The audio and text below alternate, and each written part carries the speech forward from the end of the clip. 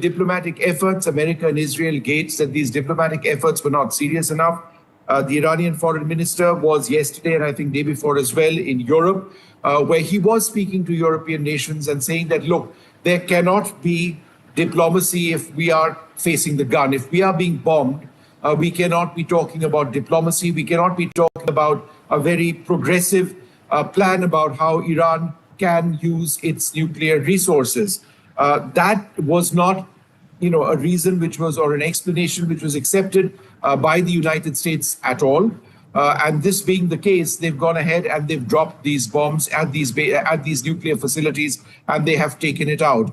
Now, from a military standpoint, I should also mention that Israel, while they were striking various Iranian nuclear facilities, didn't have the ordnance easily available by way of this massive weapon which was used, the GBU-57 MOP, or Massive Ordnance Penetrator, which is a 30,000-pound bunker buster bomb. A single bomb is 30,000 pounds. It's designed to penetrate deep underground and to destroy everything underground.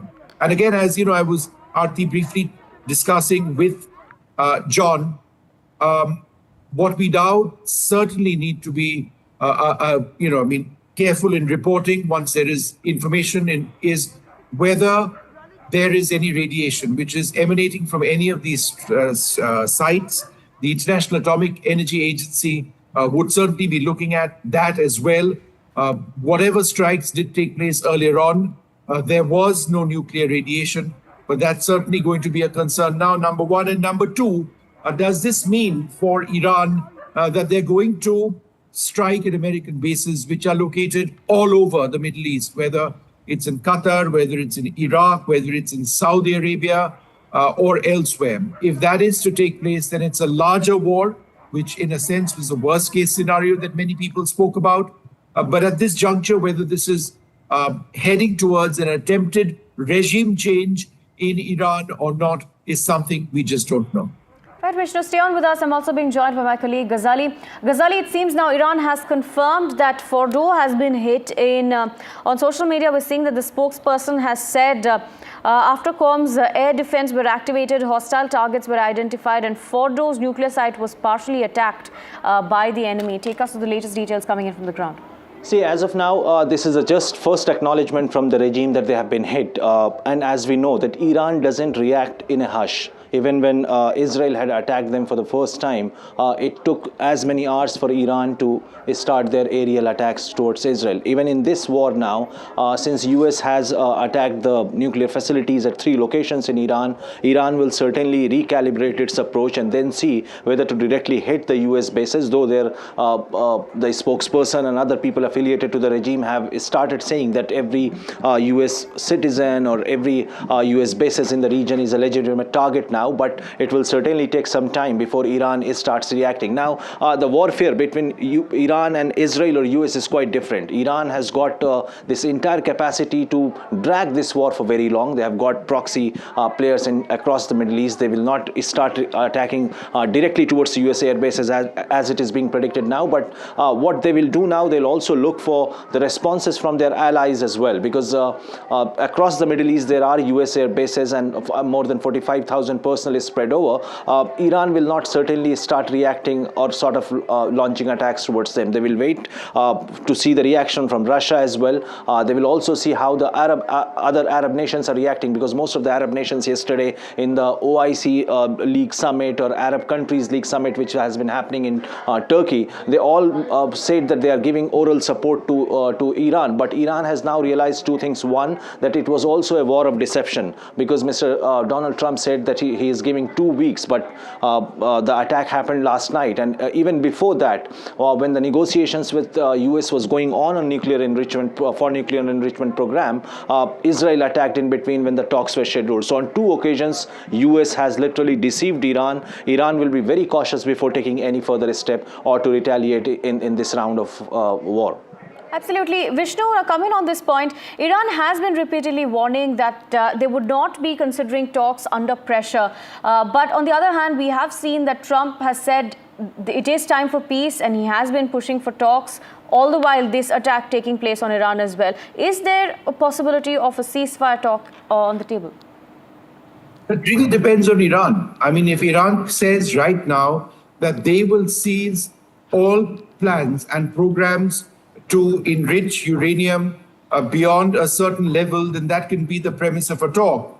What the United States and Israel were potentially looking at, because it didn't really reach fruition, was whether uranium for Iranian nuclear plants could actually be enriched outside the country and then sent back so that they could be used for peaceful purposes. Now, there have been talks. Remember, there have been more than 6 rounds of talks. But what the Iranians miscalculated is that these talks would continue for more time, whereas Israel was not waiting around for America. They went and struck. America was left in the lurch and have now decided to come onto the table from a military standpoint. Even now, Iran continues to maintain that, look, we want to talk and that we were making, progress towards positive talks on how to deal with the Iran nuclear situation, as it were. This is something they conveyed to European interlocutors over the last couple of days in Europe. The Iranian foreign minister was there. But America at this stage and Iran just don't seem to care, because they're absolutely clear. That's it. We have told you what you need to do. You need to cease your nuclear program. We can think about the rest later on. And, it's over as far as you are concerned. Now, Iran needs to accept that. And Iran now needs to look actively at whether it wants to step up attacks, this time involving attacks on American bases, because the moment it does that, then the weight of attacks on Iran, with the US being actively involved, will be many times more than what we've seen with Israel's involvement at this stage. And I think the real prospect of a larger war at this juncture is very real. Let's, as we clinically examine the situation, let's not for a moment forget that there are millions of lives all across that region who could be impacted over here. And let us hope that there is a quick resolution to this extraordinary crisis in the Middle East and West Asia. Right, Vishnu, stay on with us. Let's quickly listen to what Israeli Prime Minister Netanyahu had to say. Congratulations, President Trump. Your bold decision to target Iran's nuclear facilities with the awesome and righteous might of the United States will change history. In Operation Rising Lion, Israel has done truly amazing things. But in tonight's action against Iran's nuclear facilities, America has been truly unsurpassed. It has done what no other country on earth could do. History will record that President Trump acted to deny the world's most dangerous regime the world's most dangerous weapons. His leadership today has created a pivot of history that can help lead the Middle East and beyond to a future of prosperity and peace. President Trump and I often say, peace through strength. First comes strength, then comes peace. And tonight, President Trump and the United States acted with a lot of strength. President Trump, I thank you. The people of Israel thank you. The forces of civilization thank you. God bless America. God bless Israel. And may God bless our unshakable alliance, our unbreakable faith. Right, my colleague Ghazali and Vishnu join us. Ghazali, now we're also learning that the advisor to the Iran's parliament speaker has said that they had been waiting for an attack on Fordow for a couple of nights and they had in fact evacuated the area before that. See, these claims and counterclaims will be made by all the stakeholders in this conflict, because Iran and US will certainly say that they have damaged the entire nuclear program there, which was an underground facility around 90 meters under the ground in Fordow, and they have damaged it completely. Iran will continue to claim that they are still capable of building the nuclear program at some other facility, because the advisor to the Iranian parliament's speaker claims that all the all the stuff was removed to other location. And this has not happened for the first time that Iran keeps claiming so. After every such attack at nuclear enrichment sites, Iran claims that they had already the knowledge of attack, they were informed in advance, or they had the information, and that is why they had safely relocated the entire infrastructure from there to other safe location. So only in time we'll get to know, after the IAEA inspection or experts from the atomic energy research centers, that perhaps whether Iran is still capable of enriching the program or not, or whether it has been a real setback for them. Right, and Ghazali, as far as advisory is concerned, earlier as well when we were speaking to experts, they said that they believe Trump was not following what his intelligence was telling him, that he would have in fact spoken to his intelligence, held meetings, but instead swayed towards Netanyahu and what Netanyahu would have wanted the US to do. See, all the experts have also hinted a fact that how Netanyahu or Israel was desperately wanting to drag US into the war, and many war hawks inside the United States have been claiming that US should not have got directly involved into it, because the problem is that Israel or Mr. Netanyahu have launched wars at multiple fronts. Israel and US also believes that all the Iranian proxies, be it Hezbollah, Hamas, Houthis, or the Shiite militias in the region, have been neutralized, and they have their capabilities have been impacted hugely, and they will not get into any kind of support with Iran right now. But many others also believe that this could be a point where these militias could feel that now is the time, under the banner of revenge or under the concept of revenge, they may join Iran.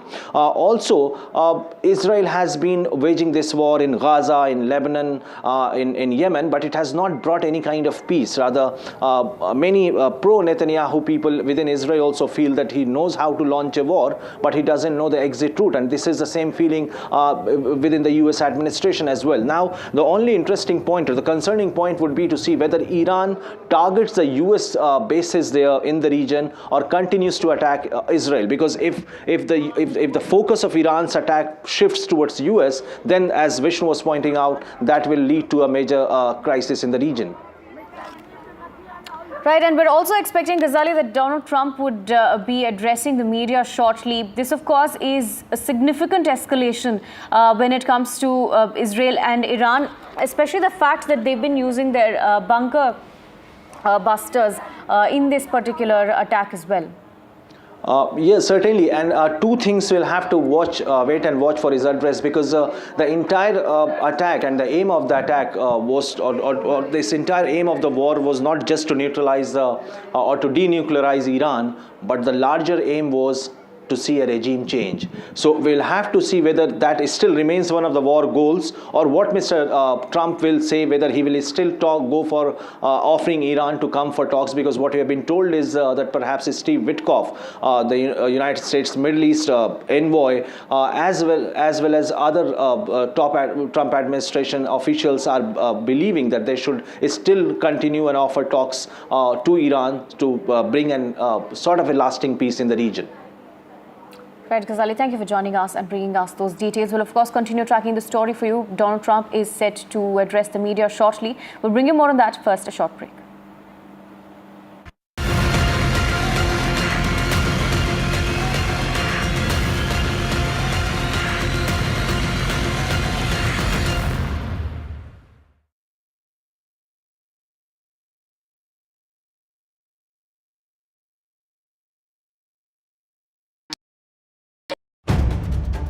If it matters to you, if it matters to you, if it matters to you, it matters to India, it matters to India, and it matters to me, and it matters to me. India Matters with Shivaru, only on NDTV 24/7.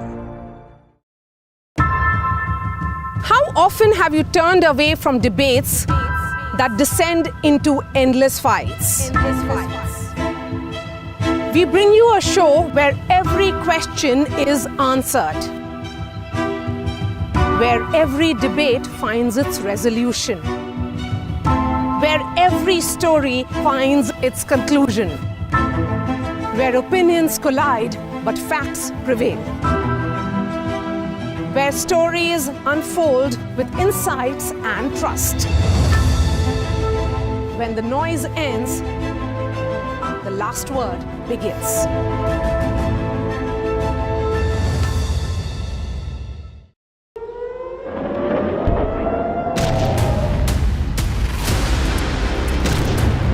As the Iran-Israel war escalates, Indian students in the crossfire. As soon as possible, evacuate.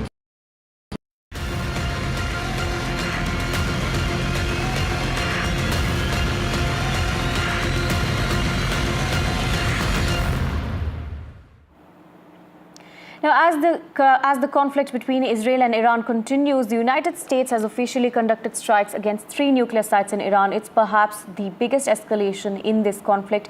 US President Donald Trump as well had confirmed Washington's involvement, and Trump, in a post on social media, said that they had completed their very successful attack on 3 nuclear sites in Iran, including Fordow, Natanz and Esfahan. All planes are now outside Iran airspace, is what Donald Trump confirms. He's also said that a full payload of bombs was dropped on the primary site in Fordow. Iran, on the other hand, is claiming that they were expecting an attack on Fordow earlier in previous nights and thus had evacuated the area. And in fact, Iran also saying that they'd evacuated the area around Fordow. They've also said that irreparable damage has not been done to Fordow, and therefore they're saying that the situation is not as dire as it seems. This is what Iran is claiming as well. Iran also claiming that only the entrance tunnels of Fordow were reportedly damaged, and that the main facility, in fact, was not harmed in recent US airstrikes. My colleague Ghazali is still with us. Ghazali, now if you could take us through the latest updates coming in from Iran. Iran is making, of course, claims that Fordow has not been completely damaged, only partially damaged. They're in fact saying just the gates of the facility has been damaged. Yeah, so Iran, as usual, says that the attacks carried out by the United States at their nuclear enrichment facilities has not impacted them as much as it was anticipated, because all these bunker buster bombs which Israel wanted the US to use against the nuclear sites at Fordow, in Esfahan, at Natanz, should completely dismantle it, because most of them were established underground, 90 meters and deep inside the ground, and repeated aerial strikes from Israel could not achieve the target. And that is why US bunker busters bombs have been used. But Iran still claims that either most of it has been relocated to a safe location, or they say that the damage has not been as such, because they say that Fordow has long been evacuated and hasn't sustained irreparable damage. So Iran will also, you see all these statements coming out from the regime also suggest that it is not just for the global consumption but also for the domestic consumption, because in the entire region except Israel, there is no other country in the Middle East which has nuclear bombs. And Iran was accused that it is in the process of developing or preparing those bombs, but Iran also has to, the regime also wants to continue to convey this message to its people around, that there is still strong enough, despite heavy damage inflicted in the region, in the country, Iran can still retaliate. And that is why these morale boosting statements, or to say the damage control statements, are being issued by people close to the Iranian government there, and also to claim that despite the bunker buster bombs being dropped at those locations, the infrastructure is still safe, or has not got any damage over there, is something which is very far-fetched as of now, because all the experts who covered ammunition claim that perhaps this could have damaged the entire nuclear facility or the entire infrastructure over there as US has attacked it overnight. Thank you very much. A short time ago, the U.S. military carried out massive precision strikes on the 3 key nuclear facilities in the Iranian regime: Fordow, Natanz, and Esfahan. Everybody heard those names for years as they built this horribly destructive enterprise. Our objective was the destruction of Iran's nuclear enrichment capacity and a stop to the nuclear threat posed by the world's #1 state sponsor of terror. Tonight, I can report to the world that the strikes were a spectacular military success. Iran's key nuclear enrichment facilities have been completely and totally obliterated. Iran, the bully of the Middle East, must now make peace. If they do not, future attacks will be far greater and a lot easier. For 40 years, Iran has been saying death to America, death to Israel. They have been killing our people, blowing off their arms, blowing off their legs with roadside bombs. That was their specialty. We lost over 1,000 people, and hundreds of thousands throughout the Middle East and around the world have died as a direct result of their hate. In particular, so many were killed by their general, Qasem Soleimani. I decided a long time ago that I would not let this happen. It will not continue. I want to thank and congratulate Prime Minister Bibi Netanyahu. We worked as a team like perhaps no team has ever worked before. And we've gone a long way to erasing this horrible threat to Israel. I want to thank the Israeli military for the wonderful job they've done. And most importantly, I want to congratulate the great American patriots who flew those magnificent machines tonight, and all of the United States military on an operation the likes of which the world has not seen in many, many decades. Hopefully, we will no longer need their services in this capacity. I hope that's so. I also want to congratulate the chairman of the Joint Chiefs of Staff, General Dan Raisin-Kane, spectacular general, and all of the brilliant military minds involved in this attack. With all of that being said, this cannot continue. There will be either peace or there will be tragedy for Iran far greater than we have witnessed over the last 8 days. Remember, there are many targets left. Tonight's was the most difficult of them all, by far, and perhaps the most lethal. But if peace does not come quickly, we will go after those other targets with precision, speed, and skill. Most of them can be taken out in a matter of minutes. There's no military in the world that could have done what we did tonight, not even close. There has never been a military that could do what took place just a little while ago. Tomorrow, General Kane, Secretary of Defense, Pete Hegseth will have a press conference at 8 a.m. at the Pentagon. And I want to just thank everybody, and in particular, God. I want to just say, we love you, God, and we love our great military. Protect them. God bless the Middle East. God bless Israel, and God bless America. Thank you very much. Thank you. President Donald Trump addressing the media and addressing the nation, briefing about the operation that just took place where 3 nuclear sites in Iran were attacked by the United States. We'll, of course, get my colleague Ghazali back on the broadcast. Ghazali, we've just seen Donald Trump. He's called Iran the bully of the Middle East, and he said now Iran is left with no option but to make peace. But in the same breath, he's also said that the U.S. will not hesitate to continue its strikes if Iran doesn't back down. So all what he used to write on his Truth Social post, he has clearly outlined it for Iran here, that it's a bully of the Middle East. We will pursue Iran if it doesn't sit for negotiations as well, because he's saying that these attacks are meant to neutralize or denuclearize Iran, and also kind of a window given to Iran to now sit for talks, now sit for peace in the Middle East. And if they don't, then certainly we will pursue, is what Mr. Trump said, that they will continue to attack on different targets, and also continues to praise the American personnel who were involved in these attacks, that no other army in the world could have done it the way swiftly or with the precision they have attacked on those nuclear facilities. And at the end, God bless the Middle East, God bless America, and God bless Israel, kind of shows that his priority is certainly Middle East, and also how far US can go when it comes to Israel, their key ally in the Middle East. Because all this while, since the war broke out, Mr. Netanyahu, Israeli politicians, the society over there, they were all sort of craving for it, that how soon enough US will get into this war, and saying nay to all the naysayers in United States. Mr. Trump chose to go for a direct attack, though he says that he will continue to pursue it until peace is achieved in the Middle East. But we'll have to see that how meaningful or how soon whether Iran will accept all these proposals or not, because it is too soon to say that there will be negotiations or whether US will or Iran will accept all these proposals and talks. No reaction has come yet from Iranian government or anybody close to the regime there for Mr. Trump's statement which he just made.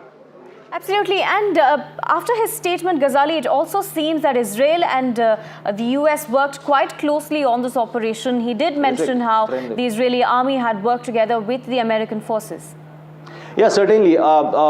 This has been a very close coordinated operation, and it was expected as well, because when we saw the movement, because yesterday, if you remember, there was no aerial strike into Israel from Iranian side. It was kind of a lull yesterday, and it appeared as if and Israel continued to attack on the naval bases of Iran. So it was also in a way to ensure that when this operation will be executed, then Iran will not have an immediate option of retreating or to attack against Israel or US forces over there. So certainly it was a well coordinated plan, and it is also a war of deception, because all this while United States President kept saying that we have given 2 weeks for both the parties to think over it, largely for Iran, so that it should focus and get back to the negotiating table, also giving a kind of deception to Iran that perhaps the attack is away, the US is not opting for attack, or the president will take some time to attack, and suddenly mounting this attack on the nuclear facilities gives two reasonable points for Iran. One, that US can't be trusted when it comes to diplomacy and talks, because the first time they were attacked by Israel, even then US was engaged in talks with Iran, and even today when these attacks have happened, it has come just hours after Trump had said that he will take 2 weeks to decide whether US will get itself involved in the war or not. So and Iran has clarified already, and the Iranian foreign minister has said already that they can't trust US when it comes for negotiation and talk. So that is also something which we'll have to look forward to, that whether these pressure tactics will work with Iran, whether it will accept, because on one side Iran keeps issuing threats that they will retaliate until the aggression stops, they will keep responding to those aggression. On the other hand, the foreign minister of Iran has been meeting the foreign ministers of European Union states, UK, Germany, France. On one side they have continued to pursue the negotiation approach, and on the other side they continue to attack towards Israel as well. So we'll have to see that after today's operation, whether Iran will continue to have the same kind of approach, negotiations as well as offense, or it will just opt for one. Right, and Ghazali, is there any indication of which side Iran is going to go to? Because of course, on one side, while they're claiming that there hasn't been much damage caused by America, on the other hand, it seems that Iran's options are quite limited. It has limited options, but for the domestic audience, it will have to show something to its audience, and for that a retaliation is imminent. But what form that retaliation would be can't be guessed right now, because as I told, Iran also has its proxy groups which operate across the Middle East. Embassies, citizens, other air bases, military bases are genuine targets. But will it be immediate? Will there be a retaliation within hours? We can't say that, because all these orders, all these decisions are made by the Supreme Leader, and even his safety is something which is of primary concern for Iran, because what we have been told, or we are picking up from the Western media, is that US and Israel wanted a regime change in Iran, and perhaps the assassination of Mr. Khamenei was something which has been ruled out by White House, that the US didn't want to get itself involved into assassination of Mr. Khamenei, the Supreme Leader of Iran. So now whether a regime change is still an option, or is still a war goals for both the nations, Israel and US, then perhaps we'll have to see that whether Iran or Israel or US will continue to attack or target Mr. Khamenei as well. So that is a concern for Iran as well. They have to ensure the safety of their Supreme Leader. They also need to carry out retaliation, and also ensure that they don't come under intense attack from United States, as it will lead to a major war, an all-out war, which Iran also can't afford to have. Right, Ghazali, the United Nations as well has come forward and has pushed for de-escalation, as have other countries as well earlier. Now, reacting to the United States attack, the UN has said that it pushes for de-escalation and that it's critical to avoid a spiral of chaos. Now, of course, we're still awaiting, Ghazali, international reactions from other countries. Yeah, UN as usual has been issuing a statement calling for de-escalation and has put the onus on Iran. But it is ironical that Iran is someone who has faced these attacks. Iran is some country which has come under attack from both Israel and United States, and yet it is expected from Iran to sit down or back down from these attacks. And also a very interesting point, Aarti, that these attacks can also push Iran to pursue nuclear bombs more aggressively, because that could be the reason that Iran could understand that all those countries who have the nuclear bombs have never been attacked, be it Russia, be it North Korea, or even Israel, which has the nuclear bombs in the Middle East, and it's the only country which have those facilities in the Middle East. And Iran certainly will also look to see that whether it is very isolated in the region, because no other country has given any kind of support to Iran in these military offensive, be it Russia or China. They have all been a part of an axis, but still it has not received that kind of support which was expected from two of its key allies, because Iran used to supply drones to Russia for its war against Ukraine, but Russia has only been issuing statements. But when it comes to military assistance from either of the two parties, China or Russia, Iran has not received any kind of assistance in that regard. Right, Ghazali, stay on with us. Let's quickly listen in again to what Donald Trump had to say, and Netanyahu as well. Thank you very much. A short time ago, the U.S. military carried out massive precision strikes on the three key nuclear facilities in the Iranian regime: Fordow, Natanz, and Esfahan.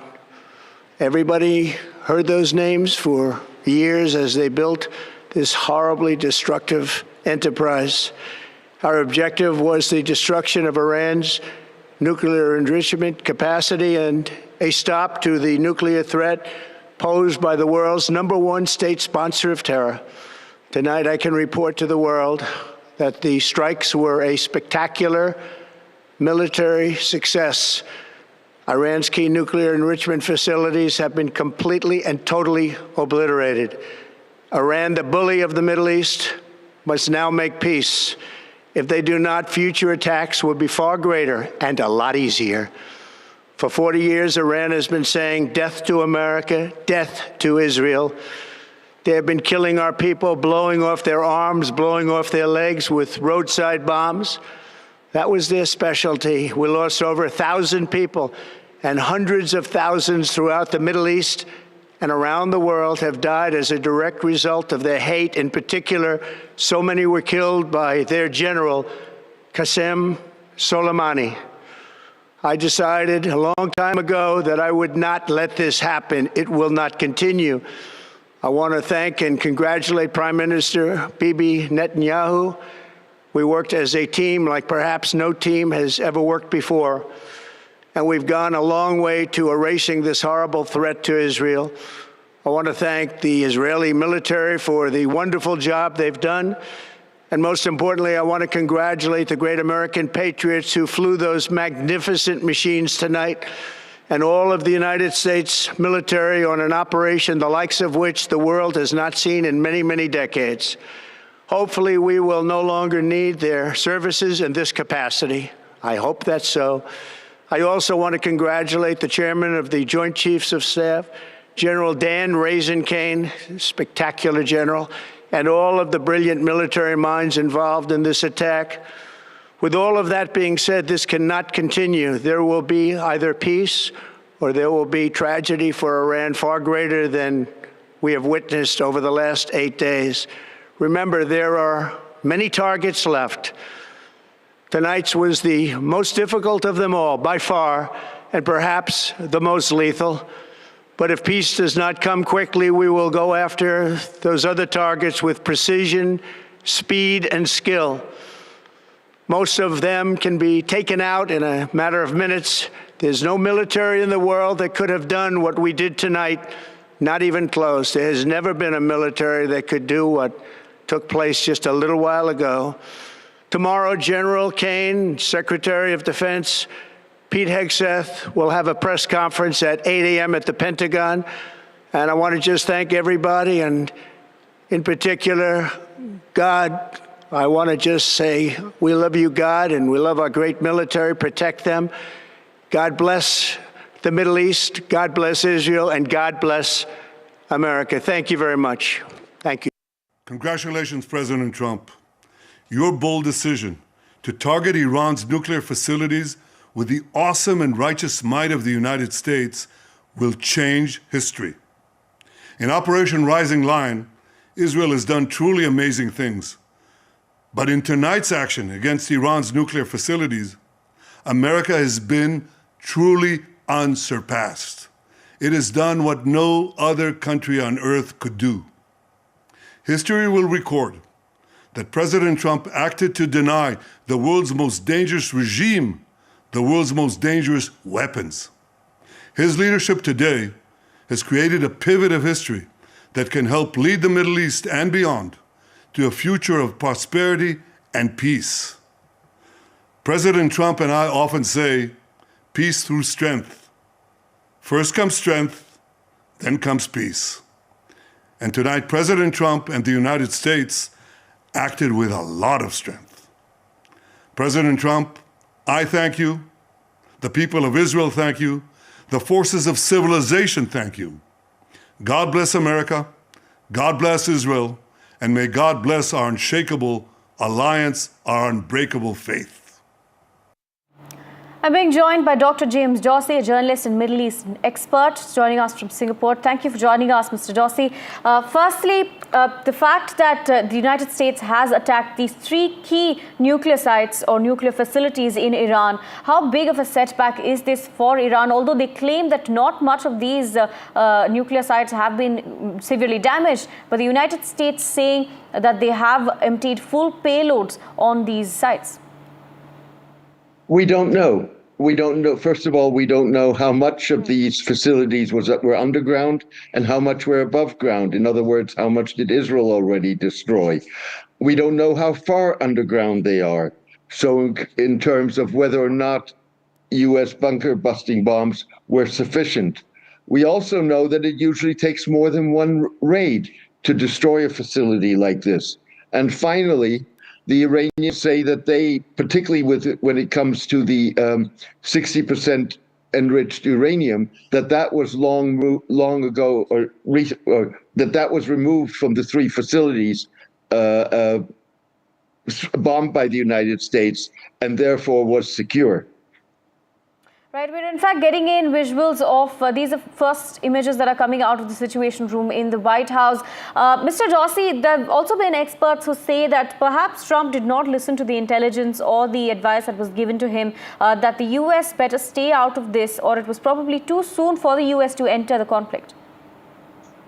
I think there's no doubt that Trump did not listen to the advice. First of all, U.S. intelligence has long acclaimed, and most recently in March by the U.S. Director of National Intelligence, Tulsi Gabbard, as well as the International Atomic Energy Agency, that there is no evidence that Iran is preparing to build a nuclear weapon. When confronted with that in the last few days, Trump basically said his Director of National Intelligence is wrong. Right. And he reiterated the Israeli claims. So there's no doubt about it that he has dismissed intelligence, irrespective of whether the Israelis have it right or not. Right, and as far as the Middle East is concerned and Middle Eastern players are concerned, Iran, it seems, stands alone because now since the US has entered the fight, Israel has a stronger side in the conflict.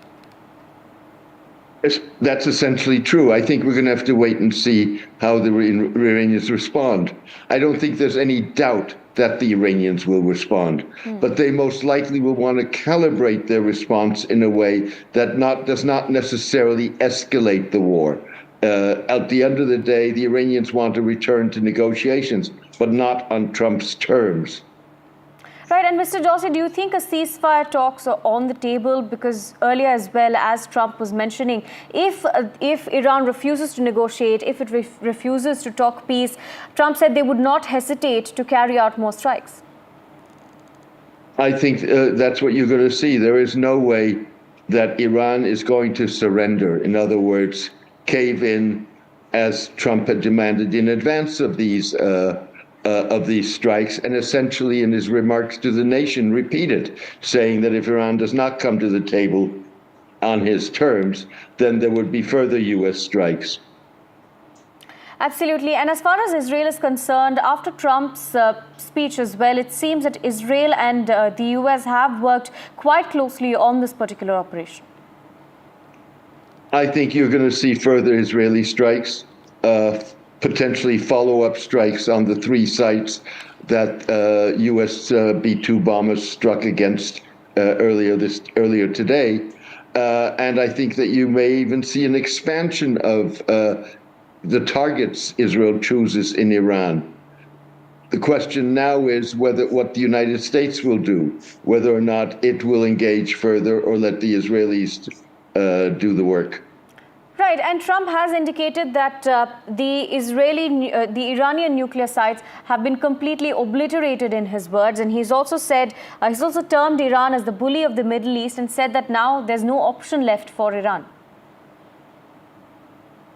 Iran doesn't have good options. That's clear.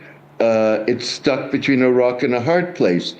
It can continue fighting, but this is not a war that it ultimately can win. It can make it difficult for the Israelis and painful for the Americans, but it can't win the war. But on the other hand, if it concedes, much like Ayatollah Khomeini did in 1988 during the Iran-Iraq war, this regime will not have a fig leaf of legitimacy left, and ultimately there will be some sort of change. So the Iranians are in a very difficult position, and I think what they're going to try and do is calibrate so that they keep the door open to negotiations. Right, and Mr. Dorsey, Iran's local media, in fact, claiming that there's not much damage that's been done to Fordow, especially saying that only partially, it has been attacked only partially, and that perhaps only the front gate of the facility has been damaged. We're going to see a war of narratives in which the Americans, backed by the Israelis, are going to claim success, and the Iranians are going to claim that the Americans failed.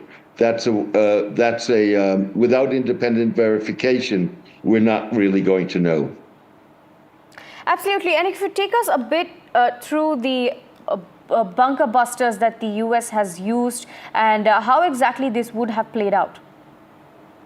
Well, basically, these are very heavy munitions that are capable of penetrating the earth up to 50, 60 meters and exploding underground. It's the type of weapon for which you need an aircraft to be able to deliver it, which is the American B-2. The Israelis don't have that. And it can have a significant fallout, particularly geological fallout. And of course, if you have a nuclear facility, it could have a nuclear fallout. But we haven't seen any of that yet.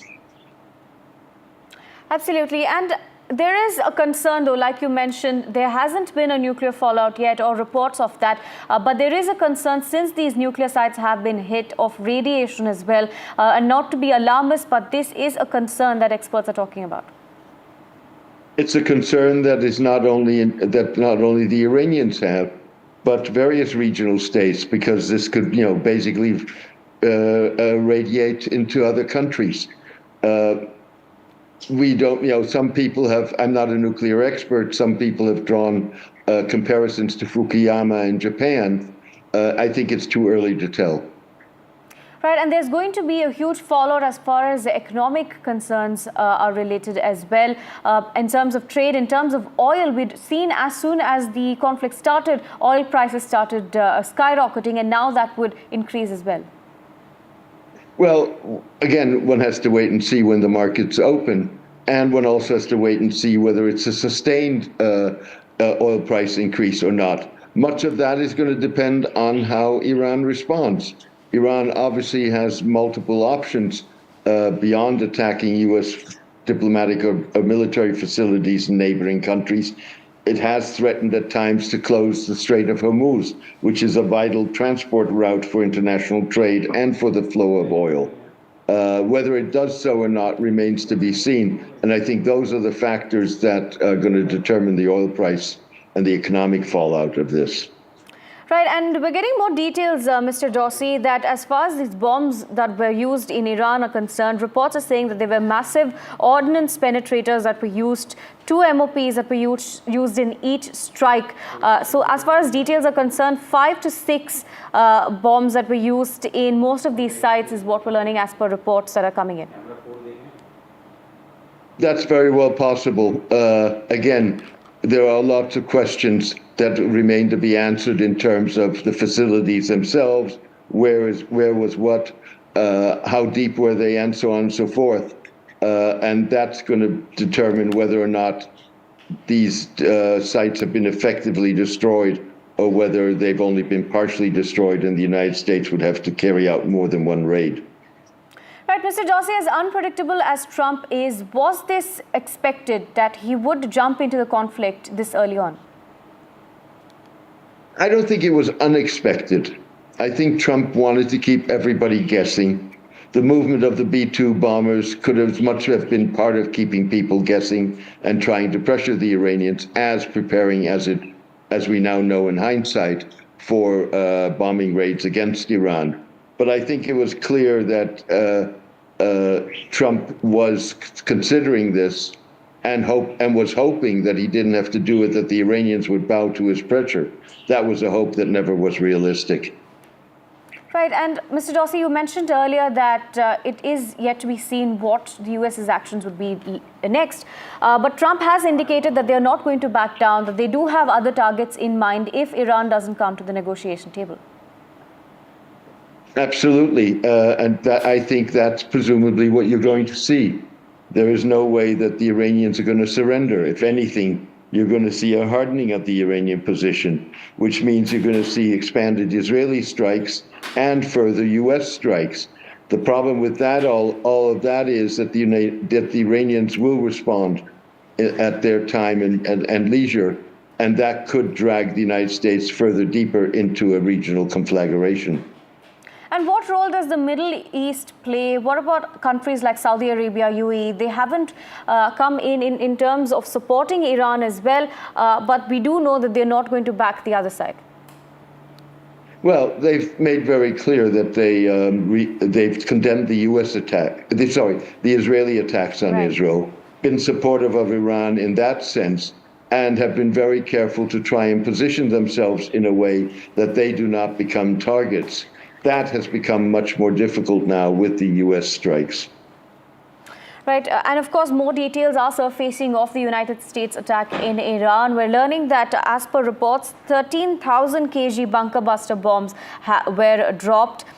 We have gotten a representative statement from Khamenei's as well. It is in fact a mouthpiece newspaper that says it's our turn to attack without delay, and as a first step we must launch a missile strike on the US naval fleet in Bahrain and simultaneously close the Strait of Hormuz to American, British, German and French ships. Now this is an interesting and significant point, Mr. Dorsey. The fact that the Hormuz Strait was something that everybody was fearing that Iran would block, which would then turn into, again, an act of war and stop trade completely. Well, I mean, this is a newspaper saying it. It's not saying anything new. I mean, the timing of what it says is important, but essentially Iran has threatened to close the Strait of Hormuz earlier in this game. It has threatened to target U.S. military facilities in the Gulf before. So I think one has to take this not with a grain of salt, but with a degree of reservation and wait and see. Right, but like you said, it is expected that Iran could perhaps not back down and attack. And like the newspaper statement says, they say that they want to launch a missile strike on the U.S. naval fleet. Of course, not being alarmist, but this is a possibility. Sure, everything is possible. But I do think that the Iranians at this point have an interest in being seen as responding, as not bowing down, but not responding in a way that would be so provocative that it would close the door to any diplomacy. Absolutely. Thank you, Mr. Dorsey, for your time and your thoughts on this development. I'm being joined by my colleague Ankit Tyagi, joining us from the ground. Ankit, take us to the latest details that we're getting in from Israel. We have seen that Trump had come out and spoken about the attack that took place in Iran. That's right. After these attacks and President Trump coming out and confirming that 3 nuclear sites of Iran have been targeted. Let me very quickly tell you that we are coming to you live from Tel Aviv at this moment. It's 5:32 a.m. in the morning here local time. And while I'm coming to you live for live hit, and that the sun has just come up, the life at this moment is normal, but there is an anticipation already. The Prime Minister of Israel, Benjamin Netanyahu, has acknowledged and lauded U.S. efforts, in fact going on to say that this is just the beginning and now the mission should be completed without wasting any moment. On the other side, there is expectation that there is going to be a retaliation either, of course, here in Tel Aviv or from the U.S. bases in Middle East. All those things are in a heightened state of alert as we speak. But the morning here at 5 o'clock here in Tel Aviv has begun with this news, but so far no activity, heightened sense of tension, but the daily life is just beginning to take place here in Tel Aviv. Right, Ankit, like you mentioned, there is a sense of alert in Israel, and where you are in Tel Aviv, have there been any sort of alarms or information that the administration has put out? Well, as of now, the administration officially has not come out with any kind of information. We have only seen the Prime Minister of Israel, Benjamin Netanyahu, acknowledging the attacks being made by United States. But like I said, even if I give you a sense of every place that you go, even in the hotels that we are staying, there are a lot of people, those who have come from areas which do not have their own bomb shelters. Bomb shelter is an essential construction which is there all across Tel Aviv, and those people, those who do not have their own bomb shelters, are staying free of cost in various hotels because that is the sort of arrangement that the government has done for such people. So everywhere you go at this moment in Tel Aviv, there is anticipation. They are expecting things to heat up further, but that has not stopped at this moment the normal life, so to say, as the day begins here in Tel Aviv, the 22nd of June. There is expectation that hostilities may increase, but would Iran yield is the big question that people are asking. In fact, early morning I was watching some local media where the people are now already starting to talk how much longer can Iran hold on is the only question. That's right, Ankit. And as far as earlier attacks in Israel were concerned as well, Iran did majorly focus on residential areas. So now residential areas bracing for attack. Like you mentioned, there is a possibility of attack both in the United States as well as in Israel. Well, United States, so to say, but the areas which would possibly be in danger when it comes to U.S. assets all across in Middle East is concerned, because remember, United States has bases in Saudi Arabia, in some other countries across this entire area. Those are the areas which are expected to be, in fact, in some sort of danger, or at least earlier we have seen how United States lessen the number of troops in the Middle East region. On the other hand, in Israel, there is a sense that there is going to be some sort of retaliation. We have seen yesterday as well ballistic missiles being fired from Iran, 5 of them at least, which were shot down or which were intercepted by the Iron Dome system of Israel. There were some drone attacks as well, which Israel says have been curtailed. Similarly, yesterday also Israel had continued their current operation and had targeted certain facilities. Esfahan, which has been targeted in the United States bombing as well, was also named by the Israeli forces that it was targeted yesterday. The Iranians had come out and said that it did not sustain any damage, and they once again said that this is only going to increase the hostilities between both the countries. In fact, the supreme leader or the religious head, as far as Iran is concerned, Khamenei has already gone ahead and said that he has chosen his successor. So in all those sense, the signs are of course of this conflict to increase, but with the US entering, it completely changes the whole dynamics as far as this conflict is concerned. Remember, for the last right from the time on 12th of June, since the first barrage of attack took place from Israel, retaliation came in from from Iran as well. Since then, there was anticipation of what would President Donald Trump do, and just a couple of days back he said that he will take at least 2 weeks to decide. Now with the US jumping in as far as this entire conflict is concerned, it gives it a very different dimension, with other world powers including Russia also warning United States against that. Yesterday the defense minister and foreign minister of Iran had already said that if US jumps into this conflict, it is going to be a long drawn bloody conflict. For how long it would be, that is going to be a big question, but at least at this moment here in Tel Aviv, life as usual as it could be, but with a sense of anticipation of an impending strike, retaliatory strike from Iran.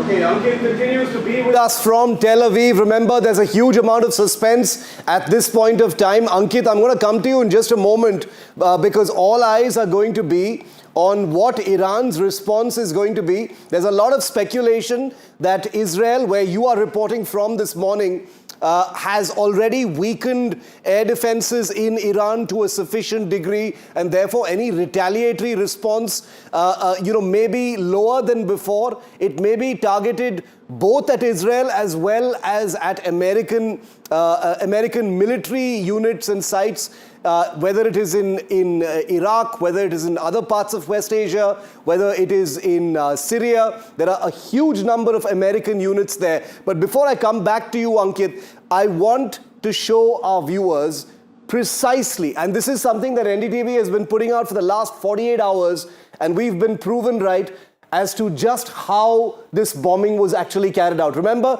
the United States has attacked Iranian entities in the past, but this is historic because what has happened today is the first ever American airstrike on Iran, ever. There has never been an airstrike of this kind, and they were conducted by B-2 Spirit stealth bombers. These are the Rolls-Royce of stealth aircraft as far as the United States strategic forces are concerned, and these aircraft are virtually invisible to radar. Now, there were 2 fleets of B-2s, one that came westward across the Pacific, the other that apparently came secretly from the east, and it is understood that it was the latter that conducted these strikes. The B-2 stealth bombers, they cost nearly $2 billion a piece. There are only 19 in existence. They have very, very reduced radar signatures, which would anyway not be compromised because the Iran air defenses have been sufficiently weakened already. What they used was this weapon, which is one of the most powerful, most aggressive non-nuclear weapons. This is what fell from packs of B-2 bombers flying over Iran. It's called the GBU-57. It's a massive ordnance penetrator. It's almost 20 feet long. It doesn't look very big in this image, but this is what Trump's B-2s actually dropped. It's a precision-guided bunker buster bomb. And in just a moment, I'm going to show you precisely what it did for sure to the Fordow nuclear facility. It weighs about 30,000 pounds. It's the biggest non-nuclear weapon ever built. It has a width of about 31 inches, but just look at the length. It's 20 feet long. It doesn't look very big in that image. So this bomb, called the GBU-57, was dropped from a B-2. We do know that at least 2 B-2s per site were actually used from a height. These bombs are dropped. They drop under gravity at extreme velocity using different kinds of navigation and targeting. They are made from performance steel alloys, which are extremely strong, and you'll know why in a moment that they need to be constructed with such strength, because they have to penetrate up to 60 to 70 meters into the earth, and this is what happened very likely at the Fordow facility. 200 feet, that's 61 meters, the Fordow nuclear site, which contains not just a crust of earth, but huge number, like a large width of reinforced concrete. And it is under all that, about 200 feet of concrete, that you have the Fordow nuclear facility, where you've got the site entities, the computers, the nuclear enrichment site, etc. What this basically does, this bomb basically does, is penetrate all the way down to 200 feet, and only then does it detonate. 30,000 pounds worth of warhead on it. It is very, very accurate because it is GPS and inertial navigation system guided, and therefore, as Trump just announced, these bombs dropped from B-2s, even though he didn't take the names of the specific weaponry used, carrying 2,267 kilograms. Just picture that for a moment. 2.2 tons of explosive material. Cost of the bomb about 29 crore each, which is a mere nothing when it comes to strategic forces, has been used. We don't know for sure exactly how many have been used, but at least a handful of these have been used to attack 3 different nuclear sites in Iran. I want to go back to Ankit now for just a moment. Ankit, the B-2 bombers, as you were entering Israel last night, these B-2 bombers were making their way across the Pacific from the United States to Diego Garcia in the Indian Ocean. We understand that a few of them were also possibly secretly stationed, not very far from where you are right now. They may have been there for months or even years possibly in the planning. These are extremely difficult operations, even though these are stealth bombers. So I'm actually picturing the possibility that you were getting into Israel just at the time that these B-2s were hovering over Iran. Absolutely, no doubt about that, Shiv, that it must have taken a long time to in fact put this entire operation in motion. And what we are also, in fact, picking up the local chatter in the media is that while the President of the United States was talking about 2 weeks, so and so forth, there were already preparations going on for this operation.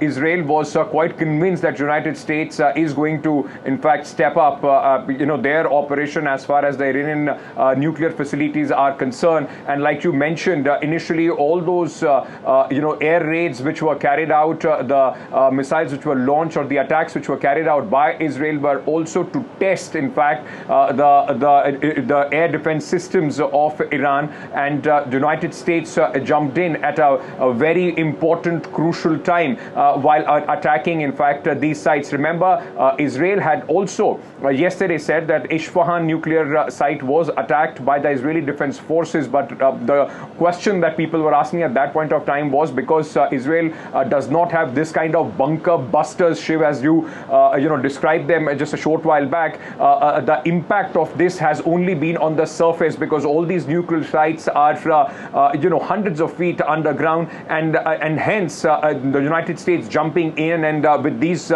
3 strikes at 3 critical nuclear bases as far as Iran is concerned, sites that Iran calls are being used for civilian energy purposes, only escalates matters from here. Yesterday as well, we had seen Israel announcing that the commander of the Quds forces in Iran has been in fact killed, and now with all these strikes as well, there is anticipation that Iran is going to retaliate, but a heightened sense of preparedness as we speak in Israel. Okay, Ankit, I'm going to come back to you in just a moment. I want to play out for our viewers in just a second what Benjamin Netanyahu, the Prime Minister of Israel, where Ankit is reporting from, has just said. Listen to his words very carefully, and I want to quickly draw our attention also to these pictures from the Situation Room. Well, pretty much the war room in the United States, where Trump and his senior military brass and advisors were basically watching the execution of what is a historic and unprecedented airstrike by the United States on Iran. Hopefully, we'll get some screens of what they were looking at later in the day. But these are publicly released pictures by the White House of President Trump and his top team watching the bombing of Iran. Now, here's Benjamin Netanyahu, the Prime Minister of Israel. Listen to his words very carefully. Congratulations, President Trump. Your bold decision to target Iran's nuclear facilities with the awesome and righteous might of the United States will change history. In Operation Rising Lion, Israel has done truly amazing things. But in tonight's action against Iran's nuclear facilities, America has been truly unsurpassed. It has done what no other country on earth could do. History will record that President Trump acted to deny the world's most dangerous regime the world's most dangerous weapons. His leadership today has created a pivot of history that can help lead the Middle East and beyond to a future of prosperity and peace. President Trump and I often say, peace through strength. First comes strength, then comes peace. And tonight, President Trump and the United States acted with a lot of strength. President Trump, I thank you. The people of Israel thank you. The forces of civilization thank you. God bless America. God bless Israel. And may God bless our unshakable alliance, our unbreakable faith. Quick word with our man on the ground, Ankit Tyagi, who's in Tel Aviv, Israel, where the Prime Minister of that country has just spoken. Ankit, what did you make from the words of Benjamin Netanyahu in Israel? One often has to read between the lines to decode what the next steps and intent might actually be. How did that seem to you? Because right now the big question is what that triangle is going to look like. Is Israel going to come under attack from Iran directly, or is Iran going to, target United States units? How did it seem to you? Well, Shiv, Iran has already been threatening that if United States jumps into this conflict, then of course United States assets in Middle East will be fair game as far as the Israeli, defense forces, the Iranian defense forces are concerned. Whether they would risk at this moment or not is something that we will have to wait and see. Shiv, very quickly, like you played out what Benjamin Netanyahu said, his statement, he's also put out a detailed statement in Hebrew for the people of Israel. And if you allow me very quickly, I will read that out for our viewers. He has said, "Dear citizens of Israel, my brothers and sisters, in Operation Am Kalvi, we achieved unprecedented achievement together in Israeli history. You remember from the beginning of the operation, I promised you Iran's nuclear facilities will be destroyed one way or the other. This promise was fulfilled." So largely, he's telling the people of Israel that the objective of the current operation at this moment has been achieved, with United States, in fact, bombing the 3 facilities in Iran. He also goes on to say a short time ago, in full coordination between me and President Trump, and in full operational coordination between IDF and United States military. All right, Shiv, as we speak, I can see some military helicopters already on the skyline of Tehran, just Tel Aviv, just behind me. A couple of military helicopters, hovering around. He has also, in fact, he goes on to say that I congratulate the people of Israel. And he says, in my name and on behalf of the people of citizens of Israel, on behalf of entire Jewish people, I thank President Trump from the bottom of my heart. We stand together, we fight together, and with God's help, we win together. So basically, in fact, going on to suggest and tell the people here in Tel Aviv and Israel that the objective of this mission was to destroy the nuclear facilities, and United States and Israel has in fact done that with those strikes on 3 nuclear facilities of Iran. Now everything that happens is only a defensive mechanism, is only retaliatory in nature. At least the objective which Israel set out for has been achieved as far as the president of Israel is concerned, Shiv. Okay, Ankit, I'm going to let you go for the moment, but we'll get you back in just a second. Remember that the suspense over what Iran's next move is going to be is the big question right now. The United States president has announced that the aircraft that conducted this strike, and here they are watching that strike taking place, those aircraft are safely out of Iranian airspace and that they are safely on their way back home are the exact words that President Trump has actually used. I want to show you a map of the 3 sites in Iran that have been bombed by Trump's B-2 Spirit bombers this morning: Fordow, Natanz, and Esfahan. These are the 3 sites and their precise locations in Iran that have actually been bombed. And as you can see, Fordow, Natanz, and Esfahan, which are basically top level, the highest level of nuclear facilities in the country, are not on the borders. They are deep inside the heart of Iran. Fordow is considered one of the most difficult ones to strike because it is, like I said, 70 meters deep down under a massive mountain. These 3 nuclear facilities have actually been struck. I want to get you what President Trump has said. Once again, reading between the lines of what he has said, let's try and decode, after you hear what the US president has said, what the next steps might be. Here's President Trump. The U.S. military carried out massive precision strikes on the 3 key nuclear facilities in the Iranian regime: Fordow, Natanz, and Esfahan. Everybody heard those names for years as they built this horribly destructive enterprise. Our objective was the destruction of Iran's nuclear enrichment capacity and a stop to the nuclear threat posed by the world's #1 state sponsor of terror. Tonight, I can report to the world that the strikes were a spectacular military success. Iran's key nuclear enrichment facilities have been completely and totally obliterated. Iran, the bully of the Middle East, must now make peace. If they do not, future attacks will be far greater and a lot easier. There's no military in the world that could have done what we did tonight.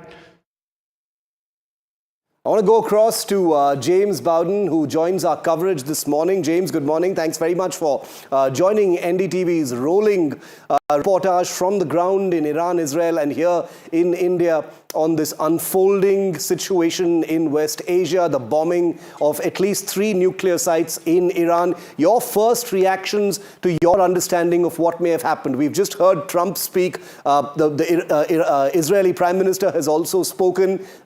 Your first thoughts, James?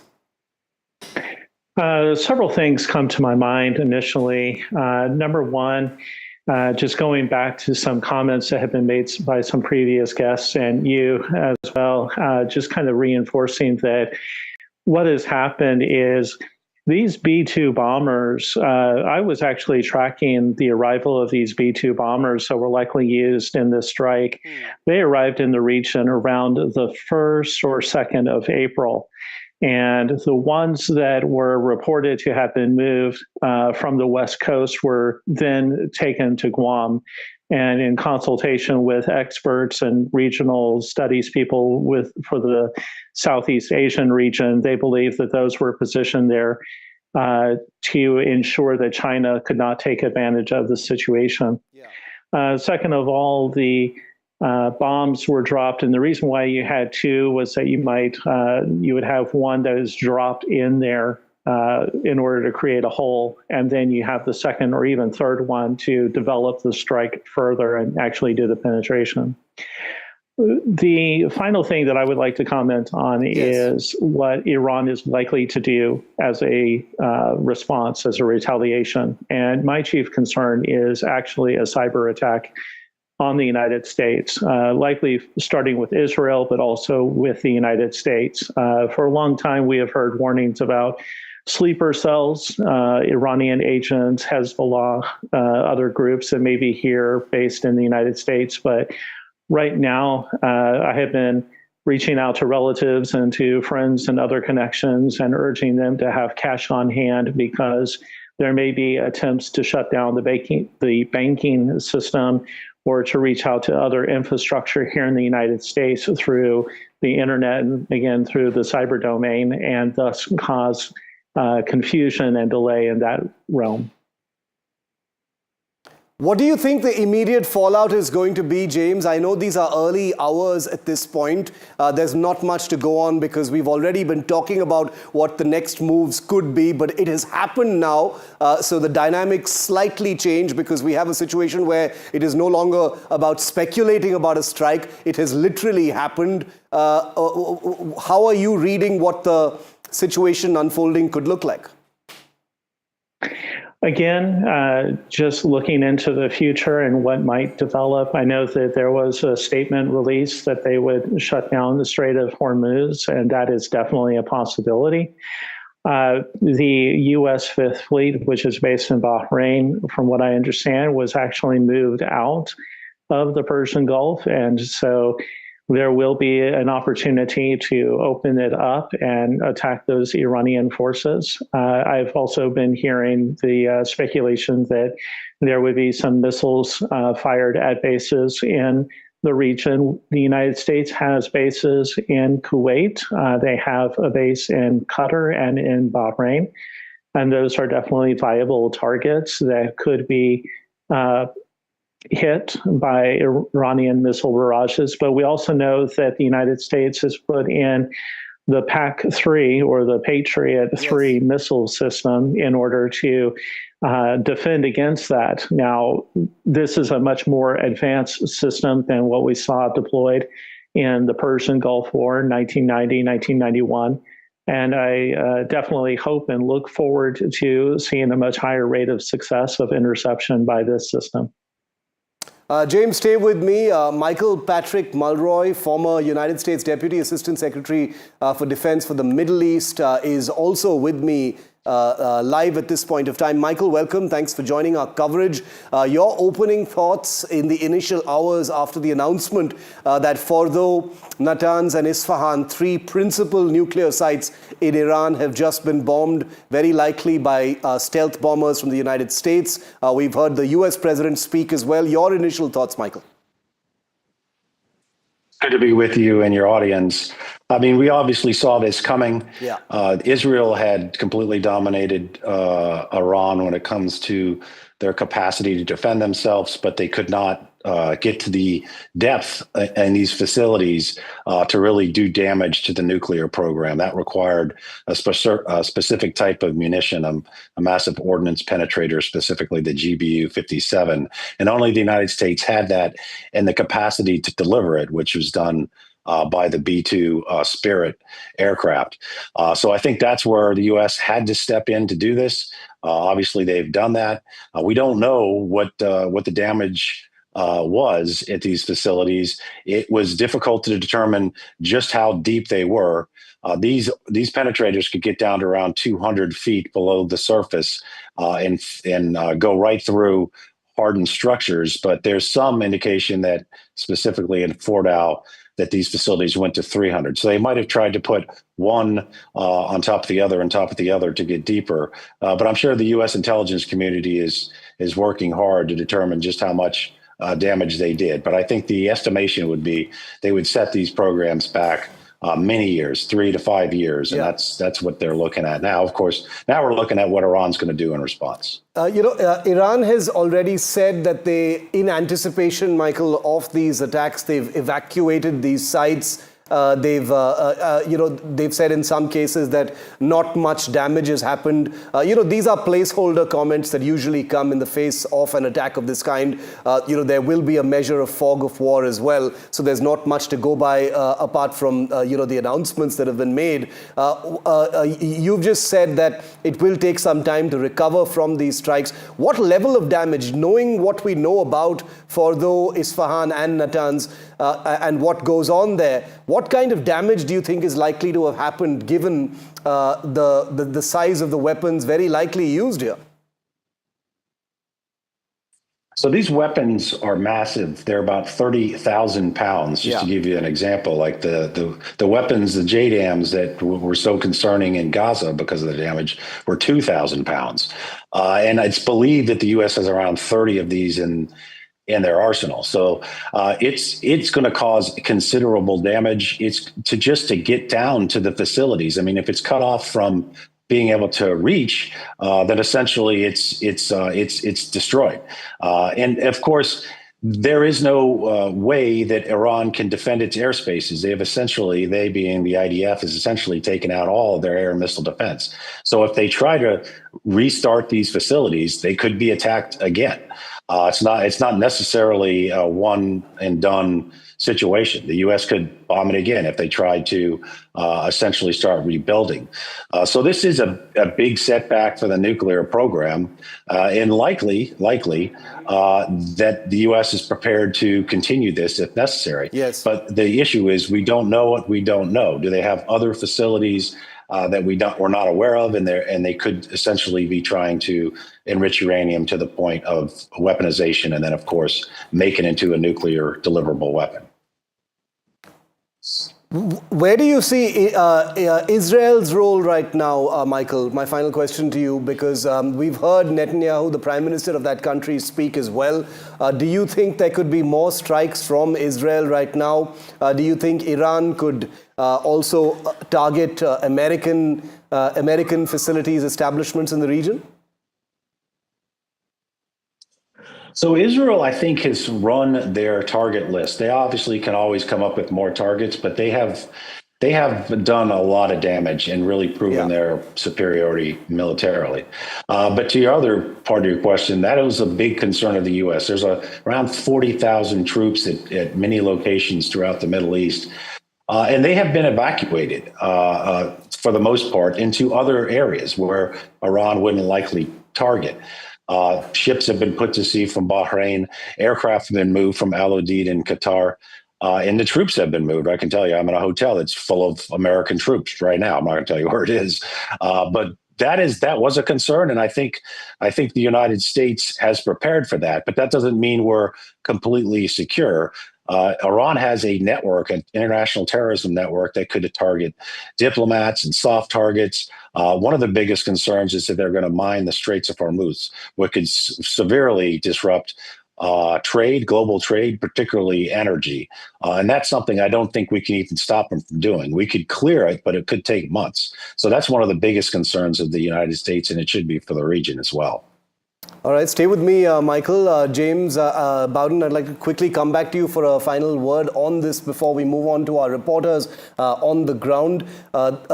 American units, American targets coming under a retaliatory response from Iran. We do know that Iran's air defense capability has been significantly weakened, especially in the eastern part of the country. Do you see that happening? Do you see that as one of the early things that Iran might do? I'm sorry, can you repeat the question? What Iran's immediate retaliation is likely to look like? Do you think American military targets could come under attack?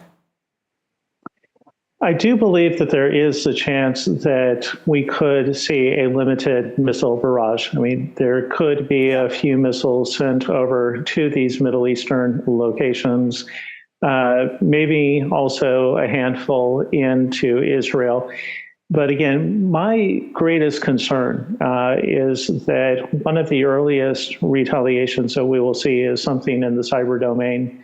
Again, maybe oriented towards Israel, but also possibly against the United States. That continues to be a concern.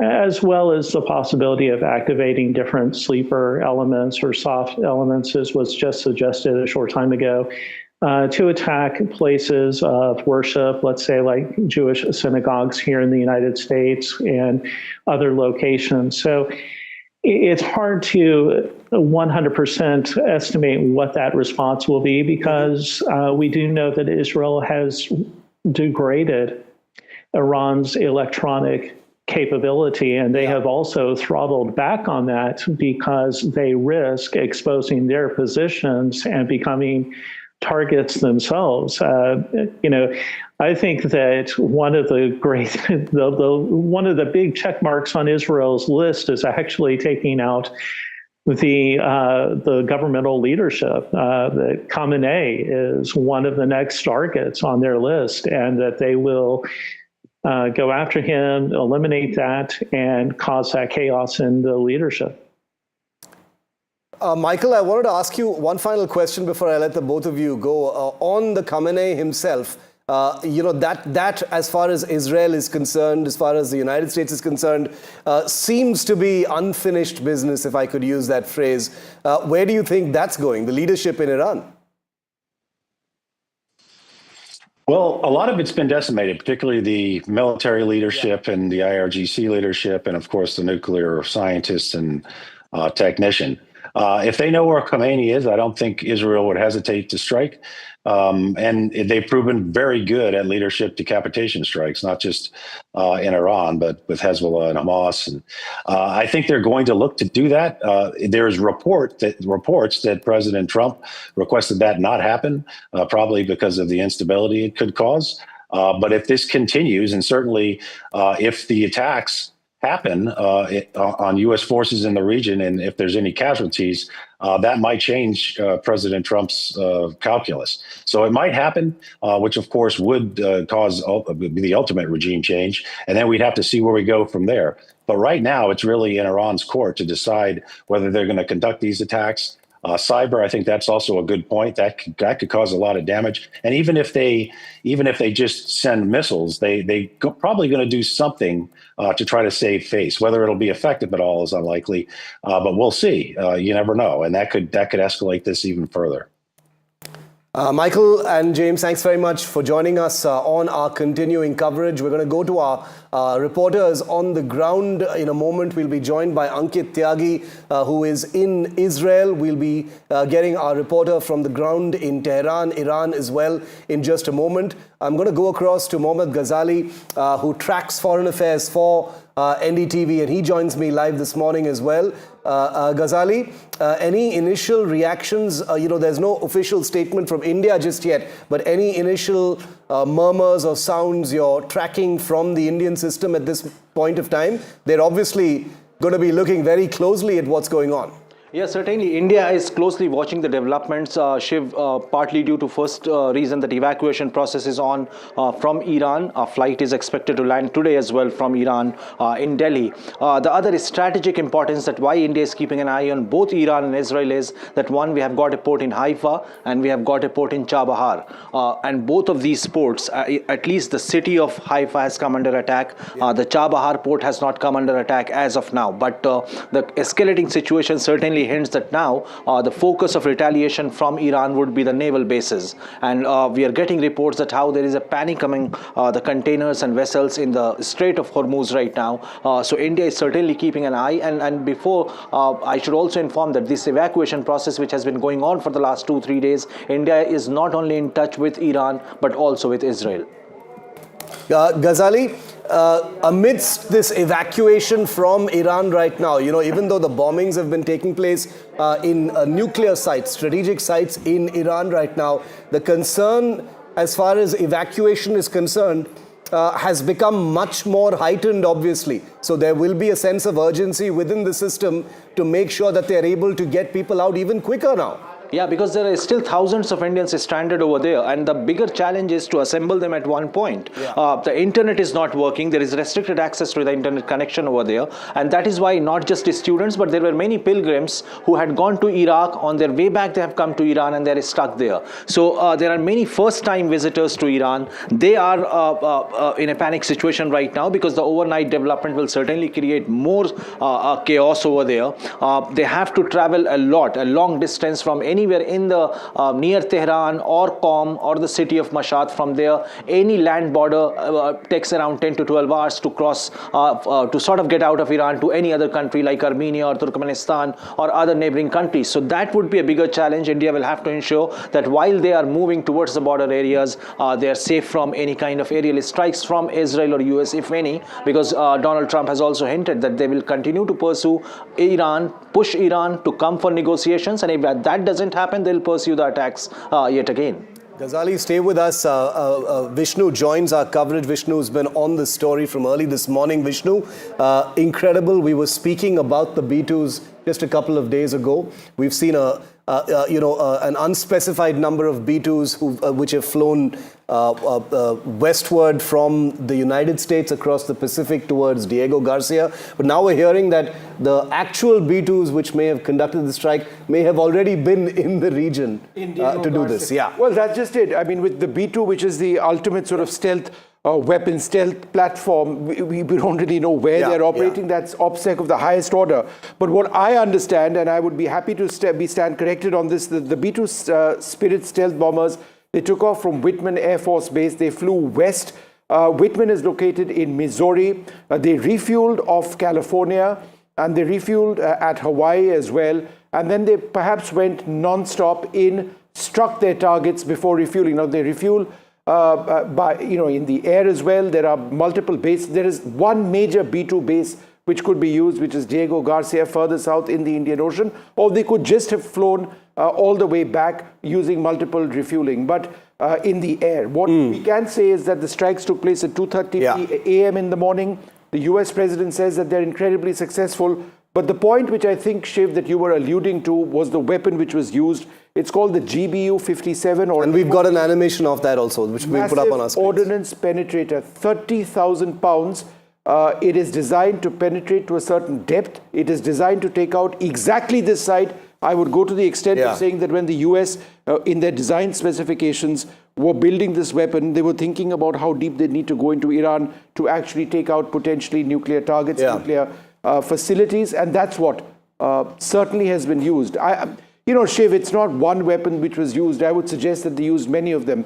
What I would like to see is how many GBU-57s a single Spirit B-2 can carry. I would suggest perhaps not more than one.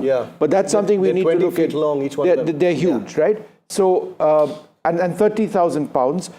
Just for the benefit of our viewers, Shiv, when we go into attack missions, ground strike missions, if there is a 1,000-pound bomb slung under the wings of a fighter aircraft and you have two of them, then a fighter aircraft is fairly heavily loaded out. Becomes a much smaller aircraft. Obviously. This is a bomber, significantly larger, with one 30,000-pound bomb, right? So 15 times the ordnance of what a typical loadout, let's say, on a fighter aircraft or an attack platform would be in one weapon. Incredible. I mean, the 40,000 pounds is what the B-2, and there you have it. You've got the animation on your screen right now of precisely what Vishnu was talking about. That is what the stealth bomber actually looks like from this side. It has a very different aspect from this side. That's the bomb you were talking about, Vishnu.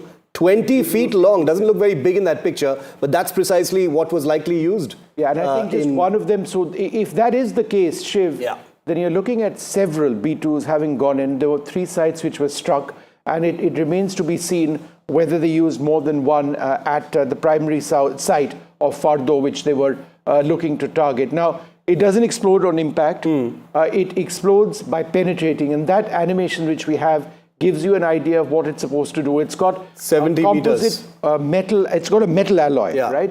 Which goes to a certain depth, approximately 200 feet or so, perhaps thereabouts. It is meant to survive, that penetration through thick cement up to a particular depth, and then it explodes. And with that amount of ordnance, it takes out anything there is. And in that final image, you can actually see the the relative size of that weapon compared to a human. That's exactly how big and tall that weapon is. People talk about that gives you a sense of it. The explosive capability or the explosive potential of a nuclear weapon. Now, it's a conventional weapon. We aren't getting ahead of ourselves. But by way of the explosive potential of this particular weapon, you are looking at something in terms of the blast radius. It compares to a small nuclear strike weapon. And Vishnu, listening to what President Trump said a little earlier, he said very specifically, he didn't name the B-2, he didn't name the GBU-57, obviously. No specific words coming out right now. Those might actually come out a little later. But he did very specifically say the aircraft are out of the airspace and they're safely headed home. You can safely assume that the Iranians didn't know they were there in the first place until that pretty much confirms the B-2, if I'm not mistaken. It would be the B-2 because the B-52, which I believe could also be configured to carry this much older bomber, extremely potent, extremely advanced even now because it's been upgraded repeatedly, but very much visible on radar. This is designed for this sort of mission.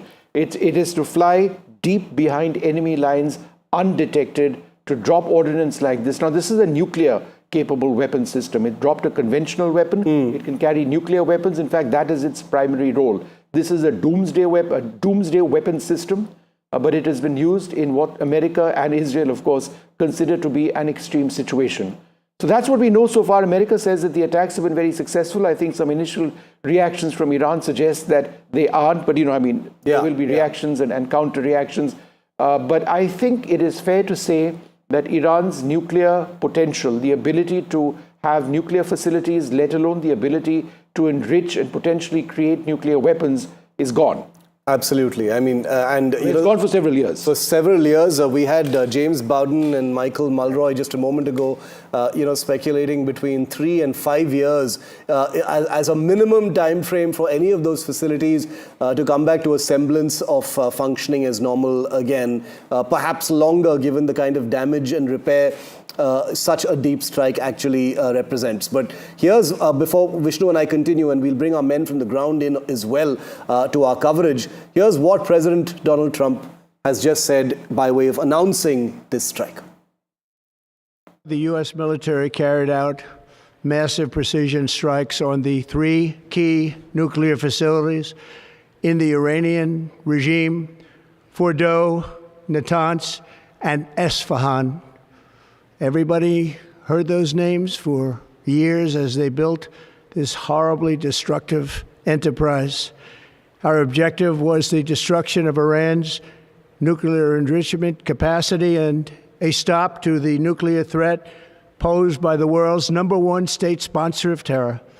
Tonight, I can report to the world that the strikes were a spectacular military success. Iran's key nuclear enrichment facilities have been completely and totally obliterated. Iran, the bully of the Middle East, must now make peace. If they do not, future attacks will be far greater and a lot easier. There's no military in the world that could have done what we did tonight. All right, so that's the U.S. President speaking over there. The Israeli Prime Minister has also spoken. Let's listen into what he says. Congratulations, President Trump.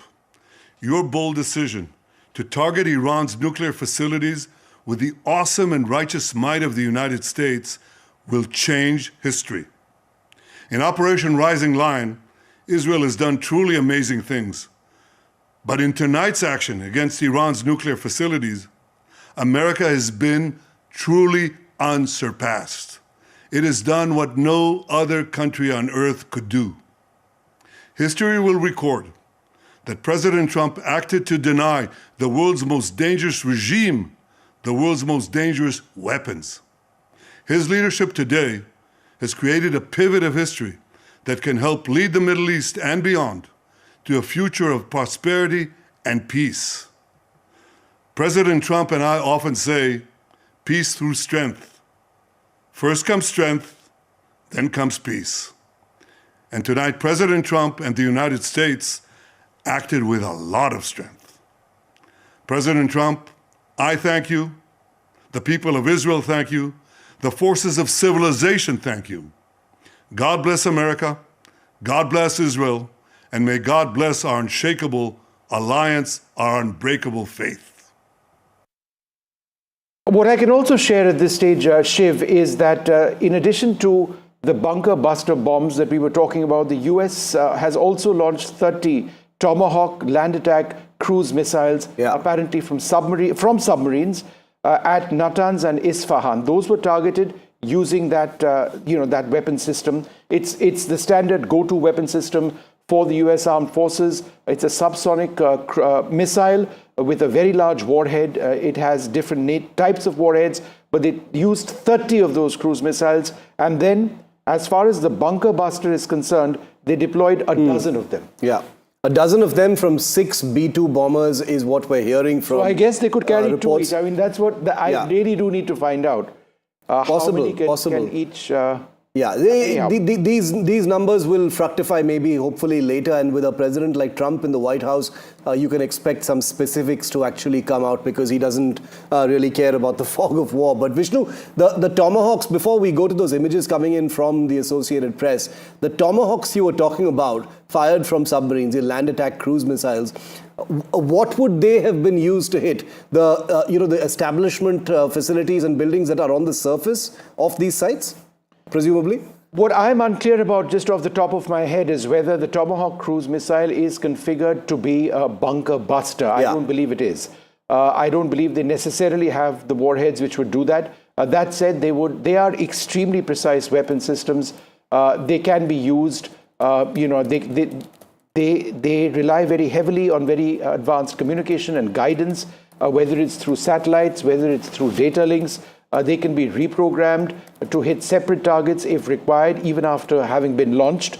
In this particular case, they would have got the exact location of the areas that they wanted to hit in Natanz and at Esfahan, and those would have been struck with great precision. Whatever the Israelis didn't strike or they didn't take out, or if there was some sort of conviction within the American military circles that there needs to have been a lot more done at those sites to take out Iran's nuclear ability, that's what they targeted.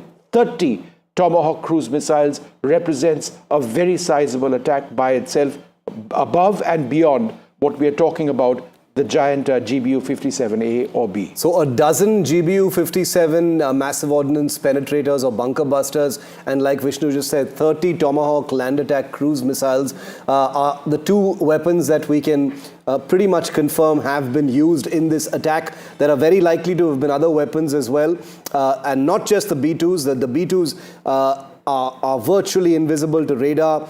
They were flying in airspace with a compromised air defense system already, but we can be reasonably sure that other forms of aircraft and support systems would have been in the mix at this point of time. John Gramble of the Associated Press has just sent us this report. The United States has launched an unprecedented attack on 3 nuclear sites in Iran. Those sites include the facility at Esfahan and their underground facilities at Natanz and Fordow. Now, Fordow is dug deeply under a mountainside, and it's long been believed that America would need to use specialized bunker-busting bombs to destroy the facility. Now, Iran has acknowledged these attacks, but we don't yet know just how much damage has been done. President Donald Trump has addressed the nation from the White House. He warned Iran not to launch any attacks in response. However, we've heard from Iranian officials all the way up to Iran's Supreme Leader Ayatollah Ali Khamenei that any American attack in the region would draw an immediate Iranian response. So as of right now, we're waiting to see what the reaction is, how much damage has been done, and how the wider Middle East responds. But this region's been on edge since the Israel-Hamas war started back in 2023, and now it looks like everything has just escalated. Well, everything has in fact escalated, and the prospects of a larger war in West Asia is now what we are talking. In as much as Shiv and I are talking about the strikes on the Iranian nuclear facilities, and we'll keep doing that, I think what the key question now is, what will Iran do next? Will Iran hit several American bases across West Asia, whether it's in Bahrain, in Qatar, they've got facilities in Kuwait and in Iraq as well, or will they let this pass? Because if they attack, then America will come in with a lot more. And then, you're into the next phase of this war. We'll be discussing that after this short break. Stay tuned.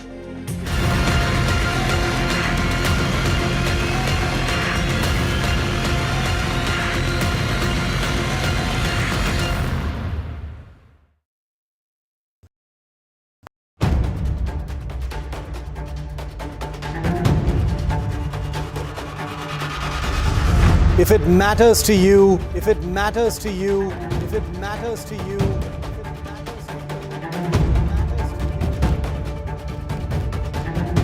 it matters to India, it matters to India, it matters to India, and it matters to me, and it matters to me.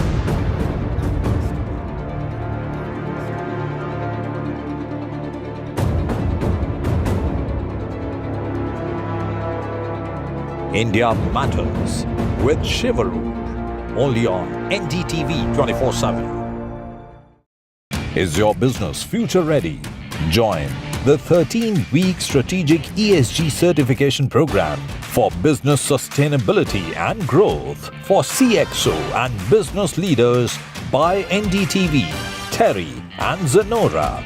Master global ESG frameworks, gain real-world tools, and lead with impact. Starts July 13th. Enroll now and power your business with sustainability. Do you really know the company you invest in? What is the real picture behind presentations and claims? Is the outlook as rosy as the company claims? Know Your Company, powered by NDTV Profit Research, shines a light on the biggest stock market movers.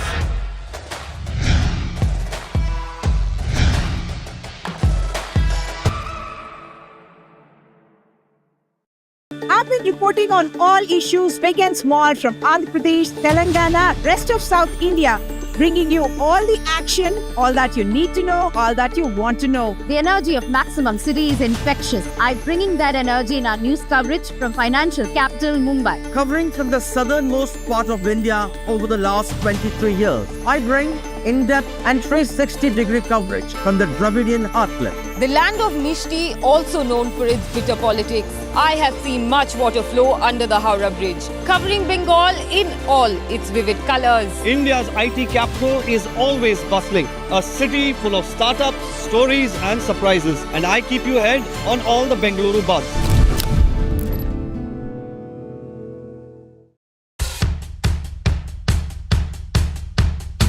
The markets move fast. And so should your portfolio. Expert insights, real-time stock picks. Do I buy Ola? Should I hold CDSL for the long term? Buy, sell or hold. The answers you need, straight from the experts. Callers from India and across the world. Connect live, ask, decide and invest wisely. Your portfolio, your future. Ask Profit.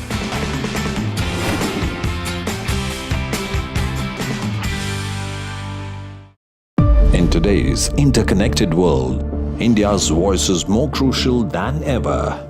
When India speaks, the world listens.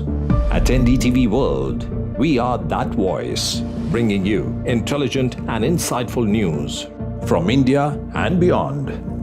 From geopolitics and diplomacy to economic shifts, migrations, tech disruptions, and the stories of our diaspora. We cover the news that shapes our global future. NDTV World, your new home for global news is here.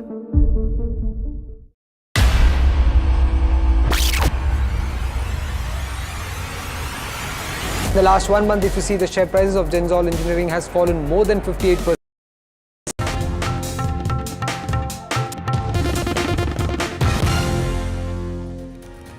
The United States attacks 3 nuclear sites in Iran. Fordow, Natanz and Esfahan attacked.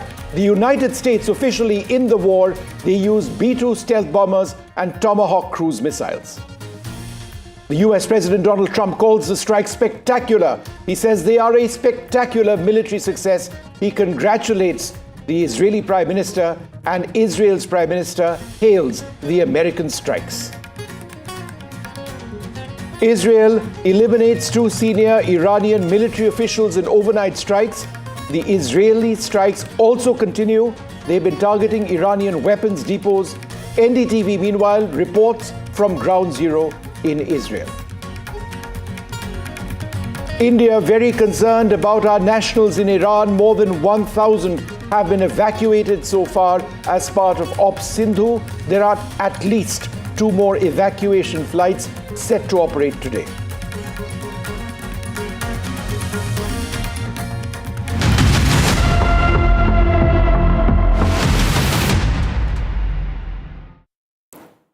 Good morning and welcome. We've been bringing you non-stop coverage of what is the biggest escalation in the crisis in West Asia, with the US using stealth bombers to take out Iranian nuclear facilities. It's incredible because the United States has never actually struck inside Iran ever before. The US has struck military targets belonging to Iran in other countries like Iraq and elsewhere. But this is the first time in history that the United States has attacked inside Iran, and they've gone for the biggest targets in that country. 3 top-level nuclear facilities, Esfahan, Natanz and Fordow, all of them reinforced facilities, some of them buried deep under mountains. This is considered to be one of the biggest strikes ever and the first by the United States in Iran. Vishnu and I are tracking all aspects of this unfolding story. There are still many unanswered questions, but we do have a significant degree of detail as to how this strike actually took place. It is virtually certain now that the attack was carried out by a squadron of B-2 Spirit stealth bombers operating from we don't know where just yet, but it is likely that these bombers were deployed in the region from at least April this year, according to a whole line of experts that we've been speaking to here on NDTV. So Trump bombs Iran continues to be our top story at this point of time. In terms of a couple of details that we can share with you at this stage, Natanz, Esfahan and Fordow. Now Fordow, the strike on Fordow particularly significant because the United States, through their B-2 bombers, dropped 2 of the weapons that you see in that animation package to the right. It's called the GBU-57. It's the biggest bomb that exists.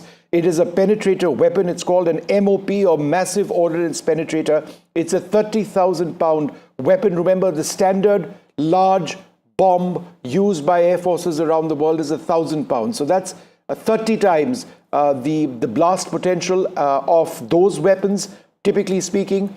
It is designed to penetrate to a great depth by going through reinforced concrete and steel, in some cases, before it explodes with that massive ordnance that it has. It is designed specifically to take out targets which are deep underground. Fordow is a reinforced site. It has been carved into a mountainside. But in as much as we are talking about the use of this weapon system, what we should also mention is that the US did use 30 at least submarine-launched Tomahawk cruise missiles, which has been a standard go-to for the US Armed Forces in attacks whenever they carry them out.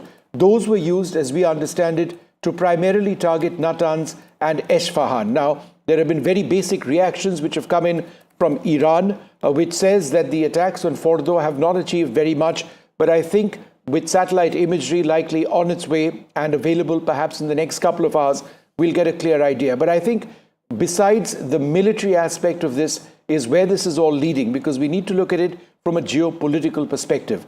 And Shiv and I are tracking 2 or 3 important strands. I think for us here in India, one of the most important strands is the continued evacuation of Indian nationals from Iran. The government of India has been evacuating them. It's been called Ops Sindhu. Those missions continue today, number 1. Number 2, what does Iran do at this stage?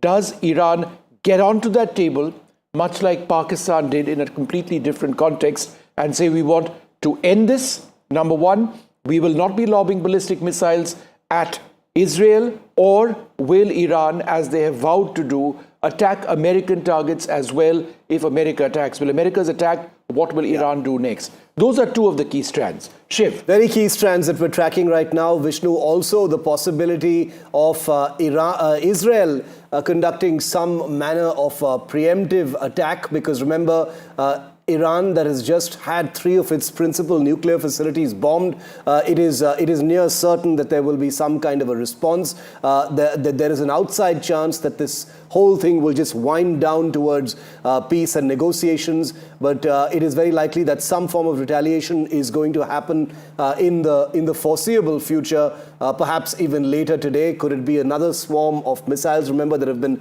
dozens of them already pointed at Israel, but could those be now specifically targeted towards American military targets in Iraq, in Syria? There are several other countries in West Asia that accommodate American military establishments, bases, sites, air bases, that kind of thing.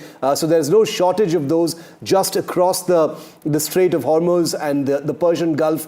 There is a plethora virtually of targets for Iran to pick from, should it choose to actually do so. There is talk of the possibility of a retaliatory cyber attack on Iran and Israel and the United States. So all of these scenarios are currently there.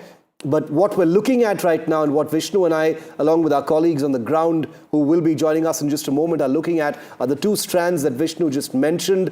And before us, as we decode the rest of this unfolding story, are 3 of the premium nuclear facilities of Iran, the very basis, the very genesis of any possible breakout nuclear capability in that country, that have just been possibly damaged for many, many years. We don't know specifically how long it will take for these sites to actually get back to speed, or whether they will at all, given how the world has changed in the last few hours. In fact, Vishnu, Ankit is with us on the ground, and I was just speaking to him a moment ago when we were talking about how it's very likely that he was crossing into Israel right about the time that those B-2s were releasing their bombs over those facilities in Iran. Ankit is back with us. Ankit, this is a hot morning in Israel. Lots of speculation, lots of questions over what is likely to be the next steps. What have you been hearing in the last hour?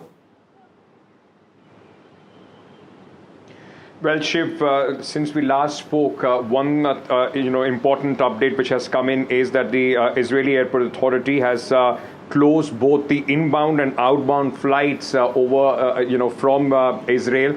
And remember, the air traffic had already been down in Israel, and now it is an extension. And this is in anticipation of a retaliatory attack from Iran. This is right now in Tel Aviv about 6:30, just about 6:40 a.m. in the morning, and the day has begun with a lot of cheer as far as the Israeli social media is concerned, with the Prime Minister Benjamin Netanyahu also coming out and saying that the objective with which this mission was launched on June 13 has been achieved, to completely cripple the possibility or of Iran's possibility of making any nuclear weapon, which Israel, when they started this action on June 13, said that they were just weeks away from developing a nuclear weapon. Now the president, with President Donald Trump also announcing these attacks, there is a sense here that there could be some sort of, in fact, retaliation from Iran. Yesterday as well, while we entered from the southern tip of Israel through Aqaba port, the Aqaba crossing between Jordan and Israel, even at that point of time, there were 5 ballistic missiles which were launched towards Israel, which were successfully, intercepted by the Iron Dome system of the Israeli Defense Forces. But there is a heightened sense of alert since morning with the new action that has taken place, in Iran. Already, what we are picking up, the chatter from here in the local media, that the Iranians have already said that this is going to take a different dimension as far as this war is concerned. Like you, Vishnu, and you were discussing whether it is American bases which directly come under attack from the Iranian Defense Forces, or their proxies, the Houthis, or the Hezbollah in Lebanon and so forth. But here in Israel, the day has begun, with quite a sense of achievement, of jubilation. I've been seeing in local media, they are in fact playing out the fact that now, since the operation has achieved its objectives, they are hoping that Iran is going to stand down. If that doesn't happen, there are going to be punitive strikes that Israel is going to conduct, is what the local media is reporting at this moment. But since morning, over the skies of Tel Aviv, there have been some movement as far as the military helicopters and other hardware is concerned. But beyond that, so far, things are calm as far as Tel Aviv is concerned, Shiv. That's an important point, Ankit. You're not hearing, alarms coming in. You aren't being told to head to bunkers. In other words, at this moment, there are no imminent Iranian ballistic missile attacks which you've been alerted to, right? That's right. I mean, in local time, it was around 4:15 that people got to know, or at least the announcement was made that United States has bombed 3 nuclear sites in Iran. And since then, now it's been more than a couple of hours that nothing, in fact, of that nature, no sirens or anything else, no warnings as far as Tel Aviv is concerned or any other part of Israel. I can confirm that so far the IDF has not put out any alert on drone or missile strikes from Iran or from any other place into the Israeli territory. One very interesting thing, when we reached here late last night, there are certain areas, and in the last few days there have been these cycles of or waves of attack from Iran, and there are certain neighborhoods which do not have those bomb shelters, and all those people have been housed in government facilities and hotels as well. The one that we are staying in as well is housing a lot of locals in Tel Aviv who do not have the facility of a bomb shelter, and hence they are being, the housing has been provided to them in these hotels by the government. So there is an anticipation, a preparedness to say, at least on the side of precaution, that if anything happens, more or less citizens have a place to run in, to cover themselves. Because remember, unlike the last time when those waves of drones had come in, or anything else had come in from Gaza or anywhere else, this time at least 10 to 15% of the warheads which were launched by Iran were able to penetrate the Iron Dome system. Tel Aviv also suffered damage to a few civilian buildings and some other places as well. And since then, there is this heightened sense of alert in Israel. Ankit, stay safe. We'll keep coming back to you. Nick Harper from Washington has just sent us this report, and I'm going to be bringing you some breaking news, Vishnu and I, in just a moment. Watch this from Nick Harper meanwhile. US President Donald Trump spoke from the White House just 2 hours after the news that the US had carried out military action against Iran, something that had been anticipated during the course of this week, but that was not expected during the course of this weekend. In that brief statement from the White House, the US President said that this had been a spectacular military success, the US targeting 3 Iranian nuclear facilities, which he said had been completely and fully obliterated. We're hearing that 6 B-2 bombers were used, and they dropped a dozen 30,000-pound bunker-busting bombs, in particular on the Fordow nuclear facility that's buried deep underground. The US President detailing what had happened, but also laying out what he wants to see happen next. He didn't suggest that the US would be carrying out any more immediate action against Iran, but only if Tehran did not respond or retaliate itself. There was that very explicit warning from the US President saying this cannot continue. There will be either peace or tragedy for Iran. And he said that there are still many targets that the US could potentially strike in the coming days and weeks if Iran decides to respond. Now, it's not clear exactly what that warning is in reference to, whether it's explicitly about attacks by Iran against Israel, or whether it is any sort of attack, including potentially against US assets in the region. There are 40,000 US personnel scattered throughout the Middle East. The fear is now this opens them up to retaliation. Iran may potentially decide to attack one of those US bases, one of those areas where US personnel are stationed. The US president, though, making it very clear that future attacks will be far greater and a lot easier. In terms of the reaction here in the United States, we've seen lawmakers on both sides of the aisle giving very swift reaction. Some Republicans who are amongst some of his closest advisors praising the president for his actions. Other Republicans, though, within his own party who've cautioned against action during the course of this week, saying that this is unconstitutional. And Democrats are screaming. They say that they were given really no warning that strikes were going to be carried out. We are likely to see that furious reaction from Democrats continuing over the coming hours as they push the president not just to not attack Iran further, but explain his actions as to why he decided to act and what US intelligence was saying as to the timing and therefore the decision of the US president. Nick Harper, NDTV, Washington. All right, the big breaking news now coming in is that American cities, major American cities, are on a high alert with Iran vowing to hit back.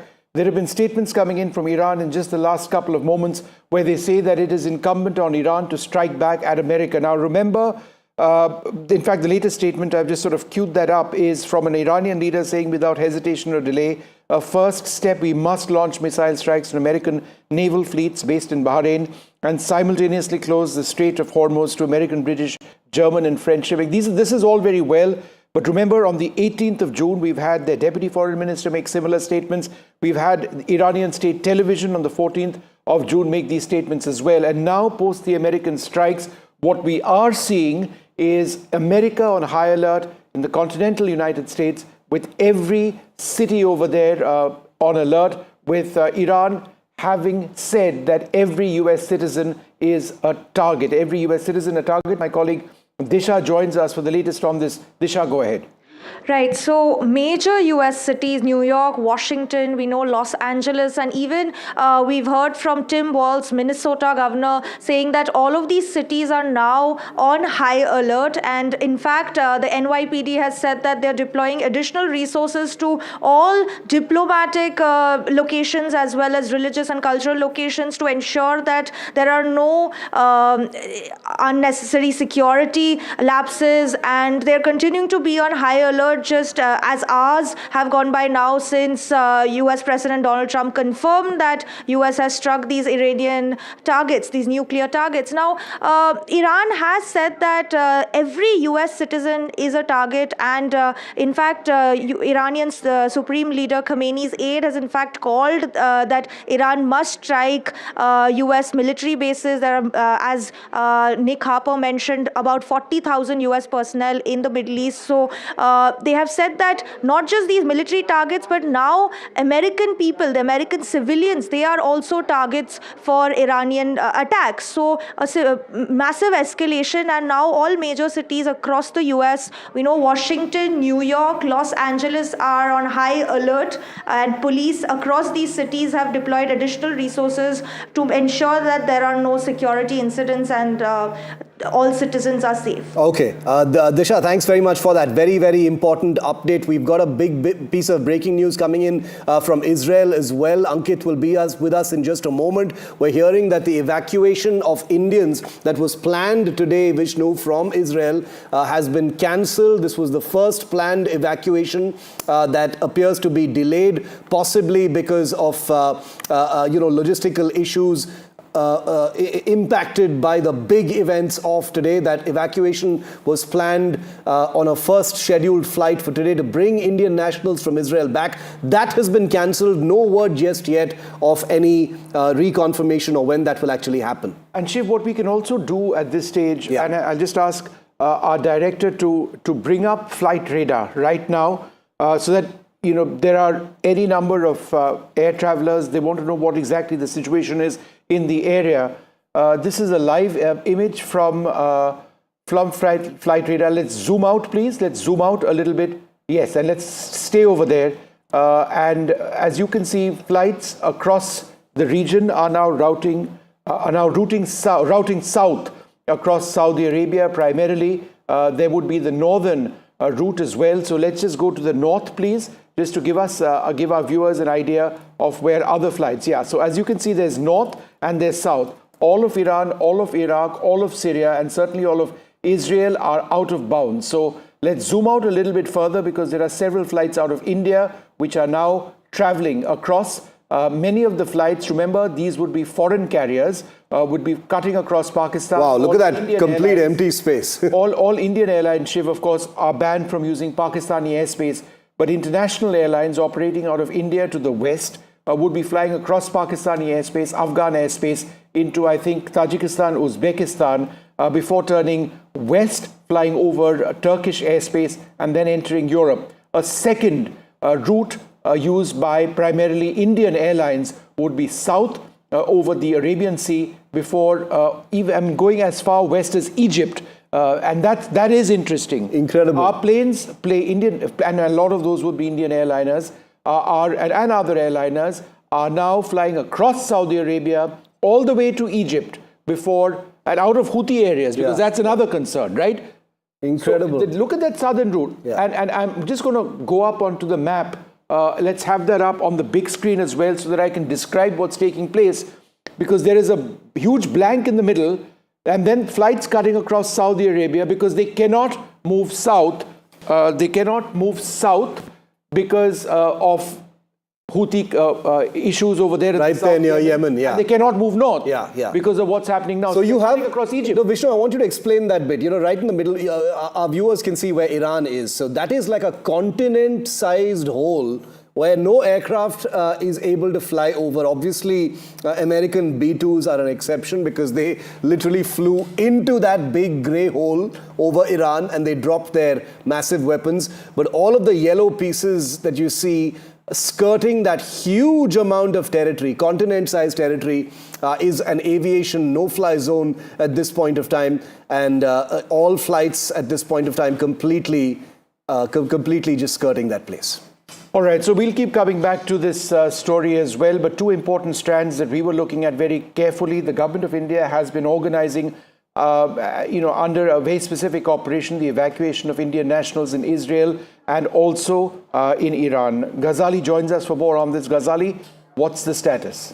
See, the evacuation plan of students studying in Israel has been cancelled right now. They were to be evacuated through two land borders, one with Egypt via Sinai border, and the other through Jordan, through West Bank. The border shares the border between Israel and Jordan. From that land route, that evacuation plan was to be executed. Details of all the Indian students and others who are willing to leave Israel and get back to India was being compiled by the embassy in Tel Aviv. But now, after the attack and the evolving situation, the Indian embassy in Tel Aviv has sent out a notification saying that the first evacuation plan of Israeli Indians in Israel has been cancelled, and perhaps after assessing the situation in coming days, then this evacuation will take place. There has been no such notification about the evacuation from Iran. That is still on. That's why students, it is expected that some around 800 students will be evacuated from Iran as per the scheduled flight. Could you give us an idea, Ghazali, of how the evacuations from Iran have been going? We've been seeing a lot of people back in Delhi, relieved to be back. How many people have been evacuated thus far, by and large?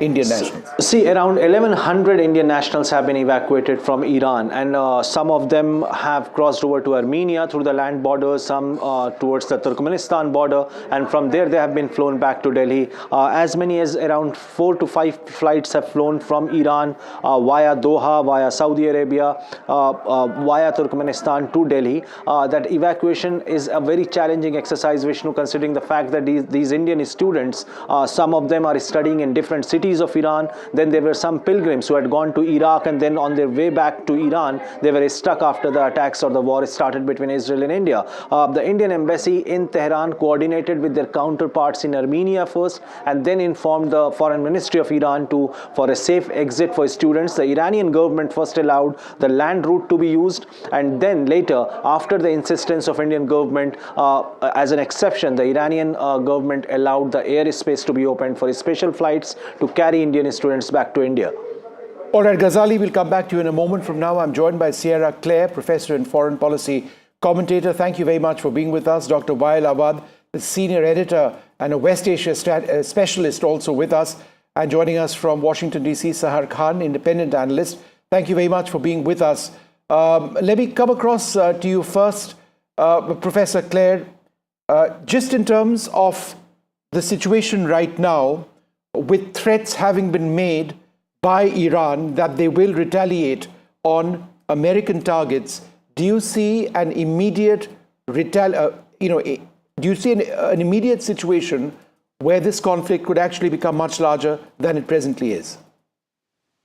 Yeah, well, I think, I do think it's important to note that there is a concern about Iranian terror cells and their proxy terror groups, but this is also a testament to President Trump's leadership at this time, because he has put such a focus on securing the homeland. And I mean, just 6 months ago, with the open border and other things that were going on, the risk was so much higher. So I do think that that we definitely are on high alert about that, but it's definitely a totally different scenario with President Trump in charge.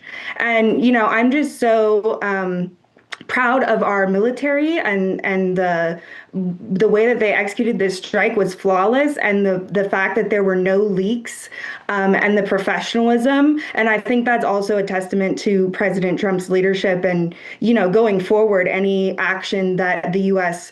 would take, it's very clear that that President Trump is leading with strength, and I think that's very clear to the Iranians. So I would just hope that they would, that they would choose the path of peace. Sahar Khan, I think one of the key points is about nuclear radiation, and I think we need to be speaking more about this. In as much as the strikes have gone through, presumably successfully on the basis of what America is saying, and there are IAEA inspectors, International Atomic Energy Agency inspectors on the ground in Iran, we still don't have very deep, verifiable information that radiation is not a concern presently. Should we not be looking at that right now? I think that it really depends on what information is available. Of course, this strike just occurred, and I think we don't really know fully the damage that's been done. But I do think that nuclear radiation, of course, is a cause for concern, and people should be looking out for that information. But just to make a point about the strikes themselves, I do find them to be quite concerning. And one of the, I think, concerns that the U.S. has had, or folks in the United States has had, is what kind of nuclear radiation or environmental consequences of these attacks, what they will be. So I think we just have to wait for news about that. Dr. Wael Awad, realistically, what options does Iran have? Thank you, Vishnu. I think they have many options to deal with the attack. First, they have to assess the damage. Secondly, we all know this is a violation of international law by attacking a sovereign state. Even this plan of action on Iran has been planned for a year back, according to American sources, that the American and the Israelis have been trained before, and they did the rehearsal before this attack takes place. So to speak that the American is willing to have a peaceful solution to the crisis, never. It is just an eyewash. I think the Americans are fully indulged in this war against Iran, and they have been carrying it out covertly, and even along with the Israelis. And even the American president was praising Netanyahu, and he said he was doing very well. So if that is the law in the United States, that they can continue to attack sovereign nation and continue with the policy of regime change, they started it in Afghanistan, they continued in Libya, and they are coming back again. So it's a clear indication that the whole region will be in turmoil. Iran will assess the damage. Definitely they will retaliate, but they are not going to retaliate against civilians as being promoted by a certain sector. It is the American military assets in the region will be a target. And I think all this will lead What we were worried about, Vishnu, is that there is going to be a regional war, and that is what Netanyahu wants. Even Bill Clinton, he said it in an interview, that it is for his own political survival. He wanted to see this region boiling, and he wanted to go for a regional war. So I think America has been dragged into a war. Even the United States president has not have got the green signal from the Congress for this attack. It's unconstitutional, according to the American sources themselves. Professor Claire, is America's intention regime change in Iran?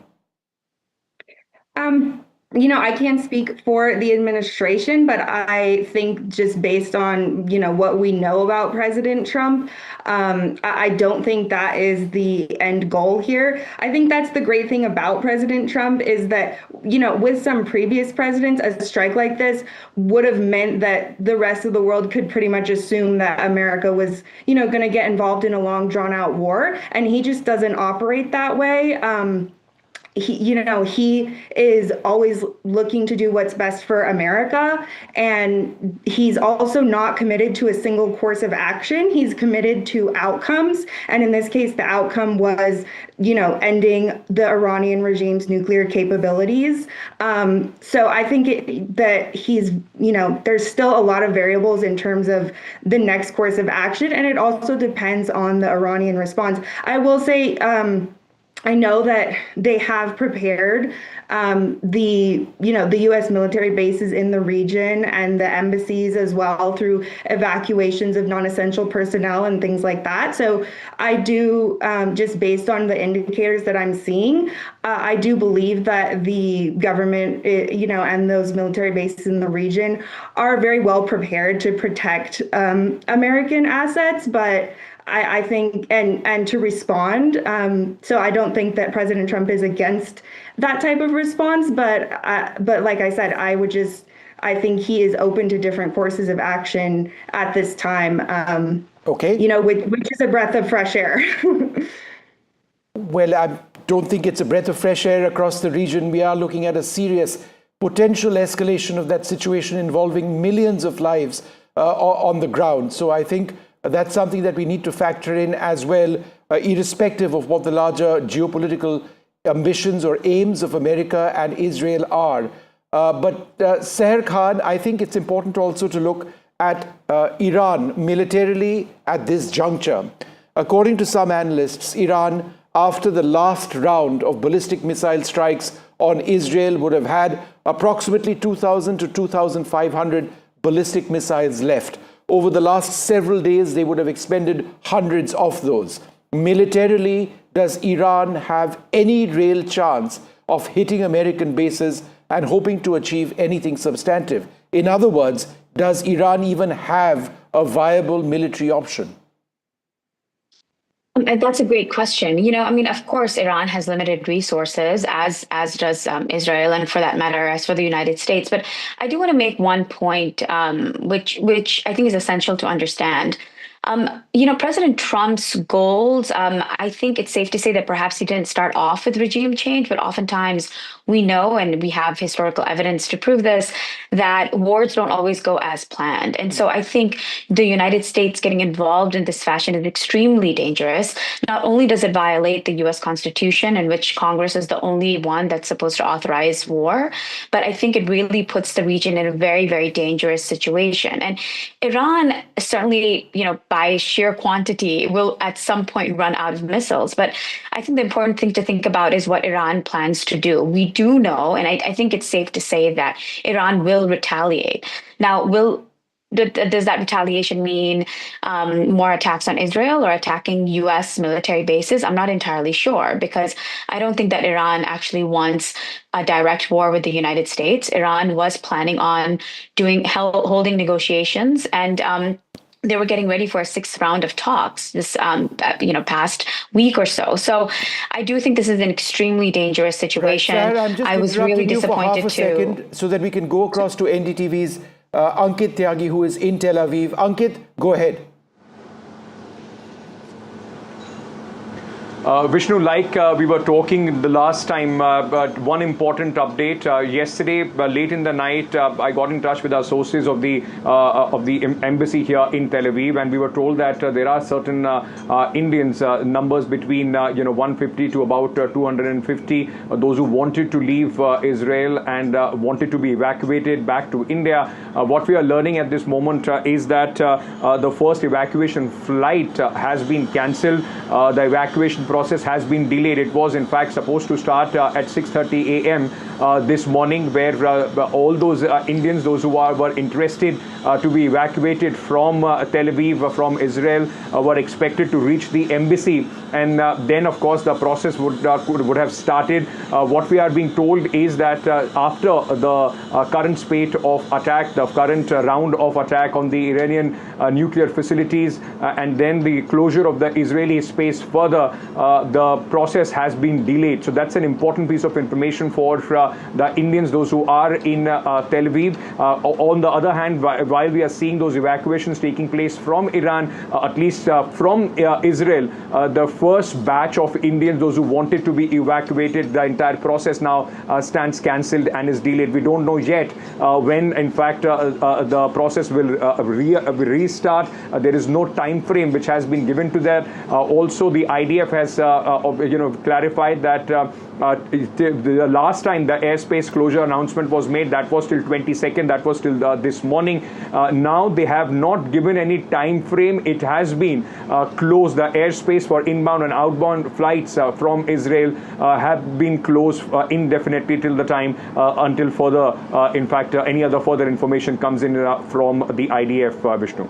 Ankit, and just to be absolutely clear, flights in and out of Tel Aviv have been shut for a long time. In fact, El Al flights have been moved out of Israel, as I understand it, right? So Israel is disconnected from the air at the moment and has been for a while. So what you're talking about are special flights, which would have been given, permission on a one-time basis, essentially, right?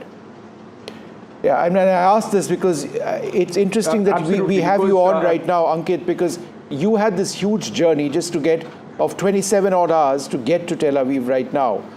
So and it's interesting and important that we establish that the way into Israel now is through what, Jordan? Go ahead.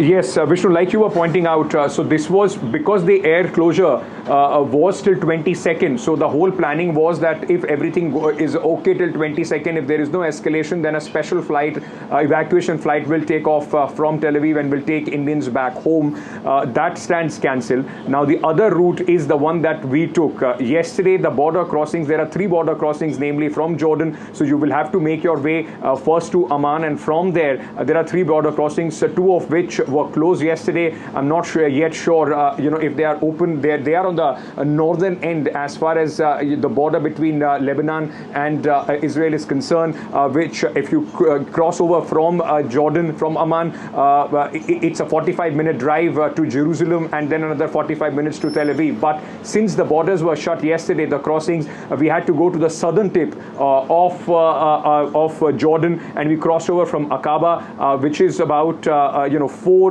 to 5 hours, more than 300 kilometers from Tel Aviv. So from Amman in Jordan, you have to drive about 300 kilometers to reach Aqaba, and from there, in fact, cross over to Israel and then drive another 300 kilometers to reach Tel Aviv. So it's a long, process to, in fact, enter. Yesterday, when we were coming in, we saw a lot of Israeli nationals and Palestinians also coming in, those who were in different countries. So at this moment, that's the only land route through Jordan which is open.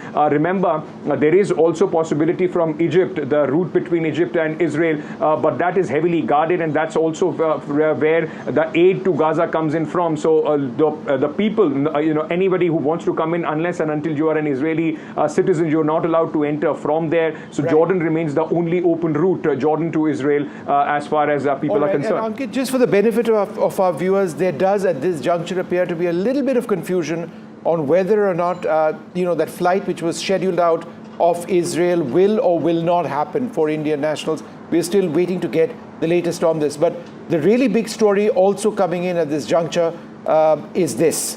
Breaking news, Saudi Arabia, and this is AFP which is reporting this, says that there are no radioactive effects detected in the Gulf after the US strikes on Iran. Let me go back to Dr. Wael Awad at this stage. Dr. Awad, so that's one piece of very welcome news, that at this juncture, and we hope and pray that that remains the case, there are no radioactive effects across the region, number one. Number two, in a situation like this, where there is open hostilities, Iran targeting Israel, Iran now saying that they're going to hit America as well. We've seen that the Americans aren't waiting for Iranian diplomatic moves. In a situation like this, what do you believe Iran can actually do? Do you not believe that they need to get onto the table, to try and talk immediately? Well, let me start from where you ended. Why you want them to go to the table when you are having an attack on them? When it was already a peaceful negotiation, even the IAEA said that Iran does not have a nuclear bomb. They are still negotiating and they were searching for a political solution. Then you find Netanyahu attacking Iran, then followed by the United States. This war is for a regime change. That is what the Americans are aiming. That's what Netanyahu wanted. They have wanted to conquer the whole of the Gulf country, the West Asian region, where they wanted to catch on the Strait of Hormuz passage. The Red Sea is already under their surveillance, and also the Mediterranean Sea through the Suez Canal. Let us be more pragmatic and thinking what the American thinking. This war is carried by two persons only, Netanyahu and President Trump. It has nothing to do with the Iranian. Iranians are having the legitimate to retaliate from where these guns have fire on them. And we cannot just sit down quiet. You are attacking a civilization. You are attacking a civilized nation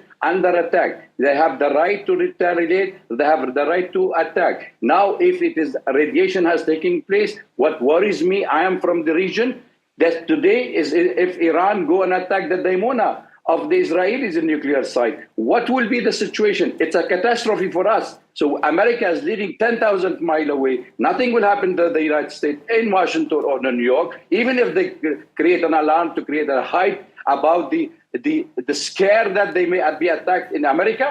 We are more worried in our region that we will be dying, our family will be killed because of a war imposed on us. We were not wanted to a regime change. America has to change policy. Remember Mr. Trump himself, 2013, and I'm seeing this report. He was criticizing Obama because he said Obama may go for a war. He doesn't know how to make a nuclear deal. Here we see an American president, same president, saying, yes, we are going for a war. And he's attacking and praising the person who started this war.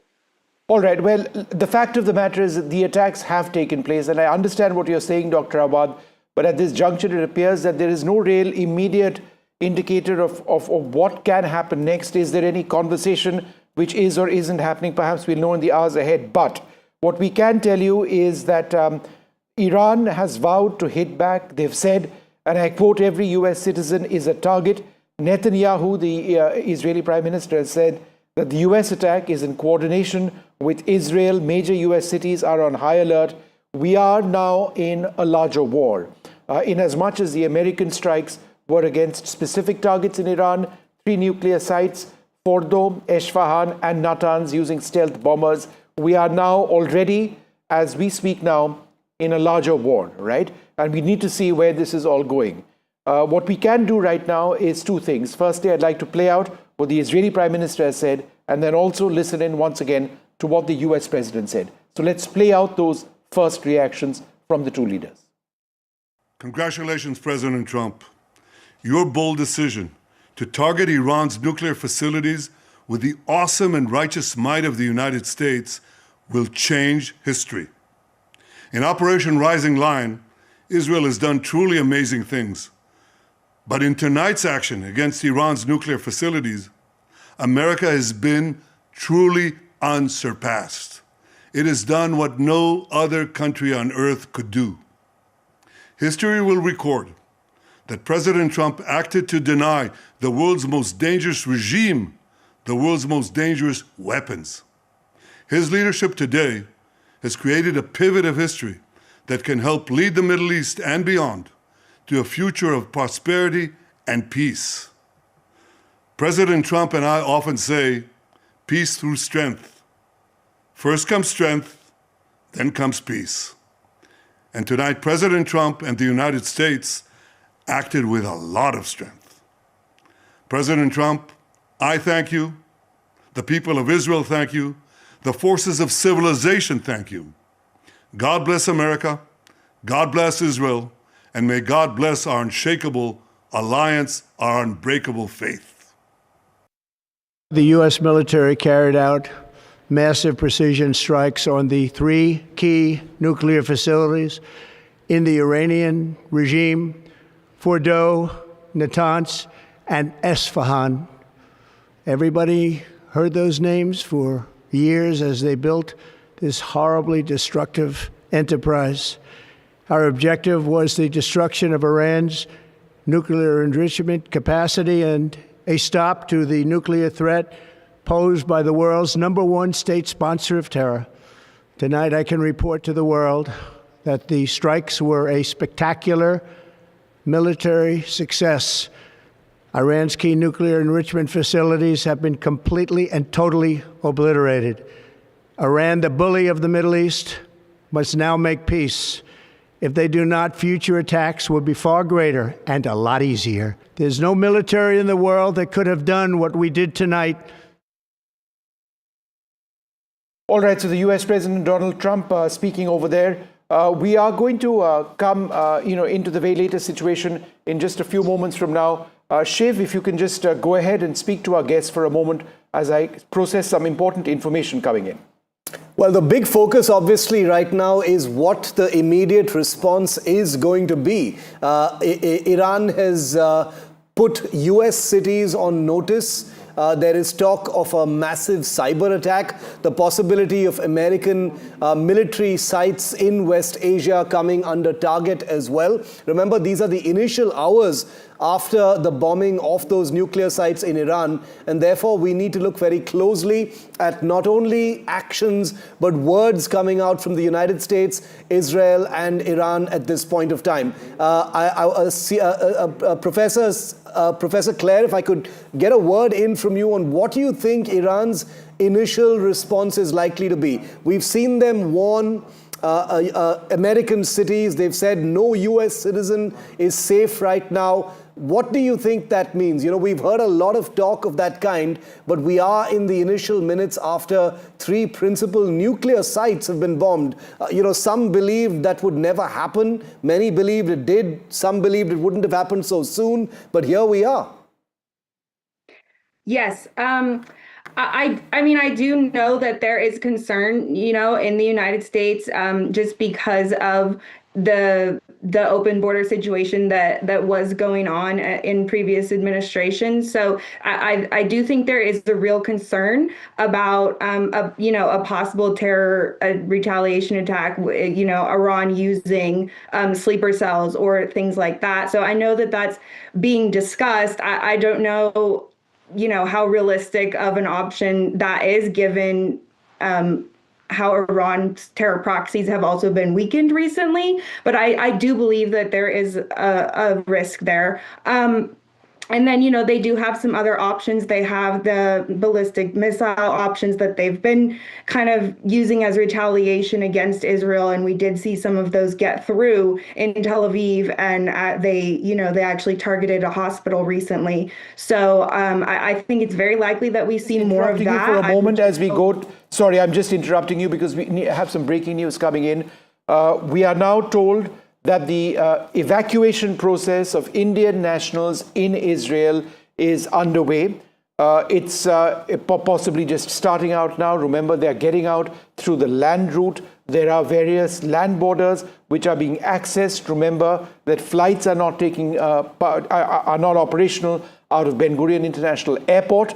The images on the top right-hand side are, of course, images of other Indians who have already come back from Iran. But by way of information, and this is important, the process of getting Indians out of Israel is underway. It's a process. It'll take time. These are land routes which are being used. But our information at this juncture is that process is moving. Don't know exactly. Vishnu, these are going to be via land routes, I'm presuming, from Egypt and Jordan in that case? Because the airspace is shut right now. I was told land routes. Okay, land routes. So 2 land routes probably from Egypt and Jordan. Possibly 3. land routes. 3 land routes. Possibly 3. So let's just stick with land routes for the moment. This is breaking news on NDTV. The process is underway. We are not updating you on where they are, where they've moved, whether they've crossed over. The process is underway, and this is to confirm that the process of evacuations of Indian nationals, like we've seen in Iran, is now taking place from Israel as well. This is a big piece of breaking news that we're getting to you right now, and we wanted to be absolutely clear about this because there are families in India expecting accurate news on this unfolding situation, and NDTV can confirm. Vishnu's just spoken to his contacts in the Foreign Office, and we can confirm that the evacuation of hundreds and potentially thousands of Indians in Israel has begun. Remember, it's a sensitive, unfolding story. That evacuation has not been completed by any means. It has begun in the hours after an unprecedented bombing mission that's been carried out by the United States. Remember, Iran doesn't have a border with Israel, and they're very far apart. There is Syria and Lebanon that come in between. But the airspace over this entire region, as we just showed you on those flight radar images, is completely shut, and therefore, as Vishnu is just reporting, there are 3 land borders from where Indians are being evacuated right now. We won't be going into further specific details, obviously, because this continues to be an evolving situation, but we will have our reporter Ankit on the ground in Tel Aviv in a moment. Mohammad Ghazali is tracking Foreign Office developments. Vishnu and I here in the studio tracking the angles and giving you an overview of how this situation is actually unfolding. What we can do at this stage is also talk about what the situation is in terms of the strikes, but I'm told we need to take a short break, so we'll do that and come back in just the next couple of minutes.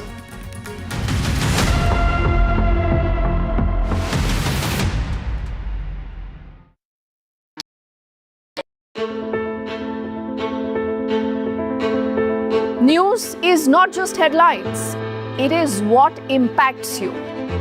And news should never be mistaken for noise. What matters is the reality. Accurate, in-depth, and with the right perspective.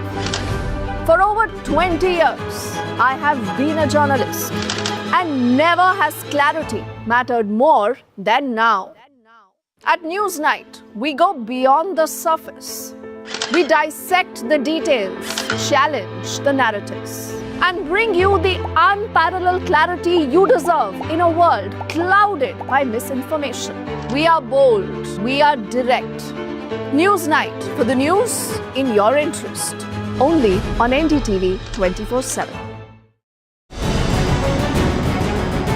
Why was there a hurry? Was it the government that was in a hurry? I don't want to blame anyone. Joining us today here in the NDTV newsroom. The government cannot walk away from this responsibility. Cricket is region of sort in this country.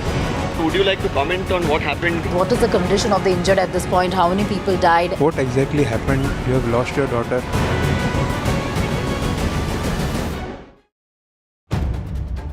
If it matters to you, if it matters to you, if it matters to you, it matters to India. It matters to India. And it matters to me. And it matters to me. India Matters with Shivaru. Only on NDTV 24/7. How often have you turned away from debates that descend into endless fights? We bring you a show where every question is answered, where every debate finds its resolution, where every story finds its conclusion, where opinions collide but facts prevail, where stories unfold with insights and trust. When the noise ends, the last word begins.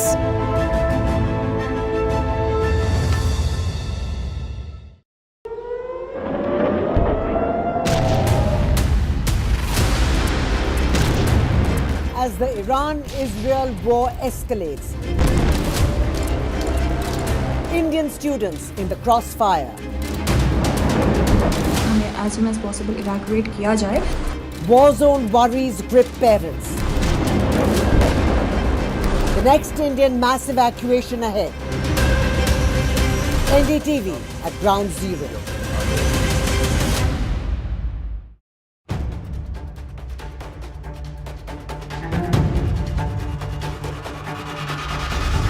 If it matters to you, if it matters to you, if it matters to you,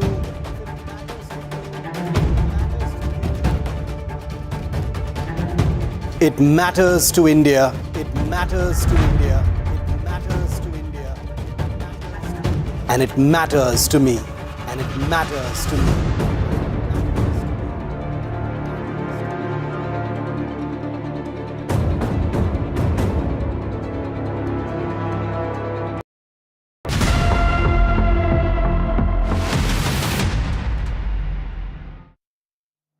Well, with the United States having bombed Iran right now, international air travel is something which everybody would be looking at very, very closely. This is Flight Radar 24.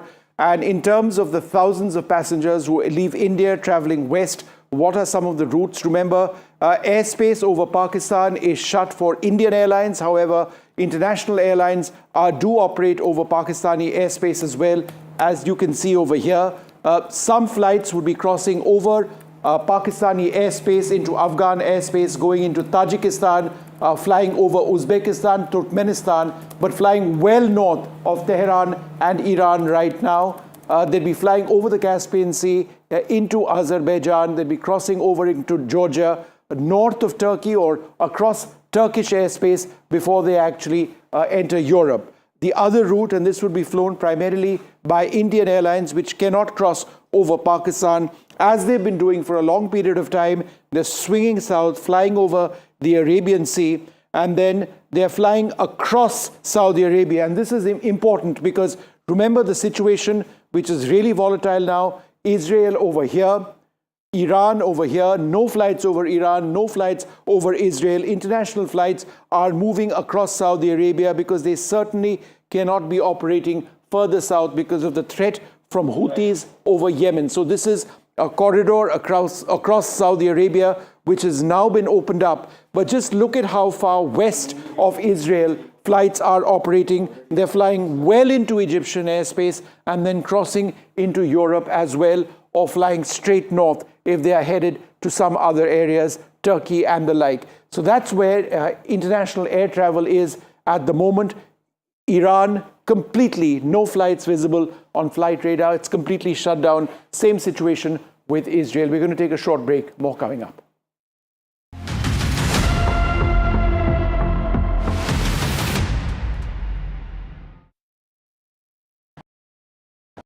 Is your business future ready?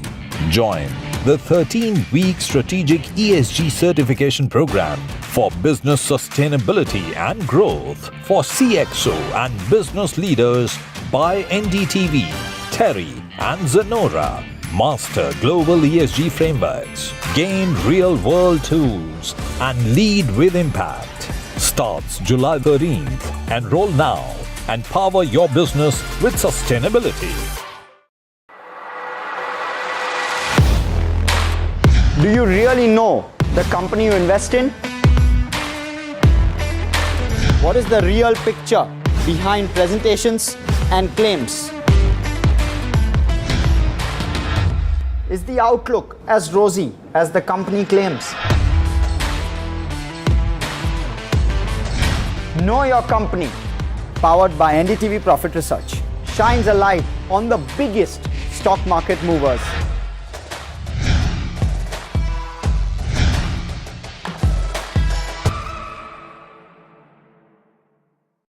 I've been reporting on all issues, big and small, from Andhra Pradesh, Telangana, rest of South India, bringing you all the action, all that you need to know, all that you want to know. The energy of Maximum City is infectious. I'm bringing that energy in our news coverage from financial capital Mumbai. Covering from the southernmost part of India over the last 23 years, I bring in-depth and 360-degree coverage from the Dravidian heartland. The land of Mishti, also known for its bitter politics. I have seen much water flow under the Howrah Bridge, covering Bengal in all its vivid colors. India's IT capital is always bustling, a city full of startups, stories and surprises. And I keep you ahead on all the Bengaluru buzz.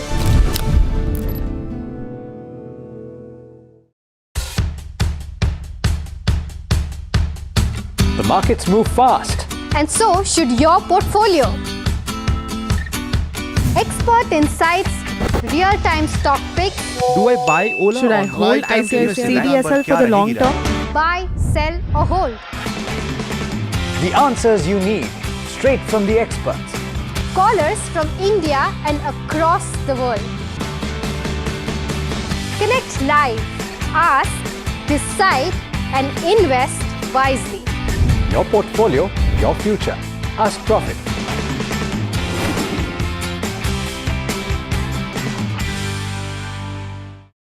In today's interconnected world, India's voice is more crucial than ever. When India speaks, the world listens. At NDTV World, we are that voice, bringing you intelligent and insightful news from India and beyond. From geopolitics and diplomacy to economic shifts, migrations, tech disruptions, and the stories of our diaspora. We cover the news that shapes our global future. NDTV World, your new home for global news.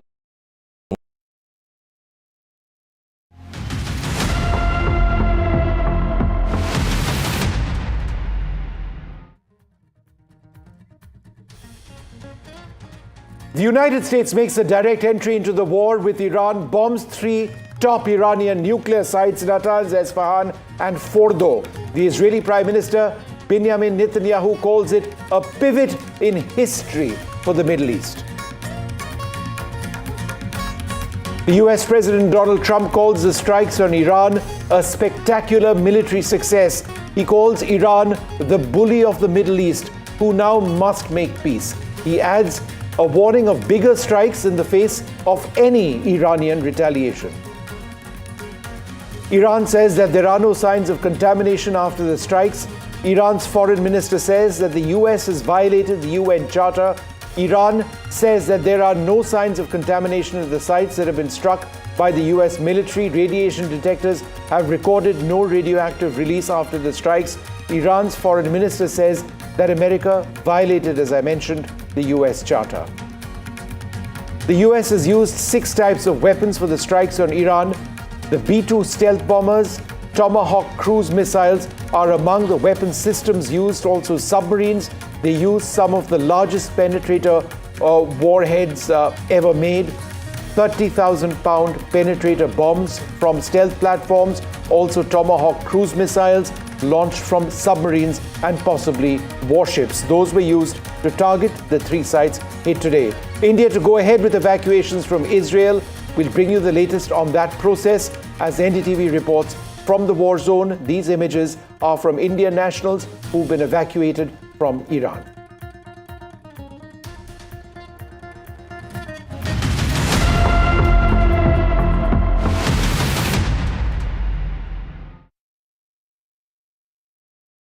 Good morning and welcome. We continue to track the biggest story on earth at the moment. America has entered the war against Iran with direct strikes on 3 Iranian nuclear facilities, Natanz, Esfahan and Fordow.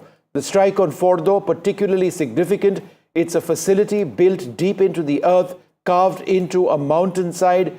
America, using stealth bombers, has hit that site using GBU-57 weapons, which are deep strike penetrator weapons with huge warheads, 30,000 pounds, each B-2 carrying 2 of those. That is what they used at the Fordow facility. The weapon is designed to penetrate deep underground before exploding, presumably destroying, obliterating that facility if the strikes were as successful as the US President Donald Trump claims that they have been. Esfahan and Natanz, 2 other important American facilities, were also struck. The Americans using Tomahawk cruise missiles in those particular strikes. We are told that at least 30 Tomahawk land attack cruise missiles fired from submarines and possibly warships deployed out in the Red Sea and in the Persian Gulf were used, and these struck their targets in Natanz and Esfahan as well. Iran has vowed to avenge itself, saying that all Americans are now potential targets. But is this rhetoric, or are we seeing this becoming what many people were really worried about, a larger war in the Middle East, perhaps extending elsewhere as well? Congratulations, President Trump. Your bold decision to target Iran's nuclear facilities with the awesome and righteous might of the United States will change history. In Operation Rising Lion, Israel has done truly amazing things. But in tonight's action against Iran's nuclear facilities, America has been truly unsurpassed. It has done what no other country on earth could do. History will record that President Trump acted to deny the world's most dangerous regime the world's most dangerous weapons. His leadership today has created a pivot of history that can help lead the Middle East and beyond to a future of prosperity and peace. President Trump and I often say, peace through strength. First comes strength, then comes peace. And tonight, President Trump and the United States acted with a lot of strength. President Trump, I thank you. The people of Israel thank you. The forces of civilization thank you. God bless America. God bless Israel. And may God bless our unshakable alliance, our unbreakable faith. The U.S. military carried out massive precision strikes on the 3 key nuclear facilities in the Iranian regime: Fordow, Natanz, and Esfahan. Everybody heard those names for years as they built this horribly destructive enterprise. Our objective was the destruction of Iran's nuclear enrichment capacity and a stop to the nuclear threat posed by the world's #1 state sponsor of terror. Tonight, I can report to the world that the strikes were a spectacular military success. Iran's key nuclear enrichment facilities have been completely and totally obliterated. Iran, the bully of the Middle East. Across to NDTV's Ankit Tyagi. Ankit, go ahead. Shiv, as we speak, there are sirens which have now gone on in Tel Aviv, and like the protocol, we had to also run to the nearest shelter that we could find. This is, in one of the hotels, in fact, and everybody has been asked to run to this shelter. Let me very quickly tell you, like we were talking in the morning, and also show you the situation around. It's a small shelter where you would. All right. As the protocol would be, in whatever situations you are in, you have to run in. All right. What you are hearing is these sirens being announcement being made that people have.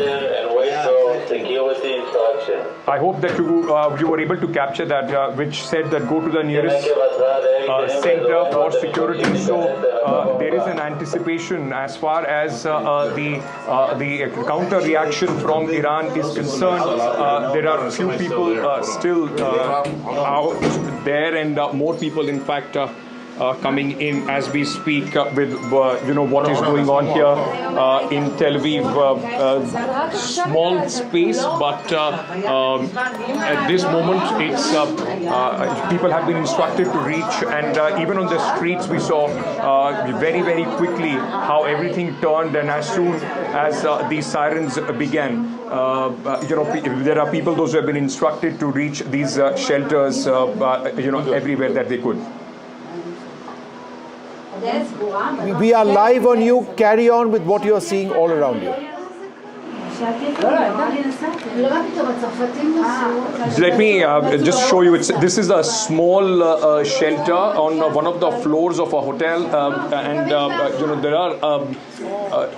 are a lot of people.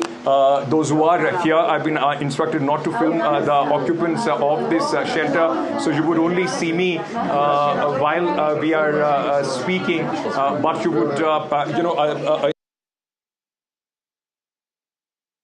Right, sorry, we've lost that signal. Sense of what's happening in this shelter. There are, you know, people that are carrying their pets and just have run into this shelter as we speak. Now, this is, remember, the first time since morning, since the time the news came in that the United States had carried out those attacks on the nuclear facilities of Iran. For the first time in the last 4 hours that we have seen these sirens going on in Tel Aviv at this moment. And as you are hearing these instructions which are sounding as well, till the time there is no all clear given, people will have to stay in these shelters. No matter where you are, what you are doing, you have to run to one of the shelters as soon as you can find them. He's in the shower, my husband. Go bring him. Your husband is in shower? In the shower. Go bring him.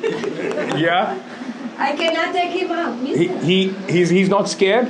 He is, of course he's scared, but he's in the shower. Would you open the door for him now? So this lady, I mean, in fact, despite what is happening, the humorous side continues. She says that her husband is still in the shower, waiting to come to this shelter at this moment. I'm from India, ma'am. Oh, tell me who. Yeah, I'm from India. India, no? India. Yeah. How did you India? We love. All right. Let me show you. We have. Sorry, what? No pictures. All right, but. I want to say we love India. I've been to India. We love India in Israel. Love India. Thank you. The Thank Israeli loves India. You're hearing, you know, the conversation that we are having with our fellow occupants of this shelter, despite, and it also tells you the readiness as far as, you know, Israel and the people of Israel are concerned. They are prepared for these kind of situations, and that is why it's a part of life. There is somebody else who is knocking on the shelter door as we speak. And he's the person who was in the shower, as I was telling you earlier. So while the situation remains quite tense outside, at least there is the sense of humor alive in the people, and everybody at this moment crammed in this. We are about 8 to 10 people, along with a few pets here in fact this shelter where we are standing at this moment, Shiv.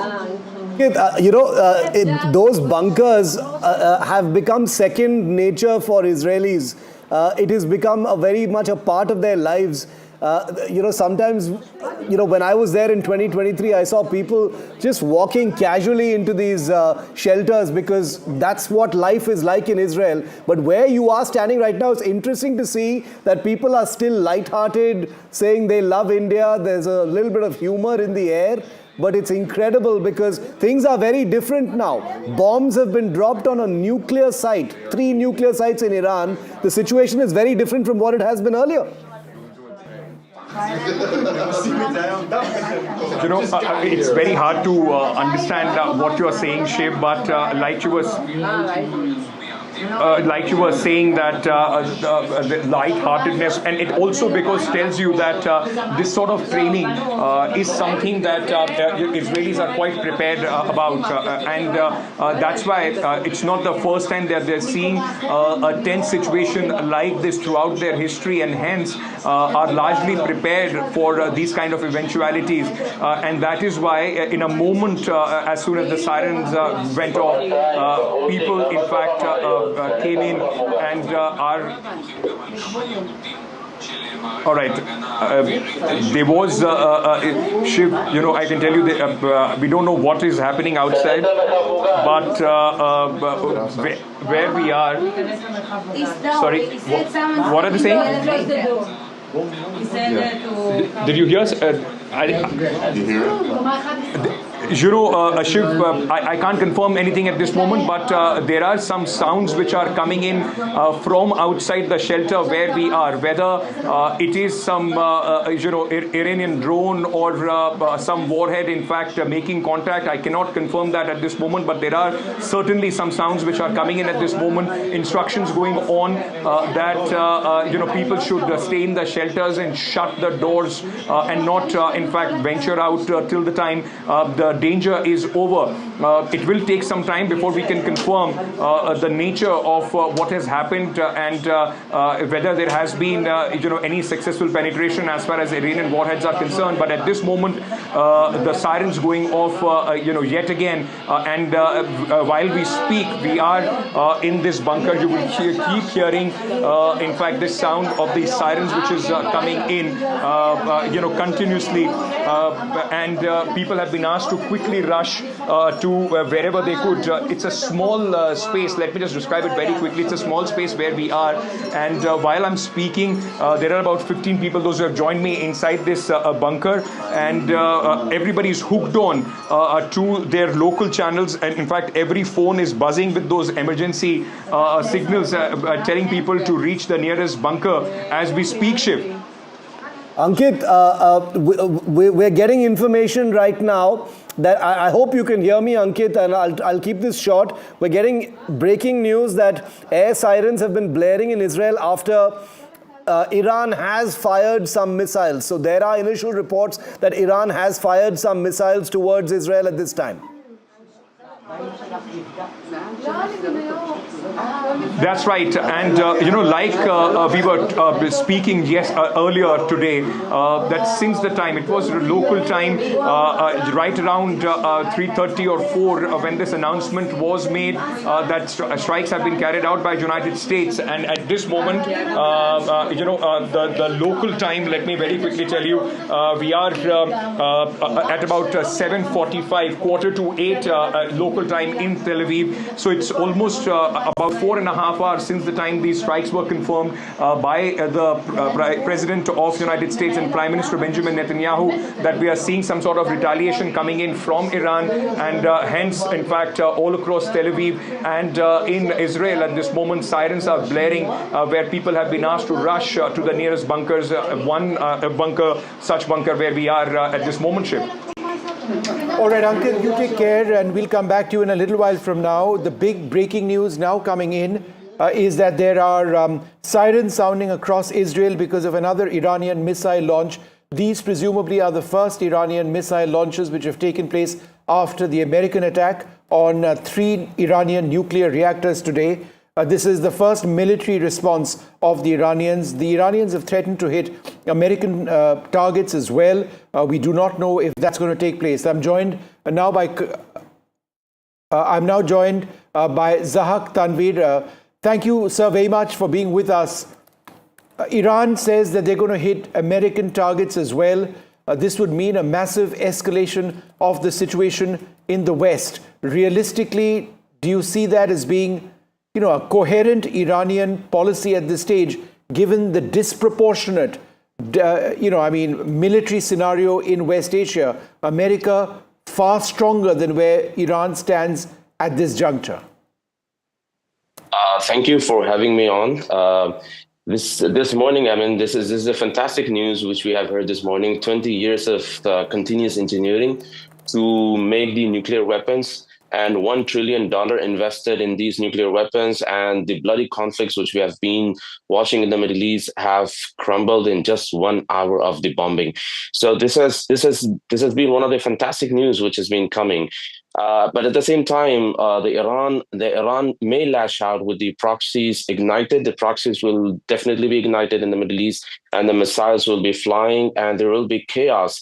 But I believe, and a lot of experts believe, that this pain will definitely be a short-term pain. And there will be the militias, there will be the proxies from the Hormuz to the Red Sea, from Baghdad to the Golan Heights. And but right now the regime is humiliated, it is cornered, but the regime will do definitely its task to put the chin up. It will definitely show itself facing the challenges and trying to portray itself as one of the champions of the Muslim world. So the regime will definitely do its task to put the militias in work. And we know that there are almost 70 plus militias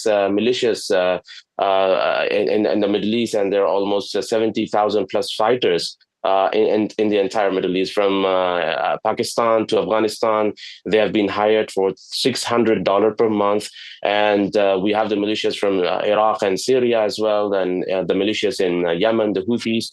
So there will be automatic, response to what has happened, and we can expect that. But I believe that U.S. and Israel is prepared for that.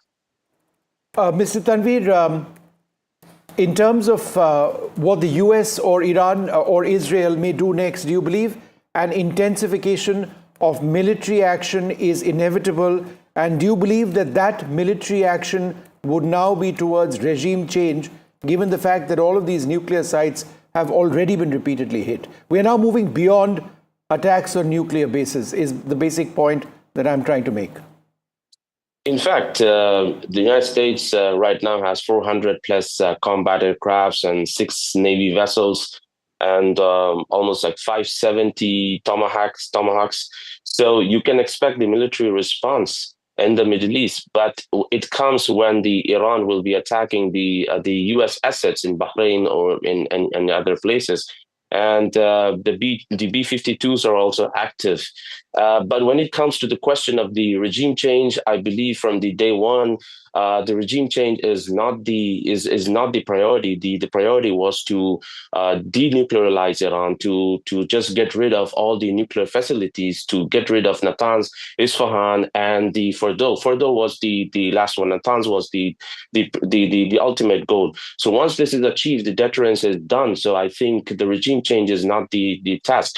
And another point which we have to understand is that regime change is not a knife through butter in the Middle East. You know, the Ayatollah Ali Khamenei is not just the political leader; he's also been the spiritual leader to all the Shiites worldwide. So the Shiites worldwide will be ignited. They will be in the rage to avenge what will happen to Ayatollah Ali Khamenei.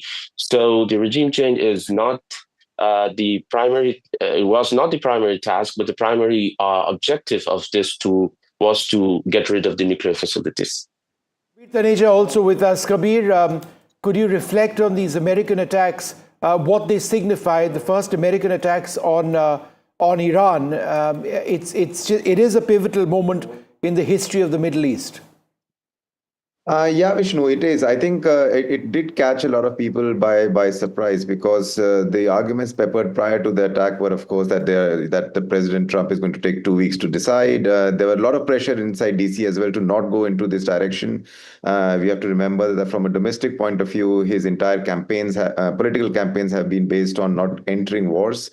Presumably the packaging of this action will be done from a tactical point of view, that we were only taking out nuclear sites and not instigating a full-scale war with Iran or the Iranian people. But it's been interesting, because some of the initial reactions that we are seeing, for example, is that Iranian response is coming still directly towards Israel. Israel has said that it's closing its airspace because missiles have been detected that have been launched from Iran, not towards any other American targets, but towards Israel itself. So there's a possible calculation taking place in Tehran also that a full-scale engagement with the Americans at this point of time is not something they may be able to absorb beyond a point. But I think the next 24 to 48 hours will be very, very critical to see what direction the Iranians take this in, because from the American point of view, I think what Donald Trump wanted to achieve is striking the nuclear facilities, that he has been able to do so. All right, Kabir, just for the benefit of our viewers, and before I come back to the two of you, I just want to explain what exactly has taken place. The United States has struck 3 massive Iranian nuclear facilities in Fordow, Natanz, and Esfahan. They've used deep penetration warheads in Fordow, which was carved into a mountainside. Natanz and Esfahan were hit by Tomahawk cruise missiles. After thinking about what his options were for a period of time, the US President Donald Trump has now said that, look, the US will be a part of these operations. Israel has welcomed this. There are signs of the first retaliation against Israel taking place. Air raid sirens have been sounded across Israel. People have been moved into bunkers at this stage, including my colleague Ankit Tyagi, who is in Tel Aviv at this juncture. The big question is what happens next. Iran has already threatened America, saying that all Americans are legitimate targets at this stage. We are waiting to get more coherent responses from Iran, perhaps more high-ranking officials on what Iran tends or plans to do. But just in terms of what Iran has been saying consistently over a period of time is that if the US gets involved, then the US becomes a legitimate military target as well. So that's where the situation presently stands. Let's go back to Zahak Tanvir at this stage. We're talking about diplomacy, and Iran said that there was a promising nuclear deal which could be arrived at. They were saying this to their European interlocutors just a couple of days back. But America or Israel aren't waiting for those conversations. This being the case, what do you actually expect by way of conversation? Anything at all? Or essentially a statement from Iran saying, we want this to end? Because it just strikes me that all this conversation on diplomacy or the conversation on we cannot converse if you hit us, it's fairly redundant at this stage. They have been hit. So what happens now? The conversations have been happening for a long time. So the conversations actually gave Iran the buying time. So Iran took the buying time with the conversations. But right now, after the destruction of the nuclear sites, I believe the diplomacy will swing in, but there will be no such result with such talks. So there will be obviously the proxy retaliation, the cyber attacks, and we expect that there will be internal unrest inside Iran. So the people are expecting for the regime change. But as we talked about, the regime change is not an easy task. So the diplomacy will swing in. The Britain, the Germany, and the France were talking about the nuclear talks were in, but it did not actually work out for Iran.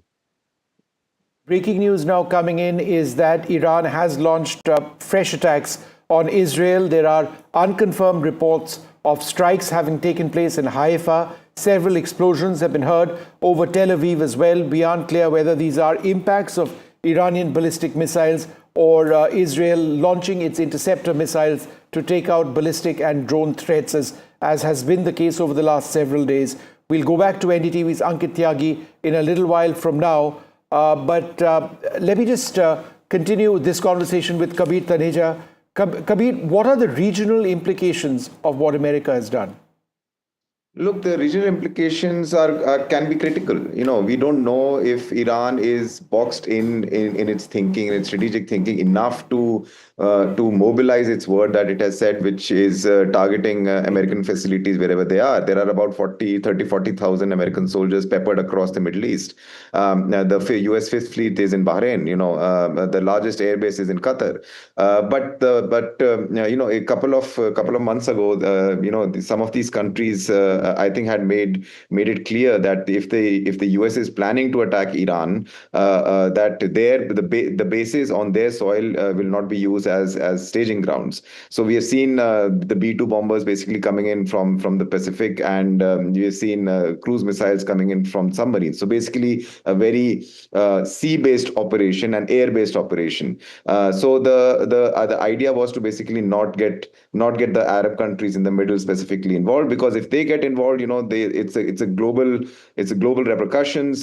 For example, if the Iranians decide to block or mine the Strait of Hormuz, global oil prices will go through the roof. There will be chaos in global economy and so on and so forth. The implications can be quite harsh, as we also saw during the first Gulf War, for example. A lot of the Arab countries like the UAE and Saudi Arabia are on a completely different trajectory when it comes to what their national interest is. Economic growth is their national interest at this point of time, which is why Saudi Arabia signed a normalization deal with Iran, brokered by China, precisely not to get involved or not to be a target in this kind of conflagration. All right, so just in terms of information now coming in, this is according to Ocean Defender. Approximately 25 to 30 ballistic missiles were fired in the latest barrage by Iran. This is after the American strikes. These were targeting Israel. There have been roughly 10 impacts in the north and center of Israel. There is some imagery which is coming in. We cannot independently corroborate this at this stage. Presumably, Israel's missile interceptors would have intercepted several other targets as well. We do not know about the extent of damage on the ground. There are sirens which can be heard over Tel Aviv at this stage. Let's listen in.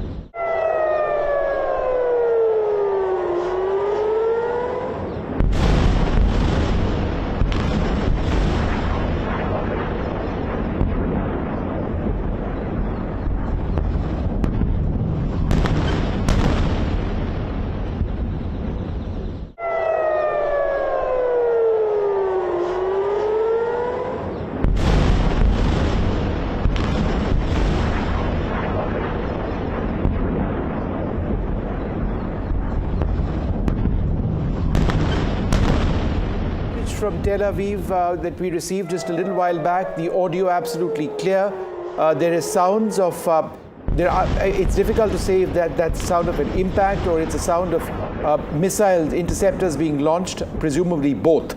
We'll try and come back to the very latest situation in Tel Aviv. The information that we now have is that Iran has launched strikes against Israel, the first Iranian strikes against Israel since the US bombed 3 Iranian nuclear facilities. At this juncture, we do not know if Iran is also attempting to strike American bases across the Middle East. That's something that we now need to wait and see. I'm trying to see if we can roll out that report from NDTV's Ankit Tyagi, who's in a bunker in Tel Aviv at this juncture. Do we have that report?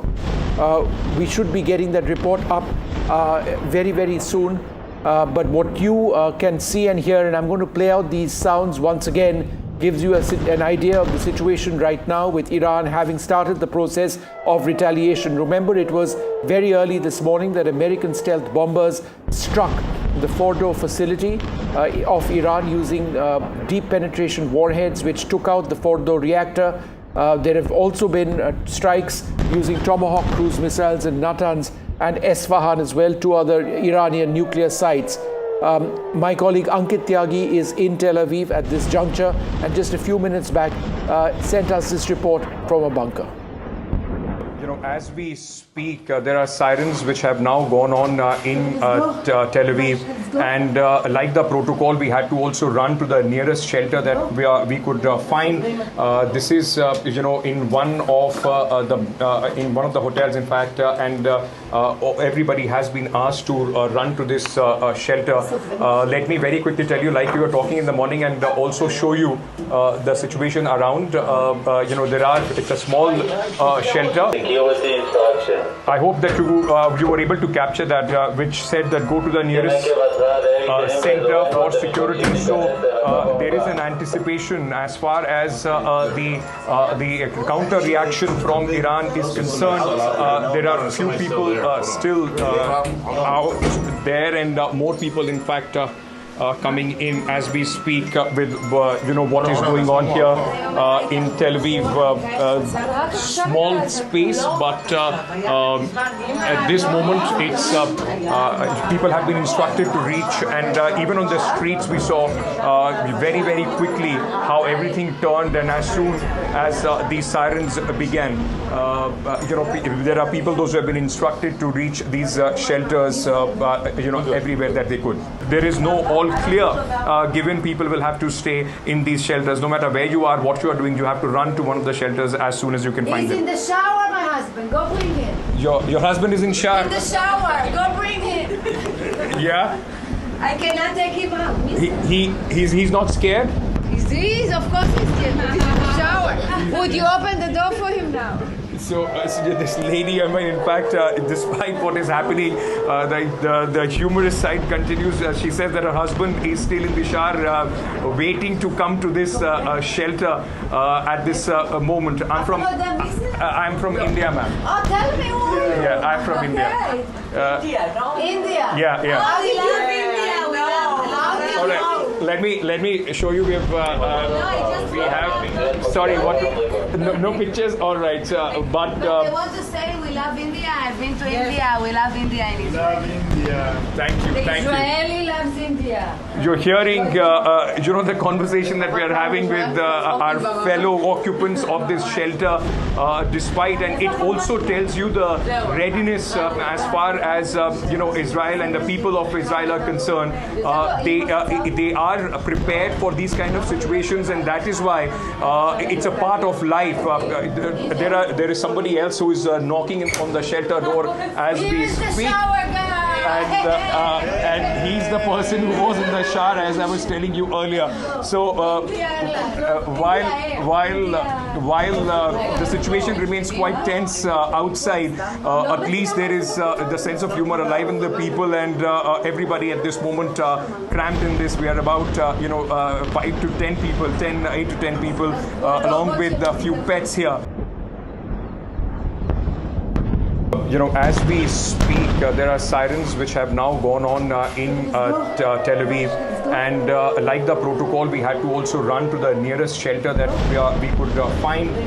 This is in one of the hotels, in fact, and everybody has been asked to run to this shelter.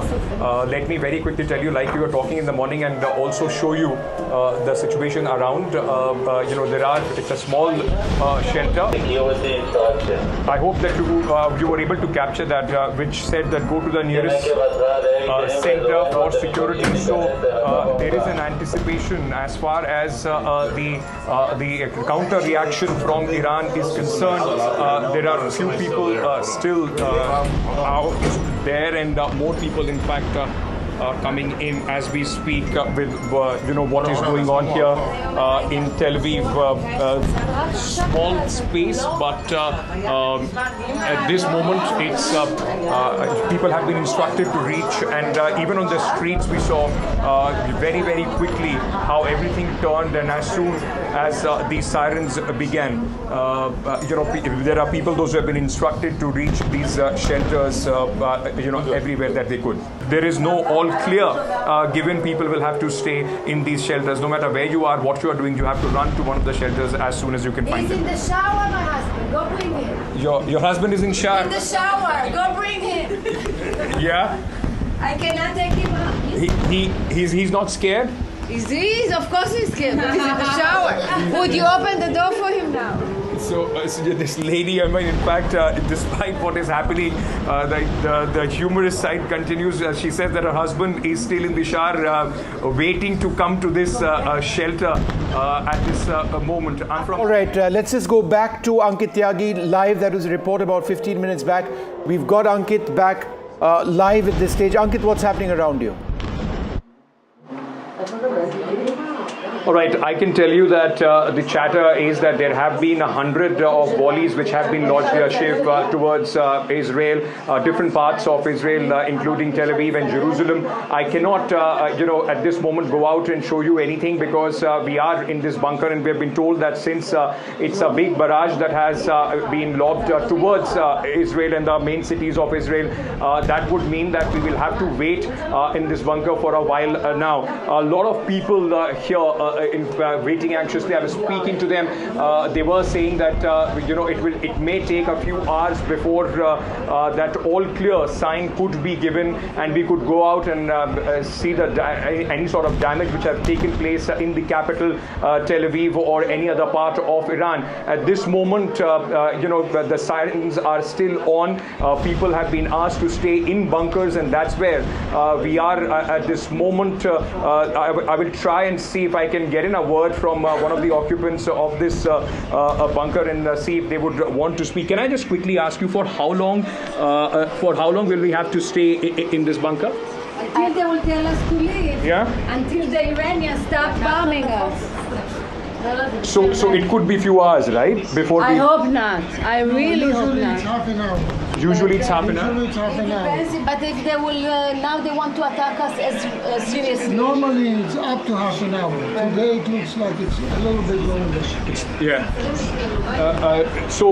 Shiv, as you were hearing from the people, those who are in this shelter with me, this seems to be a much larger barrage which has been, in fact, launched by Iran towards Israel, towards the capital city Tel Aviv and other places here in Israel, and that is why there could be a much longer wait as far as these shelters are concerned. But for a lot of people here, they are waiting. I spoke to them earlier as well in full support of what happened from the United States, the operation that took place from the United States with the bombing of those sites as well. And they are saying that hopefully that is the lesson enough for Iran to stop any kind of hostilities, which at this moment doesn't seem to be happening, and it's only going to spiral from here, is what the sense among the local people is that once this kind of a large counter attack which has taken place from Iran, where various cities of Israel have been targeted, including the capital Tel Aviv, it seems that it will be a while before people can get out, and shelters, in fact, doors are open. We are still waiting. There have been some loud thuds that we have heard from within the shelter, but any sort of confirmation from the ground will have to come from the Israeli Defense Forces, or only when we are allowed to, in fact, move out of these shelters to assess the damage, if any, that has taken place here in Tel Aviv.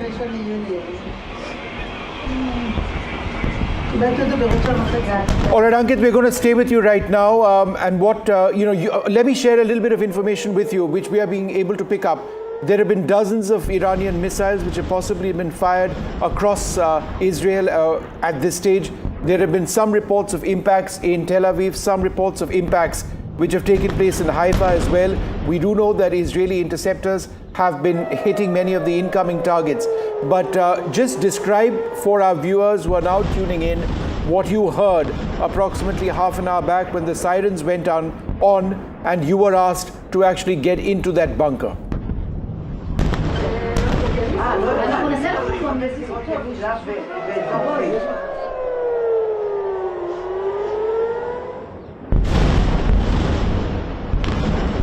All right, I think we've lost that line with Ankit. We'll come back to him in a little while from now. What I can do, however, is play out these images, full frame, right, of the Tel Aviv skyline,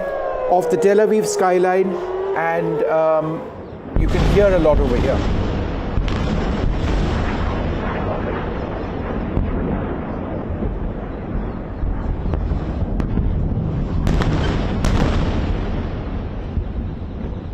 All right, I'm joined now by Ricky Rosen, who's reporting for NDTV. Ricky, thank you very much for being with us.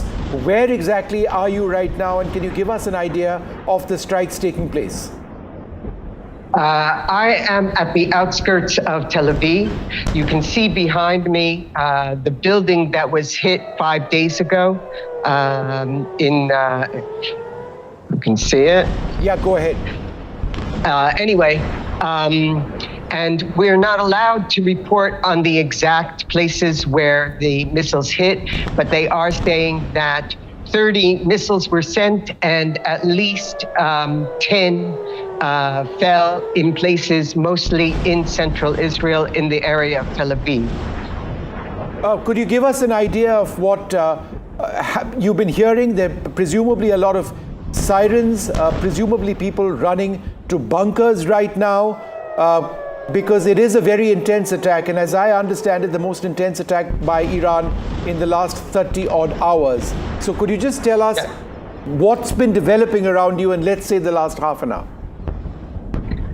In the last half an hour, there were 2 or 3 series of sirens just in my area, but it included throughout the north and the south of Israel, which presents a challenge, to say the least, to the Iron Dome defensive system that is supposed to intercept these missiles. And that's why we're hearing of at least 10 missile hits in various parts of the country. The picture that you're showing now is on the coast, one of the coastal towns, but we're not allowed to identify which, but it's in the area of central Israel. And Ricky, just by way of information, what are people around you saying now that America has joined the conflict?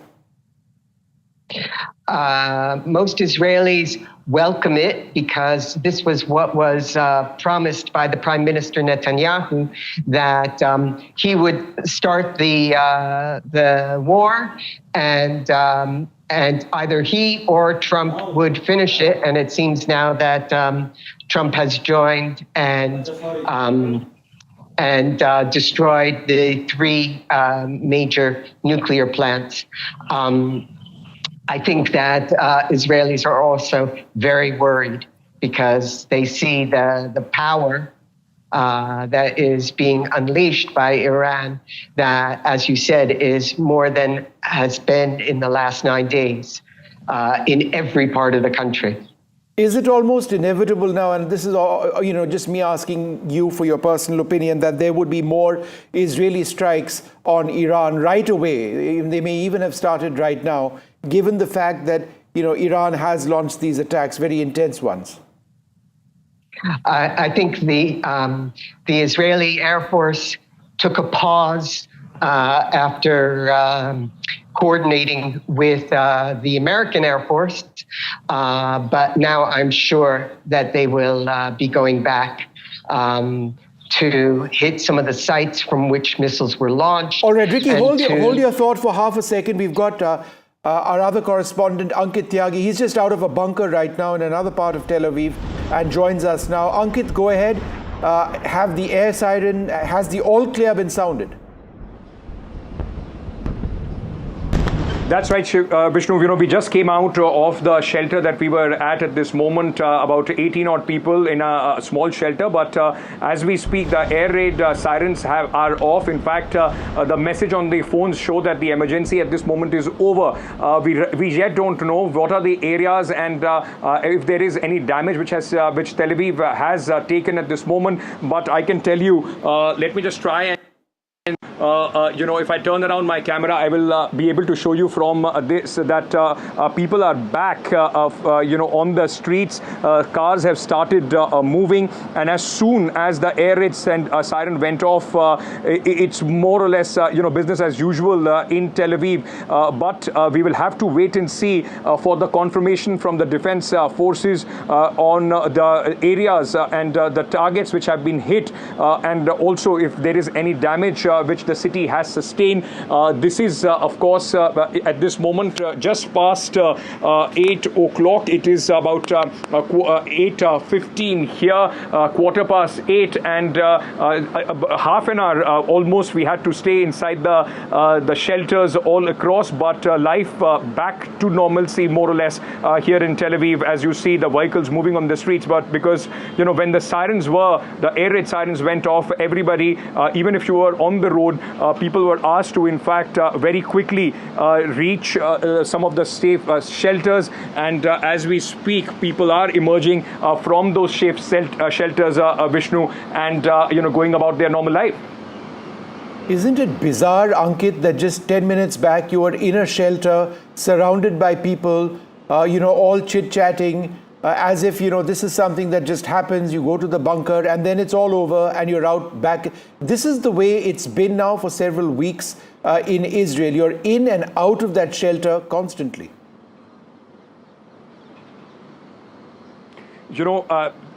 Probably for the first time in my life, I have experienced anything like this, Vishnu, where people so nonchalantly were taking this whole thing. It's part of their routine. It's part of their daily life, and they have been trained for this right from the beginning. Like you were saying, of course, heightened tensions in the past few weeks. But remember, this is not the first conflict that Israel is in fact facing, and continuously it's more or less been a part of life for the people. I was talking to them, though worried. I mean, their family members all across worried as soon as any thud was heard. Everybody was on the WhatsApp group trying to see if their family members are all right. But, still chatting, still joking around. An old gentleman played out some Raj Kapoor songs on his phone as well. So while the situation on the outside is tense, but this is the kind of preparedness that this country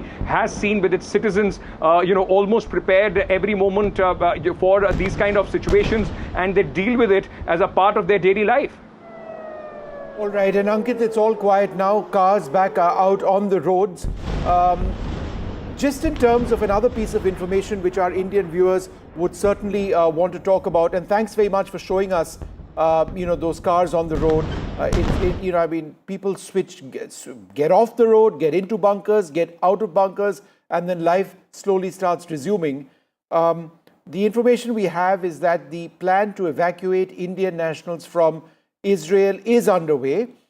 We don't know the exact stage where this is. This would be the evacuation of Indians from the land route. This is an important piece of information that we'd like to share with our viewers. It comes in addition to the news we've been reporting over the last 24 odd hours of the evacuations of Indian nationals from Tehran and other parts of Iran, I should say, which have been taking place. So that is underway. We'll give you an update of that in a little while from now. But there are impacts which have taken place in Tel Aviv and perhaps elsewhere. Ankit isn't allowed to reveal the exact location of the impact in Israel, but I think the footage now available does indicate that there have been some impacts as well. Ankit, were you able to actually hear the sound of the impacts and perhaps the sound of interceptors being launched? Because that's a very, very loud sound as well. Just describe to us, if you can, if you were able to hear what was happening outside. There were a few loud thuds that were heard inside that bunker. I can also tell you on the social media here, there are some visuals of some places which have taken a hit. But like you pointed out, Vishnu, we exactly don't know the locations. It will only have to be confirmed by the Israeli Defense Forces before, in fact, it can be revealed and certainly said that, which are the areas which have been impacted. But some loud thuds for sure, which were some anxious moments as far as the people in the bunker were concerned. But we yet don't know whether there was any contact on the ground here in Tel Aviv or those were interceptors doing their job. But most people did say that this is possibly the largest volley which has come in from Iran, and we spent about half an hour, 35 minutes in that bunker. Usually they said it's just about 10 to 15 minutes and then you are out. So it also gives you a sense of the increasing tensions and the hostilities, and of course the increasing rate of retaliation as far as Iran is concerned. Now remember, it becomes also important because both Prime Minister Netanyahu here in Israel and US President Donald Trump has said that if there is a retaliation from Iran, things will escalate. Now they are waiting to see what happens in the kind of response that this volley, this latest round from Iran meets from the Israeli side. All right. We've also got Ricky Rosen, who's been reporting for NDTV and will be working very closely with us. Thanks, Ricky, once again for being with us. It's all clear now. I presumably some cars back on the roads right now. Just for the benefit of our viewers here in India, can you describe your life for the last couple of weeks where you're in and out of a bunker, in and out of air raid sirens? It's been a difficult week of sleeping in my clothes because I have to rush out of the house to the neighborhood bomb shelter. Just this morning, 3 hours ago, when it was announced that the Americans had in fact bombed Iran, the Home Front Command changed its directives to all Israelis, prohibiting any gatherings of people inside or outside, closing all schools, government offices, stores. And so what Ankit said about seeing people coming back to life, they're only coming somewhat back to life because there's no place to go in terms of places of work, schools, and shopping. We've had to go shopping beforehand to stock up on essential goods. All right. And what exactly is the protocol at this stage? You are informed by SMS, right, of alerts in case. Is that the way it works? Yes. There is an app from the Home Front Command that tells you what is happening in your area and any other areas. As Ankit said, everybody was checking their phones for the vicinities of where their loved ones are located. So you can put many locations on this app, and then you are informed of when you have to go to the shelters and when there is actual missile fire in these places. And then you have to wait until the app shows you an all clear and you're allowed to leave the protected spaces. All right, I'm just going to come back to you, Ricky, in a little while from now. What we'd like to do is just remind our viewers of the big story right now. In the early hours of this morning, the United States became a party to the conflict in West Asia. 3 Iranian nuclear sites were struck: Natanz, Esfahan, and Fordow. Fordow was, there was a great deal of speculation, on the possibility of a strike on Fordow. Very important because there was a sense that it was closely involved in the enrichment of uranium, which could have been used in an Iranian nuclear weapon. Now, Israel didn't have the ability, without the actual deployment of ground forces, of potentially getting in to Fordow to take out that particular reactor, affiliated aspects of that plant. It's been carved into a mountainside. The only real weapon system, feasible weapon system, which could be used for this would be the GBU-57. It's a massive ordnance, 30,000 pounds. Each B-2 stealth bomber, which the US deployed in this mission, carries, I believe, up to 2 of these massive bombs. These are the biggest bombs out there. They are designed primarily to penetrate deep inside even reinforced concrete before they explode. And given the size of the warhead itself, the explosion would be massive. The US says that the attacks have been successful. You can see animation of that weapon, it's striking down, piercing concrete before actually exploding.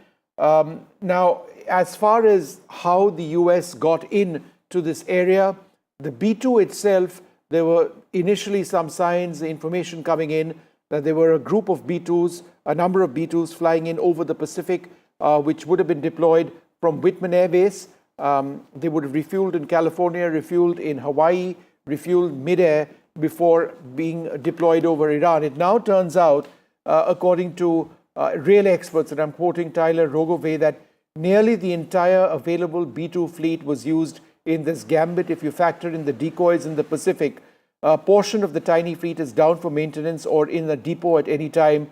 So in other words, it's quite possible that the aircraft which actually struck Iran were deployed elsewhere. We do know that some B-2s had been deployed in Diego Garcia, which is an island which the US has a major basin in the Indian Ocean region. It's quite possible that they were used in the strike.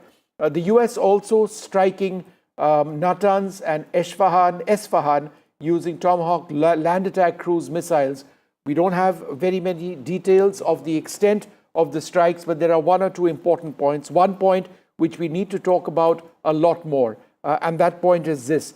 At this juncture, AFP, quoting their sources, indicates that in the broader Middle East or West Asia, there is no initial evidence of radiation. This was, of course, a big worry.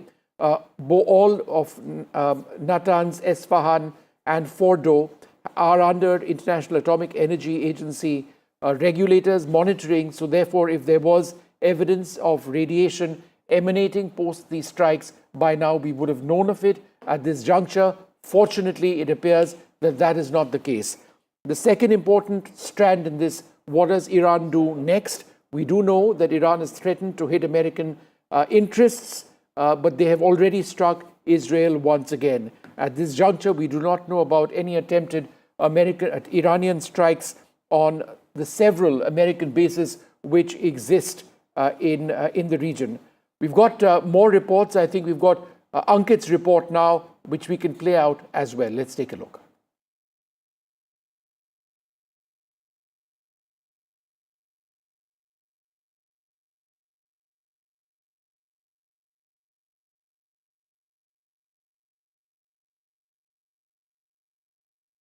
Can actually, before we bring in Ankit Tyagi's report in a little while from now, is I'm actually going to walk across to the big screen in a little while to tell you about the flight radar situation, because that's quite important. So I'd like to do that in just the next few moments, if possible, to actually go across to that big screen. Let's have flight radar up on the screen, because that's important. Let's play out this report, which I had from a few moments. All right. Okay. Breaking news now coming in at this stage. We are shifting track completely, and I am what I can share with you at this juncture is that there has been a breakthrough in the investigations in the Pahalgam case. Remember, 26 people were killed in the Pahalgam case, which triggered the attacks by India on Pakistan. The National Investigating Agency has got details of the 3 Pahalgam attackers. They have been confirmed that the attackers were Pakistani nationals. This is huge news coming in at this juncture. We are, for the moment, moving away from the news of the American strikes on Iran, moving into news on the Pahalgam attack case. My colleague Nazir Masoodi joins us. Nazir, what do you have?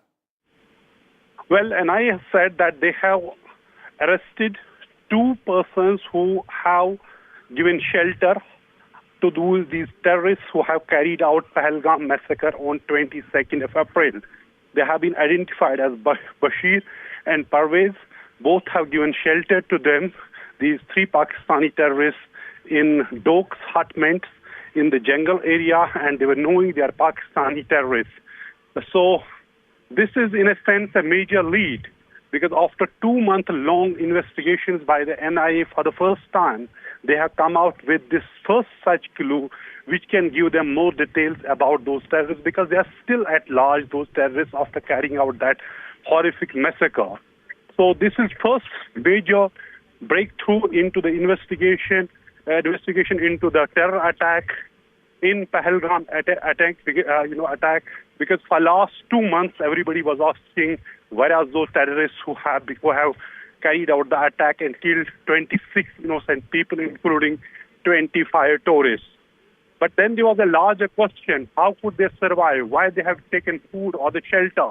But for the first time, NIA has come out with a statement that 2 people who have sheltered these terrorists, given them shelter in a hutment, have been arrested. They have been identified as Bashir Ahmed and Parvez. So investigations are on, and we have to see whether it would lead to further, arrests or tracking down these attackers. Because for last just 2 months, get you once again, can you name the 3 Pakistani terrorists who have been named by the NIA in the Pahalgam terror attacks? Bashir, Parvez, and who else? No, these and Parvez are locals who have given shelter to 3 Pakistani terrorists. We know their pictures. Yeah. These are 2 people who have been arrested for sheltering, harboring these terrorists in Pahalgam, and they, according to NIA, that they've had Bashir Ahmed Jothar of Batkot, Pahalgam, and Parvez Ahmed Jothar and Bashir Ahmed Jothar of Hill Park, Pahalgam, and they have disclosed during the this interrogation identities of 3. In a little while from now, once we get those names, once again we'll repeat it. But the headlines at this juncture, it is 11 a.m. in the morning on what is a critical day for billions across the world. Let's roll the headlines. The big story that we are tracking: the US's direct entry into the Iran-Israel war. Donald Trump goes where the US never has, with stealth bombers dropping hell on Iran. Iran has retaliated. They have hit Israel as well. But this is the biggest story, with the US now directly bombing 3 Iranian nuclear sites, Natanz, Esfahan, and Fordow. Indeed, Vishnu, and air sirens over Israel are being heard right now, and Iranians have fired missiles towards Israel, and those air sirens is what are taking place. 2 sets of missiles have been fired from the Iranian side, and some of those visuals are going to come in as well in terms of what could be another round of escalation in this conflict. All right, just in the last 5 minutes, it's an all clear which has been sounded in Tel Aviv, but there was a barrage of at least 30 ballistic missiles from Iran which were fired. Residents of Tel Aviv and other areas were in bunkers. But at this juncture, the important news coming in from Iran is that there are no signs of nuclear contamination after the American strikes, with the Iranian foreign minister saying that the US violated the UN Charter. But that's the initial reaction. Iran also threatening to carry out further attacks. Will they attack American bases in West Asia and the Middle East is what we don't know. Yes, US's 6-pronged weapon attack on Israel. NDTV has been getting you all the details on the latest on this. The 6 types of weapons that have been used for the strikes on Iran: B-2 Spirit stealth bombers, Tomahawk cruise missiles, amongst other weapons that have been used by US. India is going ahead with evacuations from Israel of Indian nationals. We'll be bringing you details of that. It's a complicated mission as the situation in West Asia hots up. My colleague Ankit Tyagi in Israel right now in Tel Aviv. His reports from inside a bunker as those air raid sirens went off. There have been impacts by Iranian ballistic missiles in Israel, but the all clear has been sounded. People are out on the roads. NDTV reporting from the war zone.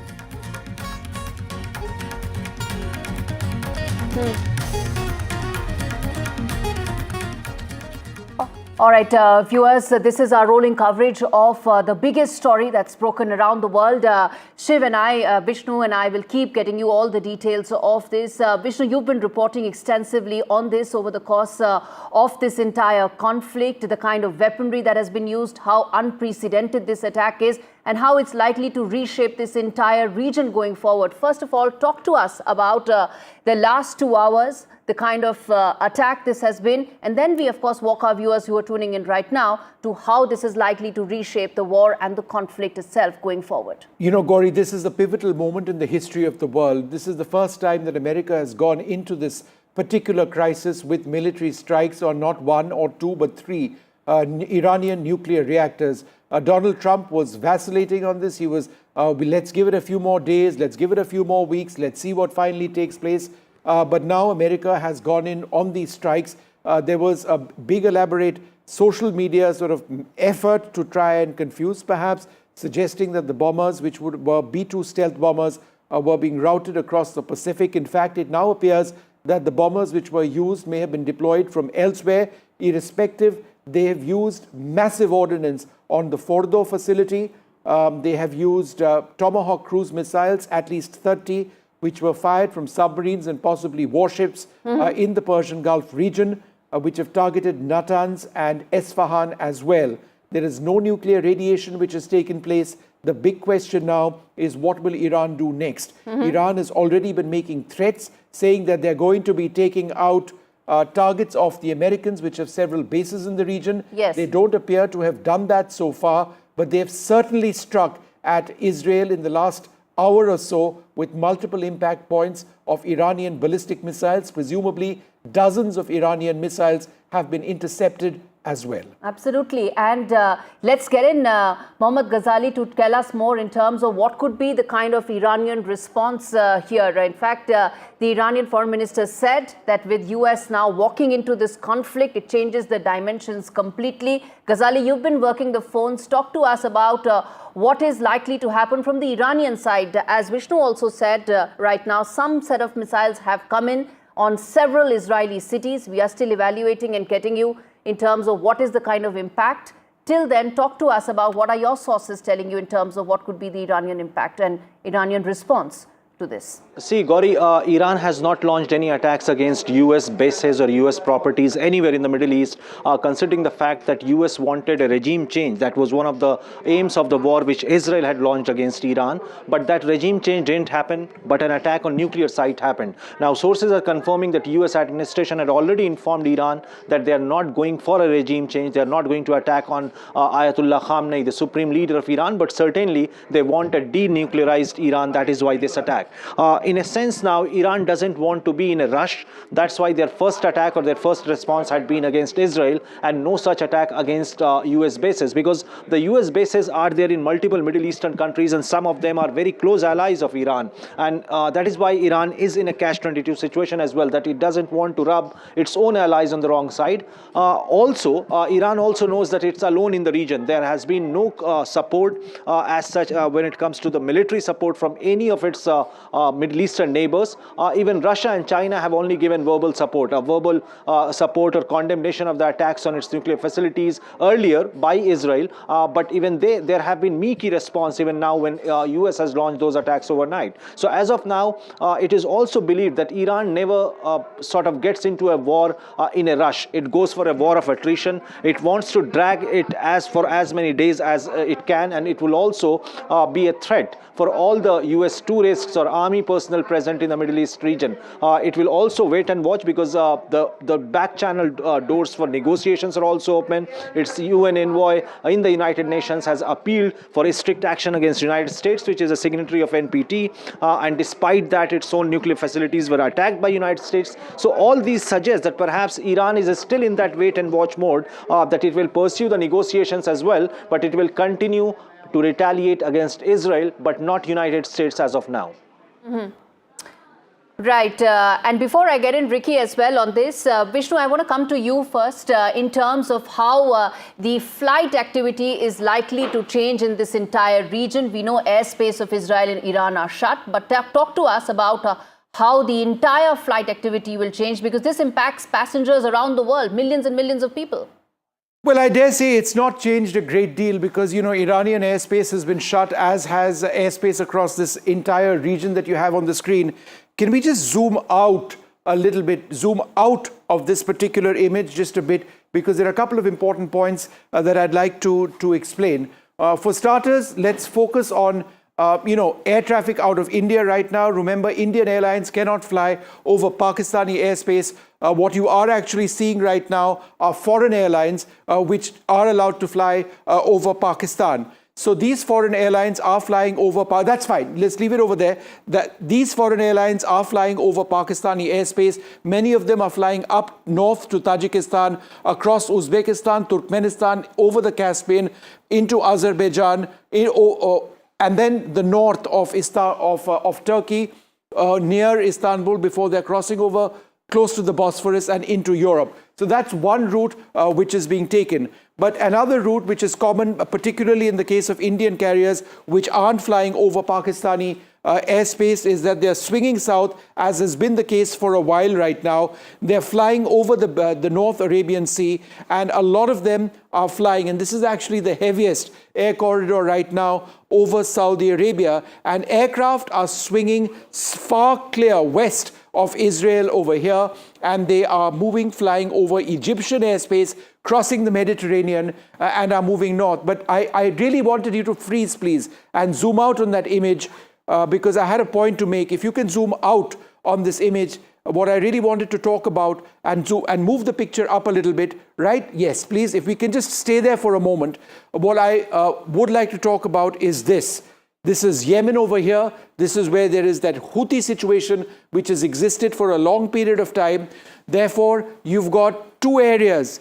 And Gauri, this is interesting over here, is that all of Yemen over here, no aircraft can operate in this area because of the Houthi threat which exists in this particular area, and no aircraft can operate in this particular area because of the ongoing situation between Israel and Iran, US now involved. Therefore, in between lies Saudi Arabia, and this is now the densest corridor for air traffic around the world. Yes, there is another route north of Iraq, north of or alongside Turkey, which is also being used, as we can see here, but it's Iranian airspace, which was a primary flight route, which has been shut down now for days, and this sort of scenario continues right now. It is a nightmarish situation at one level. Flight delays perhaps will continue to take place. They have been over the last period of time, but that's what the situation now is at this stage with regard to international air travel. Right,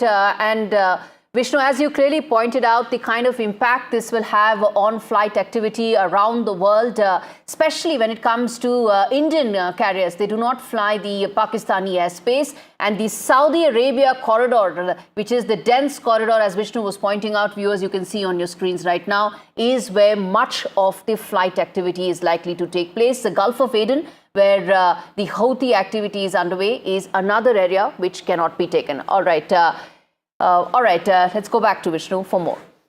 All right, what we'd like to focus on a little bit now is the weapon systems themselves. That's the B-2 aircraft which dropped a GBU-57. This is the ground penetrator. 12 of these, I believe, were used. They are designed to penetrate to a certain depth, and at a particular depth, it is designed to explode. The B-2s released 2 GBU-57 from an altitude of approximately 37 to 40,000 feet.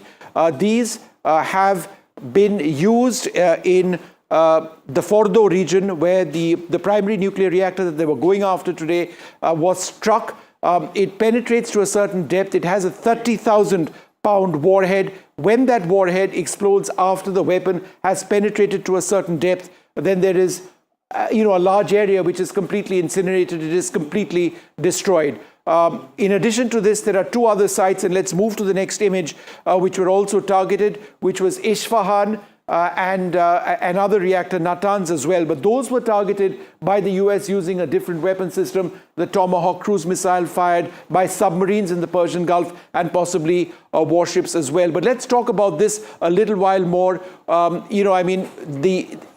In a time period of 180 seconds, the bomb impacts the surface, the mountain, it penetrates, it goes down to a particular depth. Approximately 200 feet is when it explodes. This has been designed to take out targets deep underground. And in the case of Fordow, which is the site which the Americans were really after, that is what has taken place. The penetration initiates through hundreds of feet of rock and perhaps concrete as well.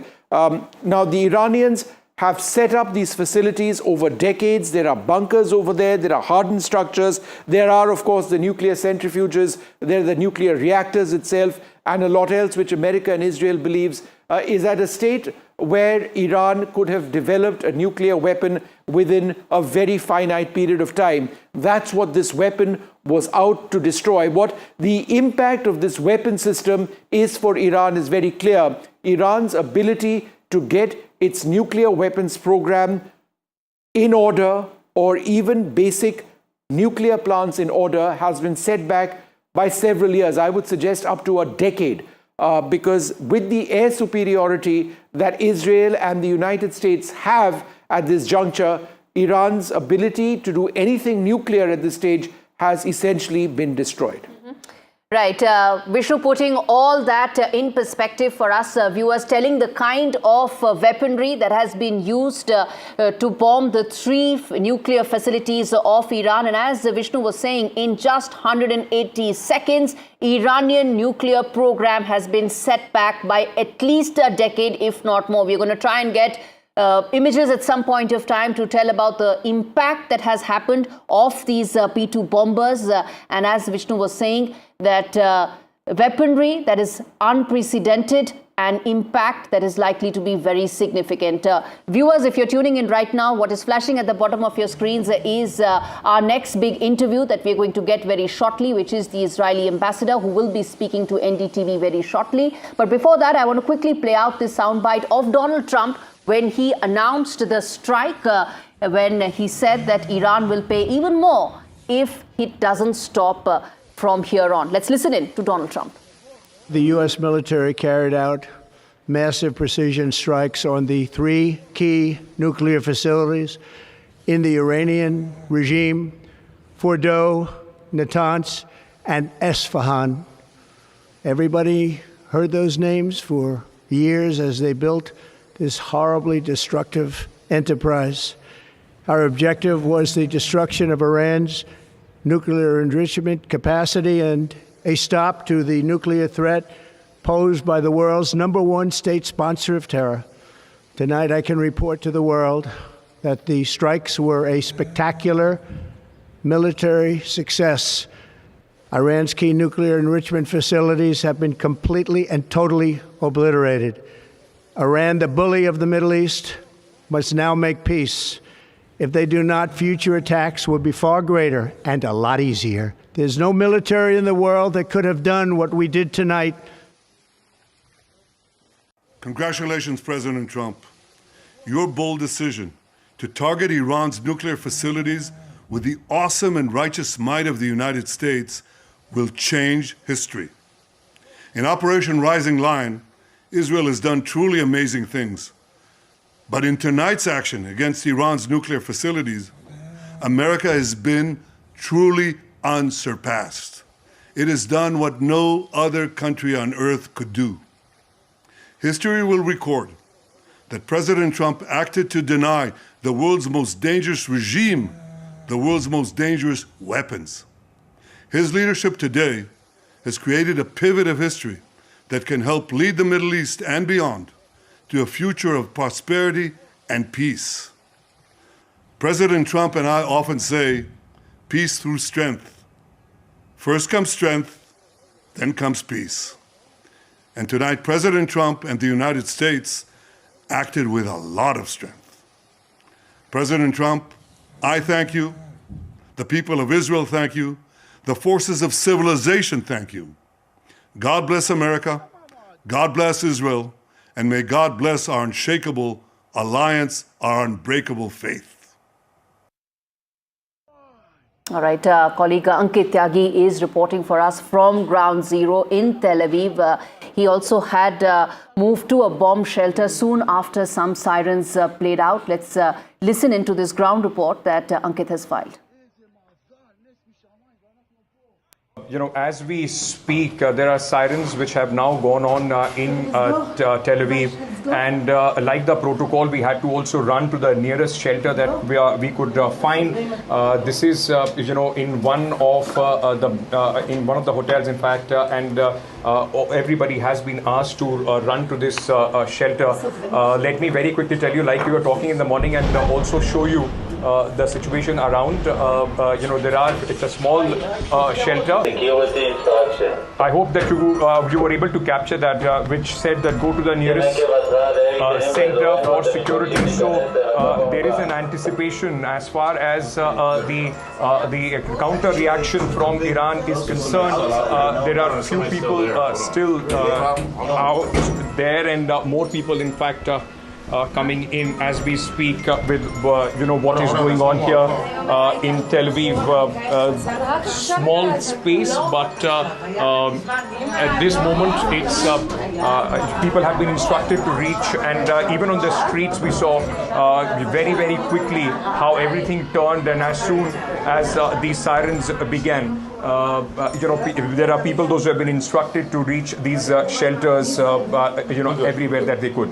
There is no all clear given. People will have to stay in these shelters. No matter where you are, what you are doing, you have to run to one of the shelters as soon as you can find them. He's in the shower, my husband. Go bring him. Your husband is in shower? In the shower. Go bring him. Yeah? I cannot take him out. He's not scared? He's of course he's scared, but he's in the shower. Would you open the door for him now?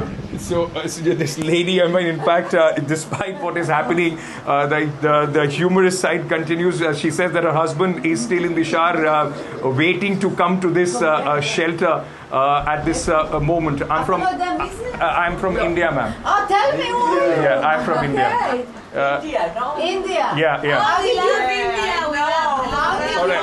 Let me show you. We have. Sorry, what? No pictures. All right, but. They want to say we love India. I've been to India. We love India in Israel. Love India. Thank you. The Thank you. Israeli loves India. You're hearing, the conversation that we are having with our fellow occupants of this shelter, despite, and it also tells you the readiness as far as, Israel and the people of Israel are concerned. They are prepared for these kind of situations, and that is why it's a part of life. There is somebody else who is knocking on the shelter door as we speak. And he's the person who was in the shower, as I was telling you earlier. So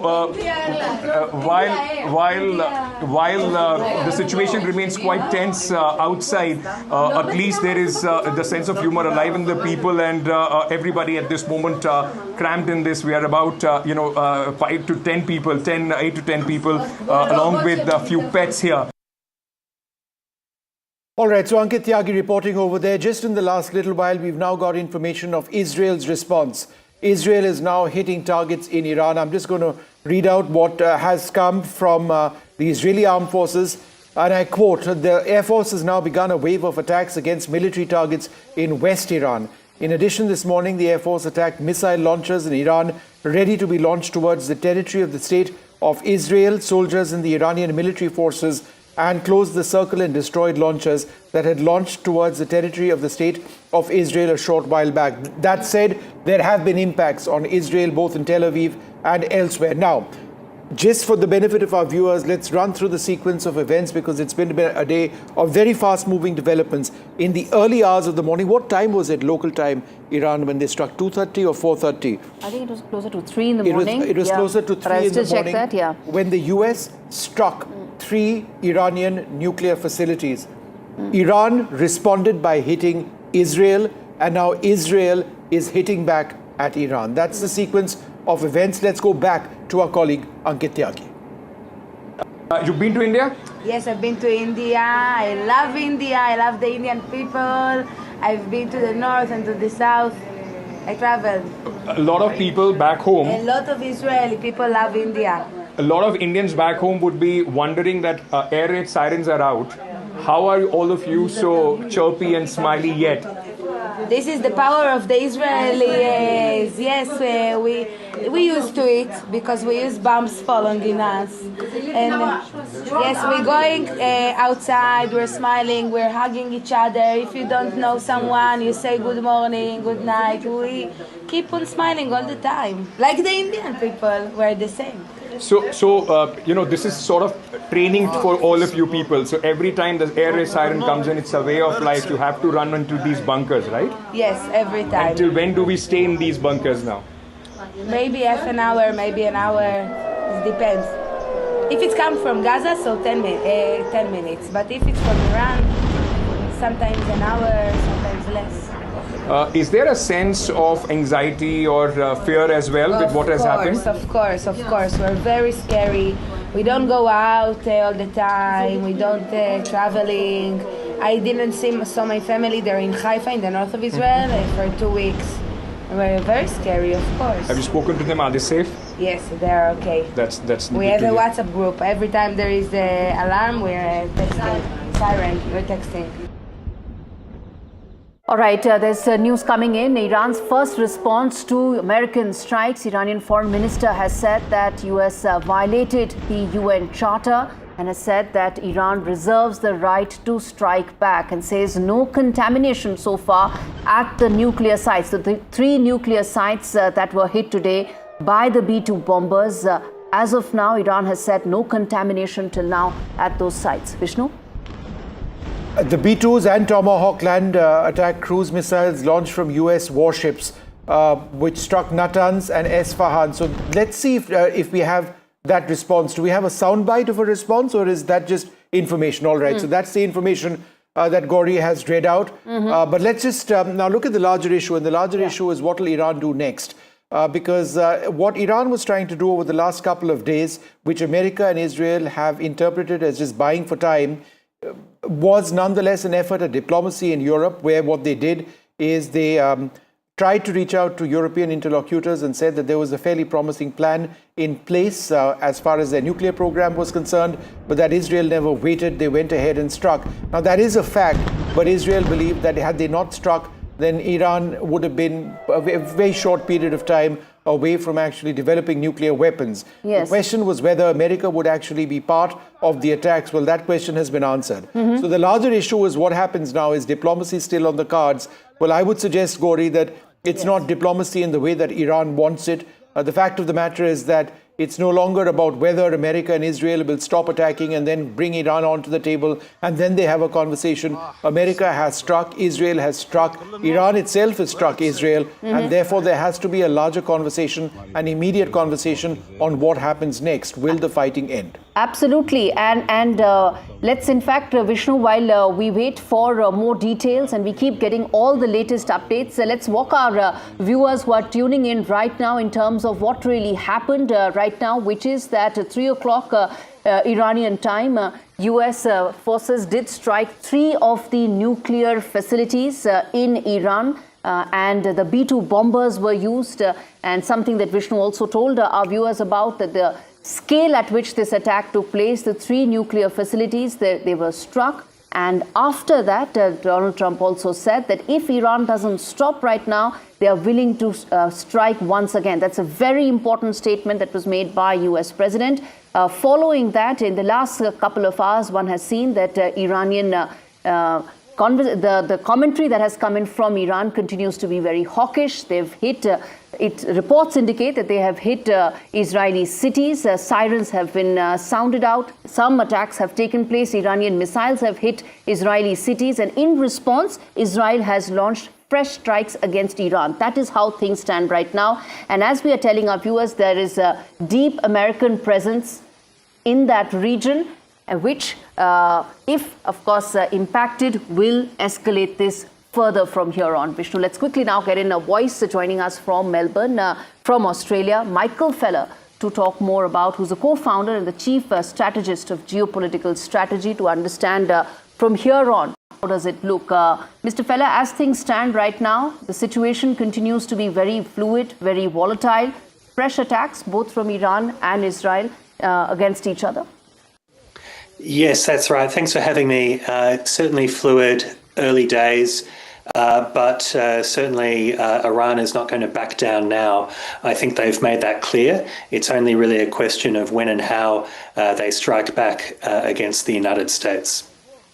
And that really does open up all sorts of options, because if it's ballistic missile attacks against American bases in West Asia and the Middle East, then A, Iran has a finite number of weapons that it can deploy, and B, that would be disproportionate. America considerably stronger than Iran is militarily. Therefore, what would that necessarily achieve? It's not about achieving something in a military way.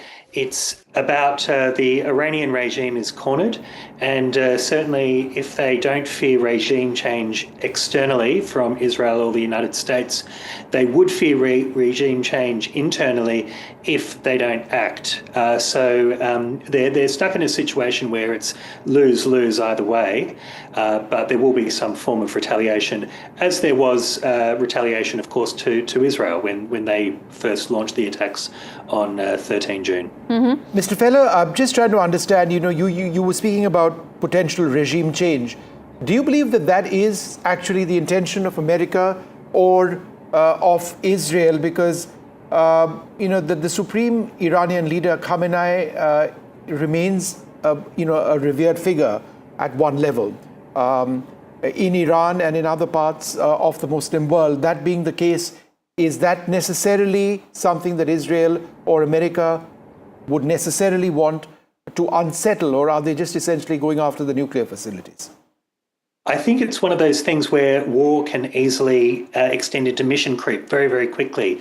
And whilst the initial intention of the war was to remove nuclear facilities, I think regime change has always been a potential outcome. And Netanyahu has, and Trump have essentially said that this could be a potential outcome. So whilst it's not an objective per se, it's definitely going into the calculus here.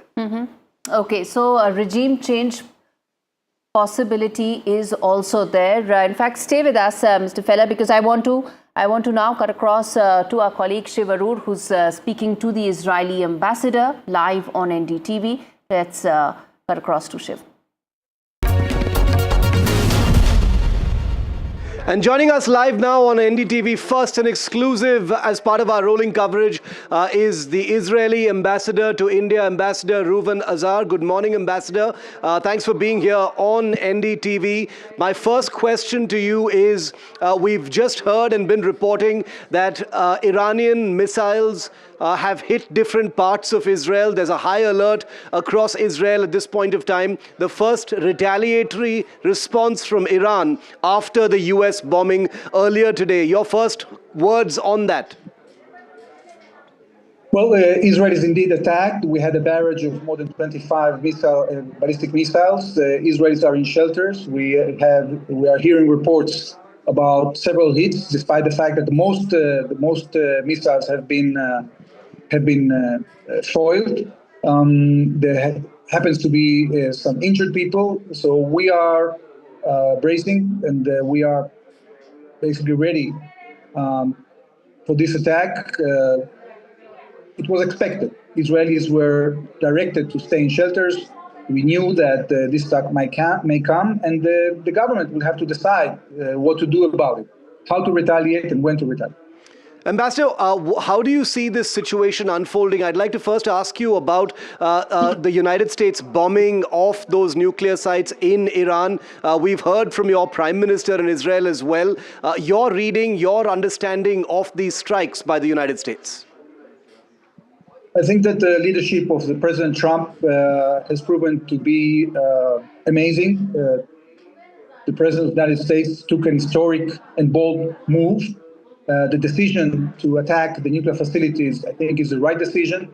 It is a decision that not only defends Israel, it defends the region, it defends the world, and it saves us from nuclear catastrophe that was planned by this malign regime. So it started with an Israeli strike against those installations and against the second existential threat that was the ballistic missile threat.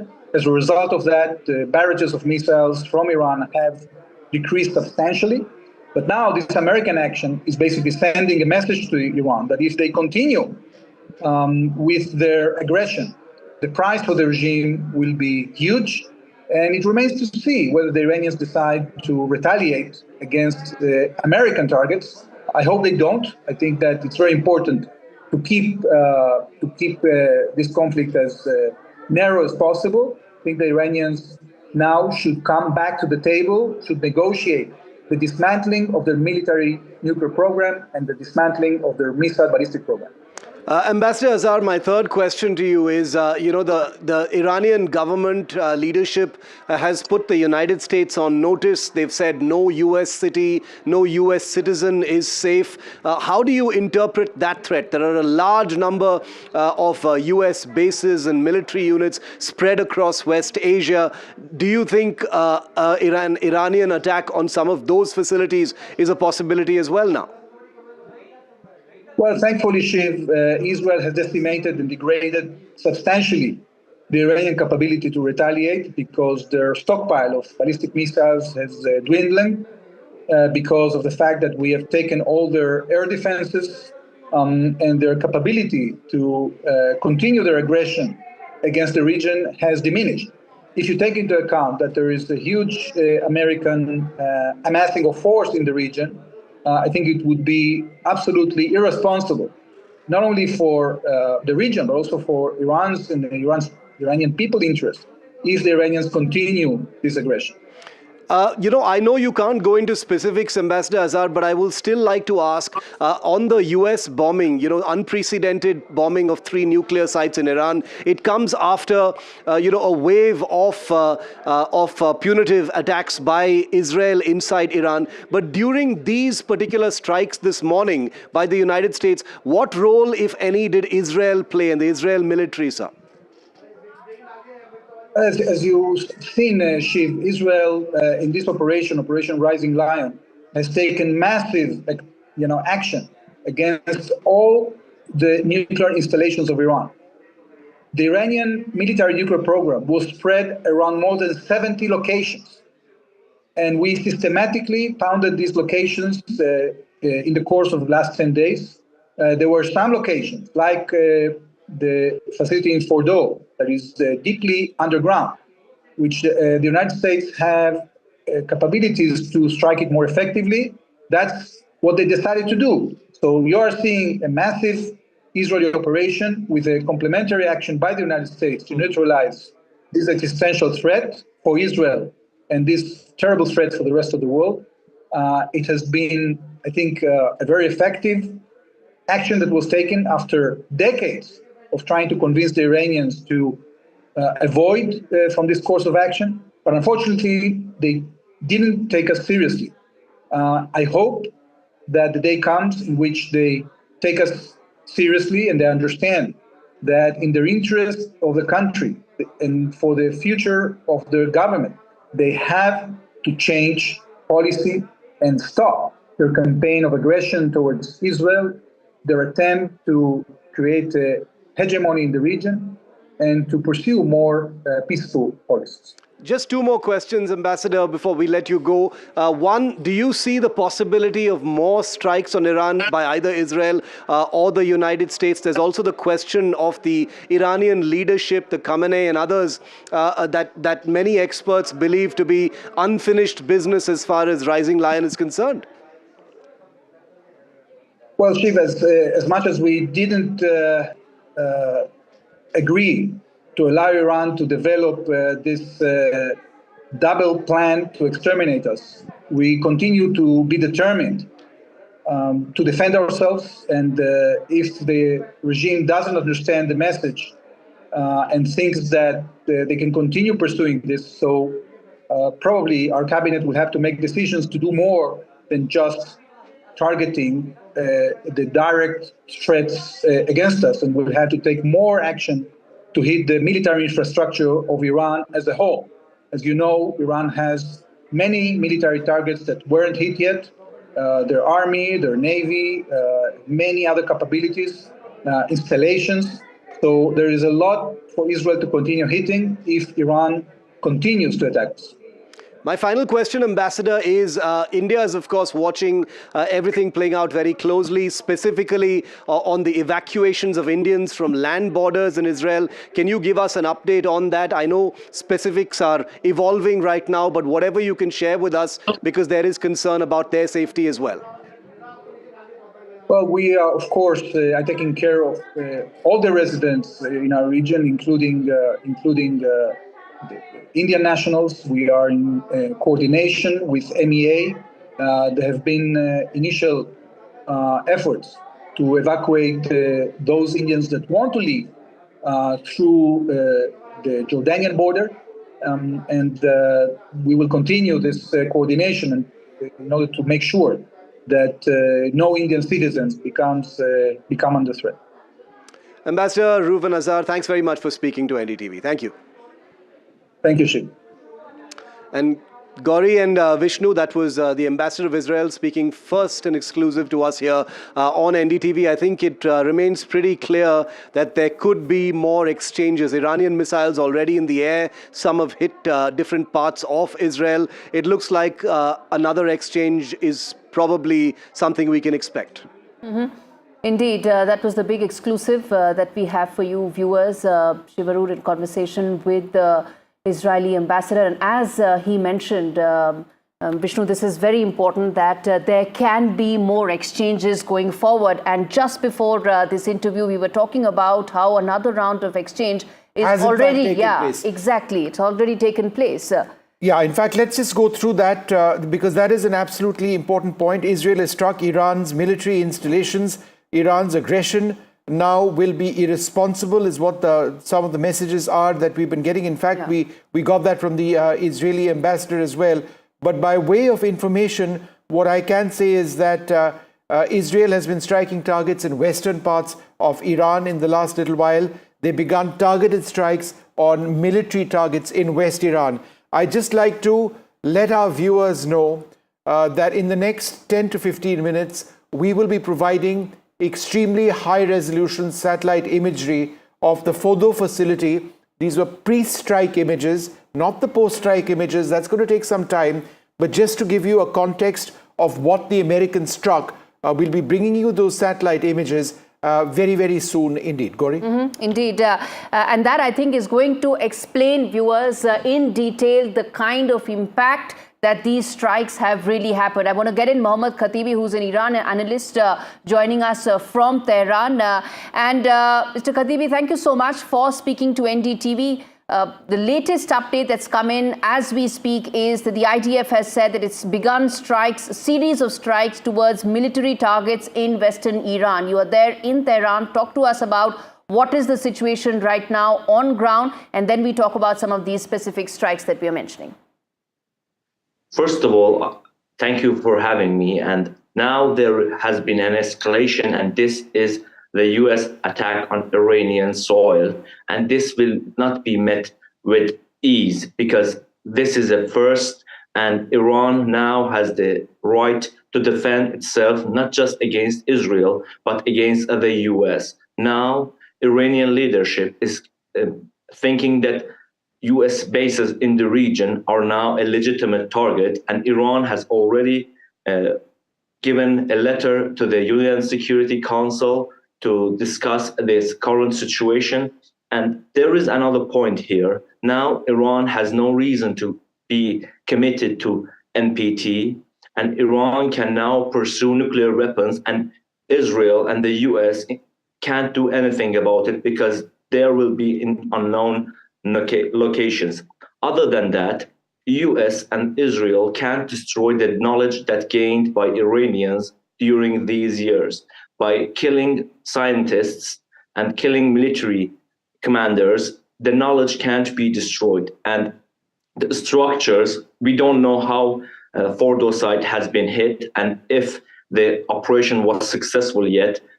Trump claims that it was a very successful operation, but we don't know yet because there is no imagery, and if only the doors were closed and the structure below is safe, or what happened, the whole structure is gone, we don't know that. And I don't think that anyone, especially the US, can decide that the whole structure was gone.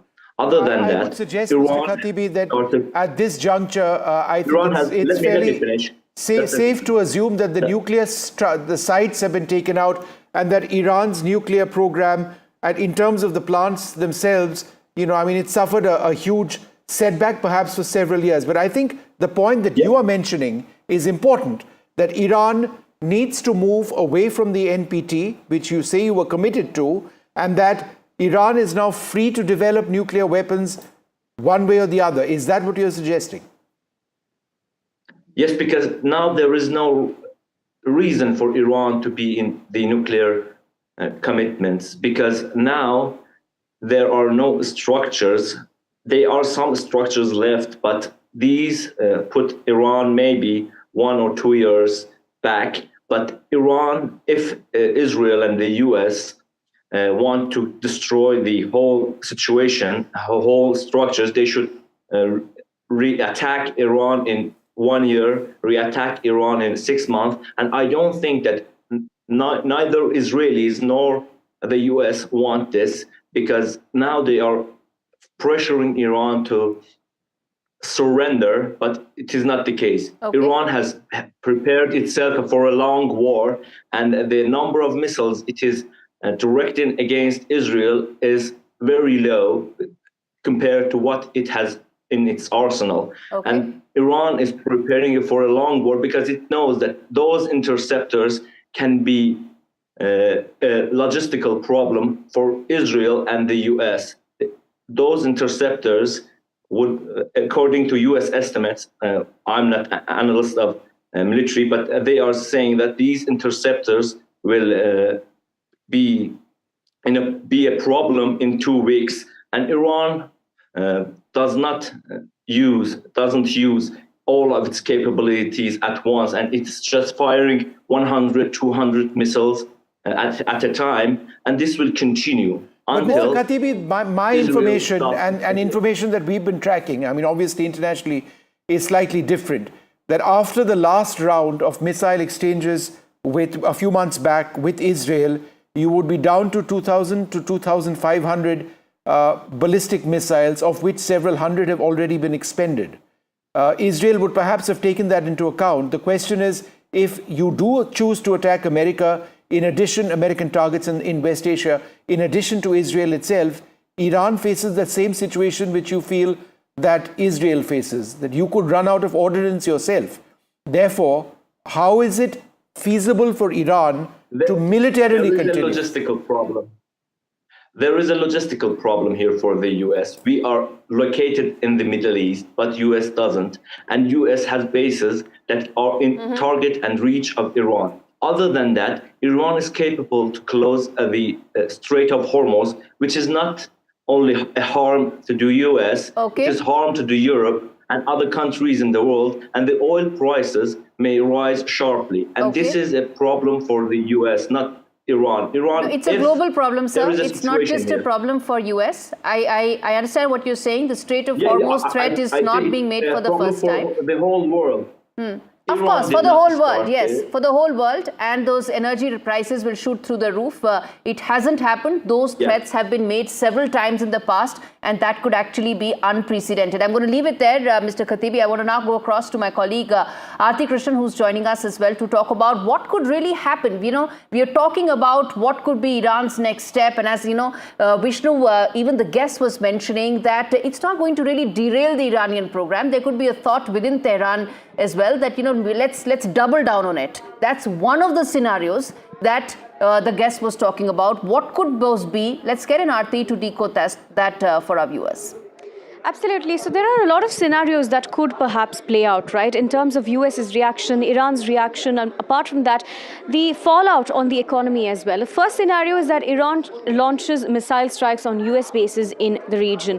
Now, this is something that experts are expecting as well, saying that Iran perhaps would not back down, although Iran has limited options. Now, in terms of the scenario 2, Israel goes on high alert and preemptively hits IRGC targets. So this, of course, is Israel's reaction. Israel also would not back down. Now that it knows that the US supports it and US has entered the conflict, Israel has more confidence to react, and it could preemptively attack areas in Iran.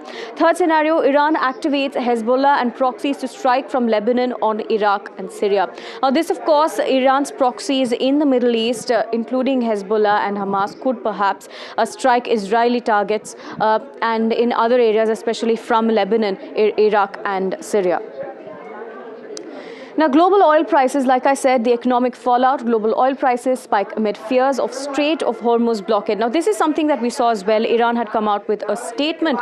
The aide of Khamenei had said that perhaps the Hormuz Strait would be blocked, which again would affect trade. And that is another fallout that a lot of people were fearing would happen. The fifth scenario, China-Russia call for restraint, but quietly back Iran diplomatically. Now, this, of course, is another big fallout that could happen in terms of diplomacy, where China and Russia back Iran, but quietly, and that still gives Iran more power to fight against Israel and the US.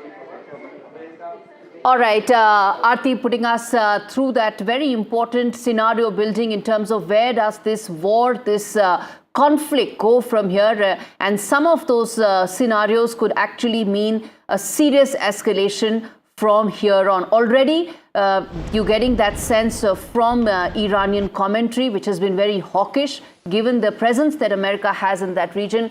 Any attack whatsoever on those assets would mean a major and serious escalation. I want to quickly now play out some of the important sound bites of analysts and experts that NDTV has been getting for you viewers as we continue our rolling coverage of the biggest escalation that one has seen in Middle East in decades. Let's play out some of those sound bites. We can come back and continue this. These were the three sites, especially Fordow, but there are also Natanz and Esfahan, that Israel had already hit all three, but Israel doesn't have the capability to destroy them and basically take them off as a part of the conversation. We know that we just saw reports that 6 bunker busters, probably the massive ordnance penetrators you just talked about that can penetrate over 200 feet, and most likely more than one was done to ensure that these sites were destroyed, these nuclear enrichment sites were destroyed, and that President Trump is honest when he says now is the time for negotiations. Iran is likely to do as a response, as a retaliation. And my chief concern is actually a cyber attack on the United States, likely starting with Israel, but also with the United States. For a long time, we have heard warnings about sleeper cells, Iranian agents, Hezbollah, other groups that may be here based in the United States. But right now, I have been reaching out to relatives and to friends and other connections and urging them to have cash on hand, because there may be attempts to shut down the banking system or to reach out to other infrastructure here in the United States. I mean, we obviously saw this coming. Israel had completely dominated Iran when it comes to their capacity to defend themselves, but they could not get to the depth in these facilities to really do damage to the nuclear program. That required a specific type of munition, a massive ordnance penetrator, specifically the GBU-57. And only the United States had that and the capacity to deliver it, which was done by the B-2 Spirit aircraft. But I'm sure the U.S. intelligence community is working hard to determine just how much damage they did. But I think the estimation would be they would set these programs back many years, 3 to 5 years. And that's what they're looking at now. Of course, now we're looking at what Iran's going to do in response.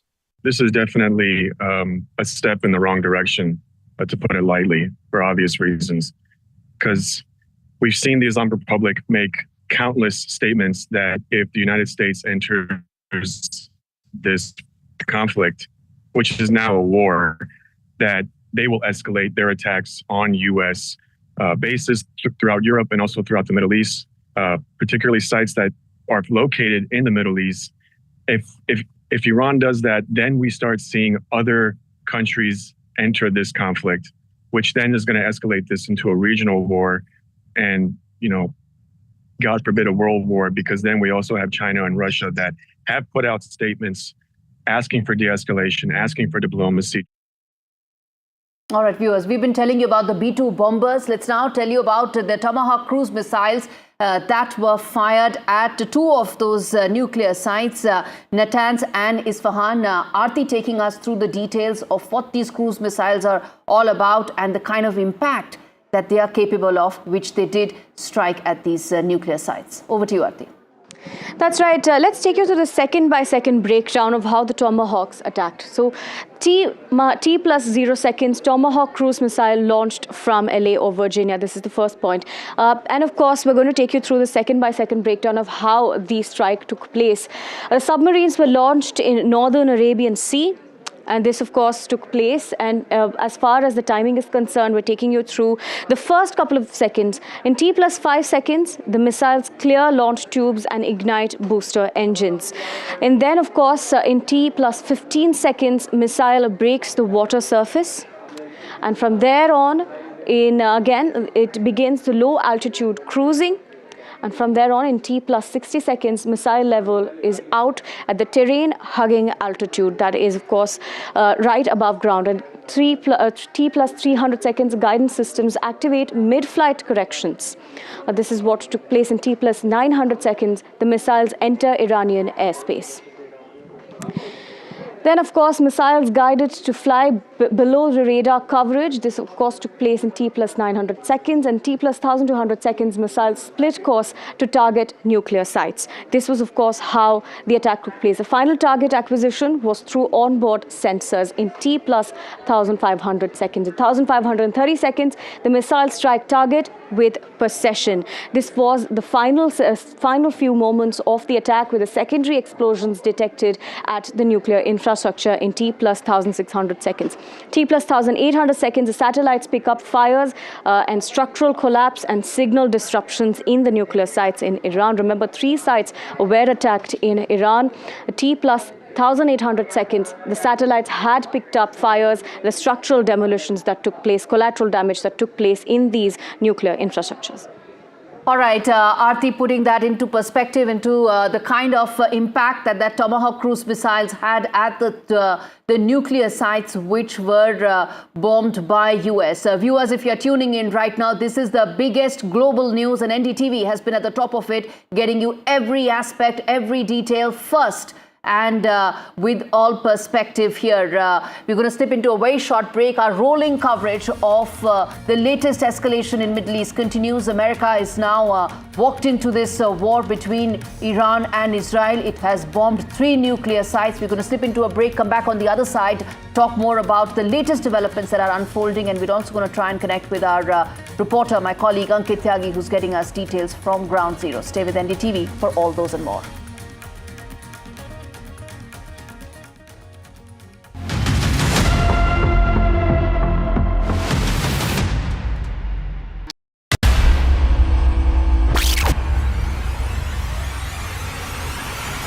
The last 1 month, if you see, the share prices of Genzol Engineering has fallen more than 58%. Why are the rating firms calling the debt payments as default? We have 2 credible credit rating agencies on March 4th coming and downgrading the stock to D. Statements are consistently being proven wrong, and transactions are being taken place which are different from what they were originally pictured to be. The company claimed it would roll out 6,400 electric vehicles. But what it has rolled out is a shocking scam. Funds meant for the project were funneled allegedly back to the promoters, the Jaggi brothers. What did the money buy? Not EVs, of course, but a lavish flat in Gurgaon's luxurious DLF Carmelias.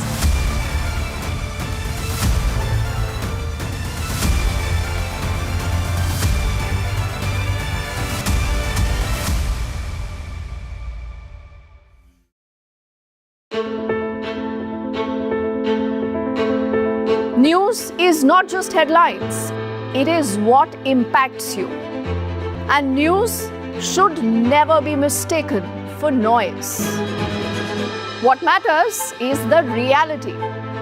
Accurate, in-depth, and with the right perspective.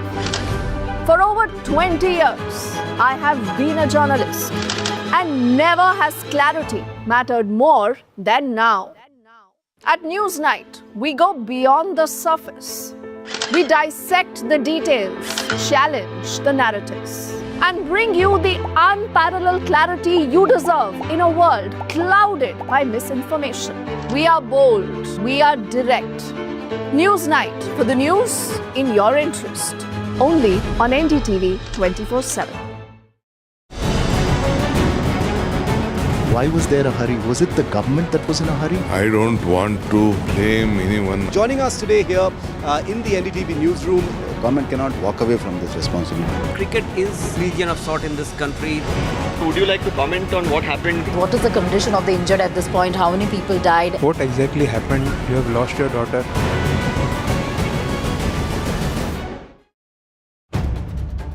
If it matters to you, if it matters to you, if it matters to you, it matters to India. It matters to India.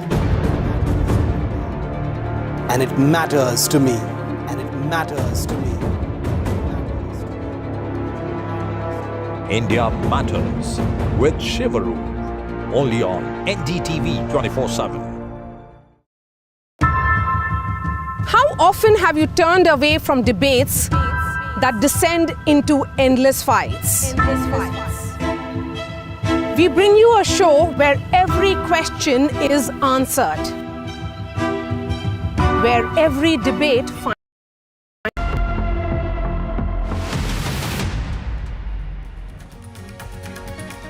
Welcome viewers, you're watching NDTV's rolling coverage of the West Asia crisis, which has escalated after US President Donald Trump bombed 3 nuclear sites in Iran. What will be the way forward? What will be the future in terms of this conflict? We get you all the details and updates, but first up, the headlines at noon this Sunday.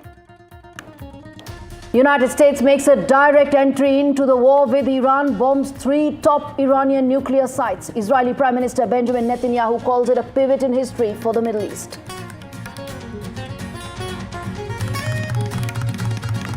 Iran fires missiles towards Israel. Iran strikes residential areas in Israel as air sirens have been sounded across Israel. Iran says there are no signs of any contamination at the sites that have been struck by the US military. Radiation detectors have recorded no radioactive release after the strikes. Iranian Foreign Minister says United States has violated the UN Charter with these strikes. Big NDTV exclusive. Israeli envoy speaks to NDTV, says more strikes likely soon and assures that safe evacuation for Indians will take place in Israel.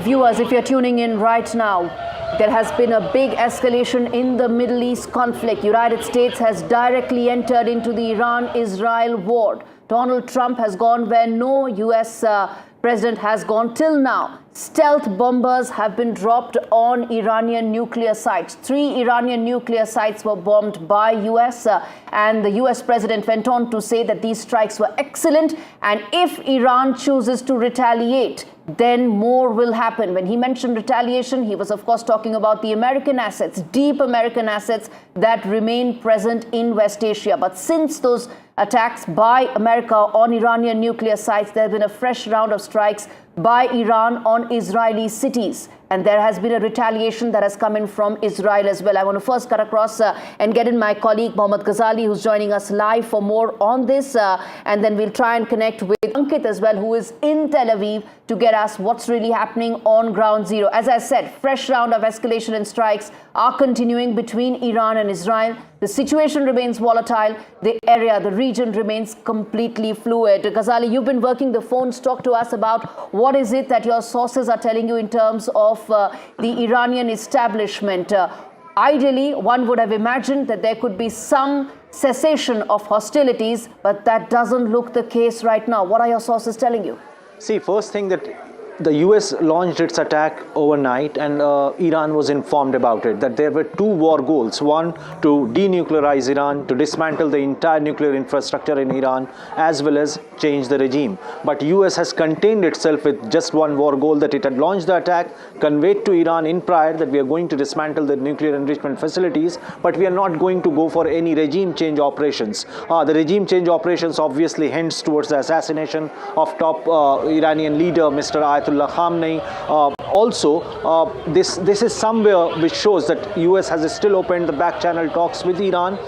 Iran continues to maintain its stand that it can't compromise on national sovereignty, it can't be suppressed into negotiations, and that is why these attacks have been launched against Israel. There have been no attacks yet from Iran towards any of the US bases in Middle East, largely because of the fact that most of these bases are based in those countries which are also close allies of Iran. Let's say the American air base in Qatar. Qatar has been involved in the negotiations when it comes to Gaza hostages. Iran is also one of the stakeholders there.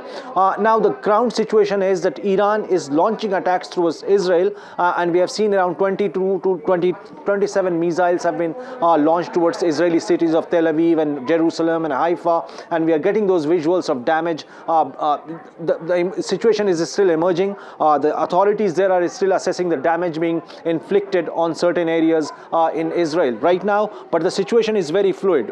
Iran has been appealing the United Nations Security Council to there's more breaking news coming in. I want to address that and get in Zvika Klein, who's joining us live from Tel Aviv to get a sense of how things are right now on ground. He's the editor-in-chief of Jerusalem Post. There are updates coming in, Mr. Klein, which says that Iran has targeted the Israeli airport, Ben Gurion, and has targeted command centers in Israel as well. Tell us what's the situation right now on ground, the latest update that you can share with us. Hello, good morning from Jerusalem. As much as I know, there hasn't been any attack on the airport. It remains to be seen, I think. But, the attacks really were mainly in Tel Aviv and in Haifa. There's dozens of Israelis injured, including children and elderly. But most of the injuries are actually light wounds. Thank God, because people are in their shelters. And obviously, everybody is uptight and uptick as a result of the American attack. And most Israelis were hoping for this type of attack to join Israel and to show partnership, and it did. And therefore, the situation will probably also become a bit more dramatic. It's important what you are saying. You are saying that there has been no attack or attempted attack on Ben Gurion Airport. The reason I'm asking you about this is because Iranian television, their state TV, says that several sites, including Ben Gurion, have been targeted. Targets include support bases, command and control centers, etc., etc.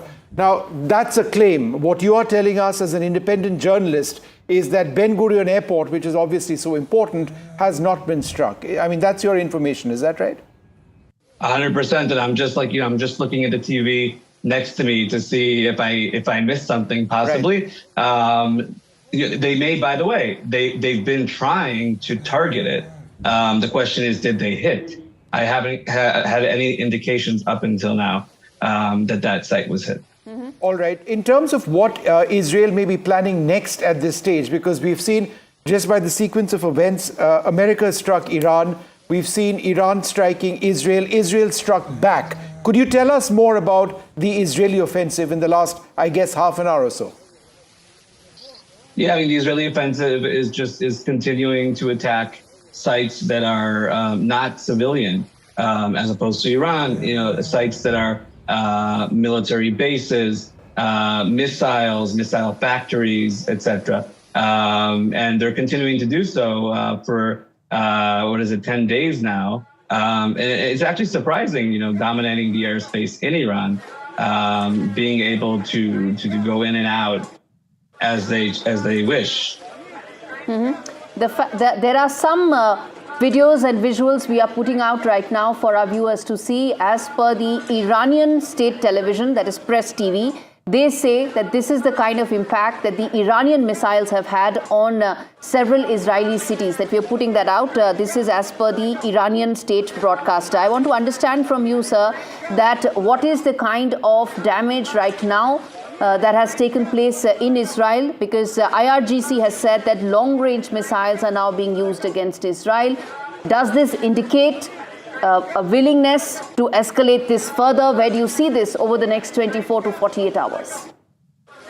So first of all, I mean, the footage you're showing at the moment is definitely actual footage, and that is the type of ruins we are seeing in different cities across Israel. Luckily, because Israel is able to shoot down many of the missiles or the drones coming, so there are not as many of them landing. But definitely, yeah, when the missile lands, that's the effect that it has on a building, and as opposed to missiles being sent by the Houthis from Yemen or from Hezbollah in Lebanon, these missiles are ballistic, as you said, long range, and the effect that they have is a lot more dramatic. As for the Israeli offensive, I think obviously Israel will retaliate, and I think a lot of Israelis' objectives have been already achieved. Therefore, if the United States, Iran, etc., will want to move on to some sort of diplomatic situation, Israel may actually, abide to it. Yeah. Mr. Klein, what is the regional impact of the American involvement in the strikes on Iran? I think it remains to be seen. Well, I think throughout the day or the next few days, it's a very good question. There could be so many implications on this attack, and the Middle East is so fragile and so tense. It could have effects on Jordan, on Saudi Arabia, on the Gulf countries. So it really remains to be seen, because some of these countries, Muslim countries, Arab countries, speak out against Israel publicly, but behind the scenes are actually happy that Israel is attacking Iran. So the question will really be how this will affect those countries, and definitely the moderate Muslim countries that have very important and strategic ties with the United States. Now that the United States is joined in this attack, I think their criticism will be a bit more mellow. Mr. Klein, we've seen direct Israeli attacks on Iran. We've seen direct American attacks on Iran as well. But one of your biggest concerns has obviously been proxies of the Iranian state, which is why we've seen the attacks on Gaza, which is why we've seen the attacks against Hamas to the north, which is why we've seen, your attacks against targets in Yemen as well, the Houthis. Is it your real concern that as we move beyond, the military strikes, that threat of terrorism remains a far more, perhaps even deadly or dangerous or pervasive, persistent threat against the state of Israel? I mean, I think, that threat still is there, and that's why Israel is still operating in the relevant countries, and Israel is not enjoying any of this, and nothing that has been done is the IDF wants to do actively, but we see this as a war of survival. We had our War of Independence in 1948, and really now it's kind of the revival of our nation after October 7th, 2023, being attacked from 7 different fronts. Such a little country, it's not easy. And therefore, Israel is continuing to do these operations in all these countries. And if Iran would, agree, or if the IRGC would agree to convince the proxies or stop funding the proxies, etc., obviously that would have a positive effect. Yes. We don't see that happening. They keep on threatening. Mr. Klein, you mentioned that some of the objectives of Israel when it started these strikes have been met.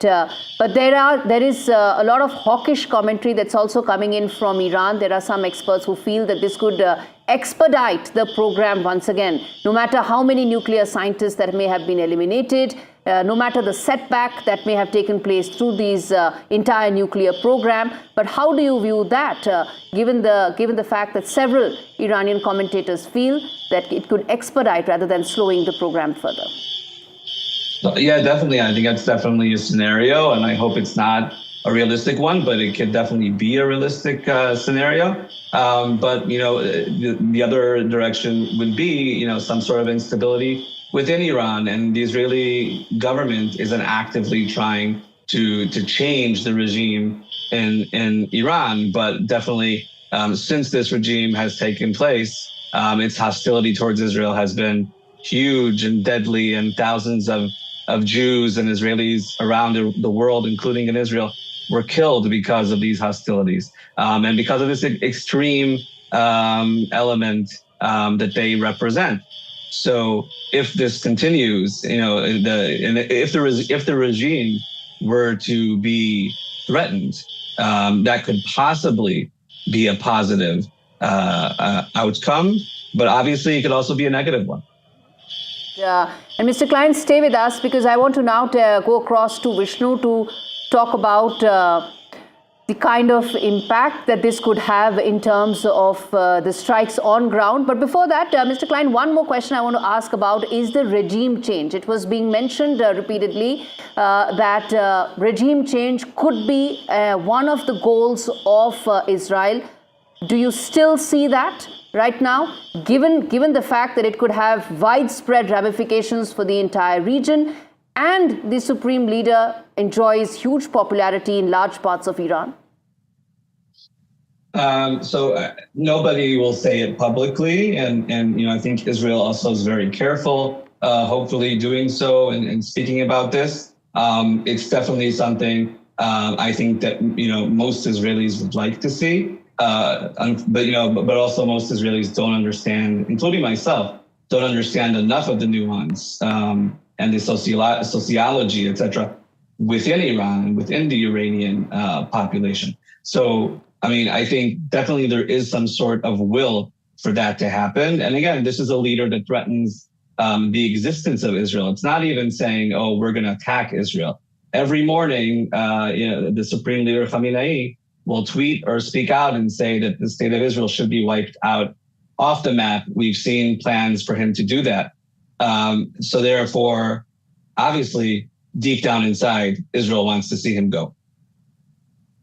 All right. That was Mr. Evacuation of the Jerusalem Post editor-in-chief talking about whether or not the main or key objectives of Israel have been addressed or not. As we speak, viewers, what's flashing at the bottom of your screens right now is a world leader's response to the present escalation in the Middle East. UK Prime Minister Keir Starmer has responded to this. He's put out a post saying that Iran's nuclear program is a grave threat to international security. Iran can never be allowed to develop a nuclear weapon, and the US has taken action to alleviate that threat. Remember, just days ago, the G7 statement that came in also talked about how the Iranian nuclear program is a huge threat and they completely support Israel. This was ahead of the G7 summit. And now after the attack that has taken place, the US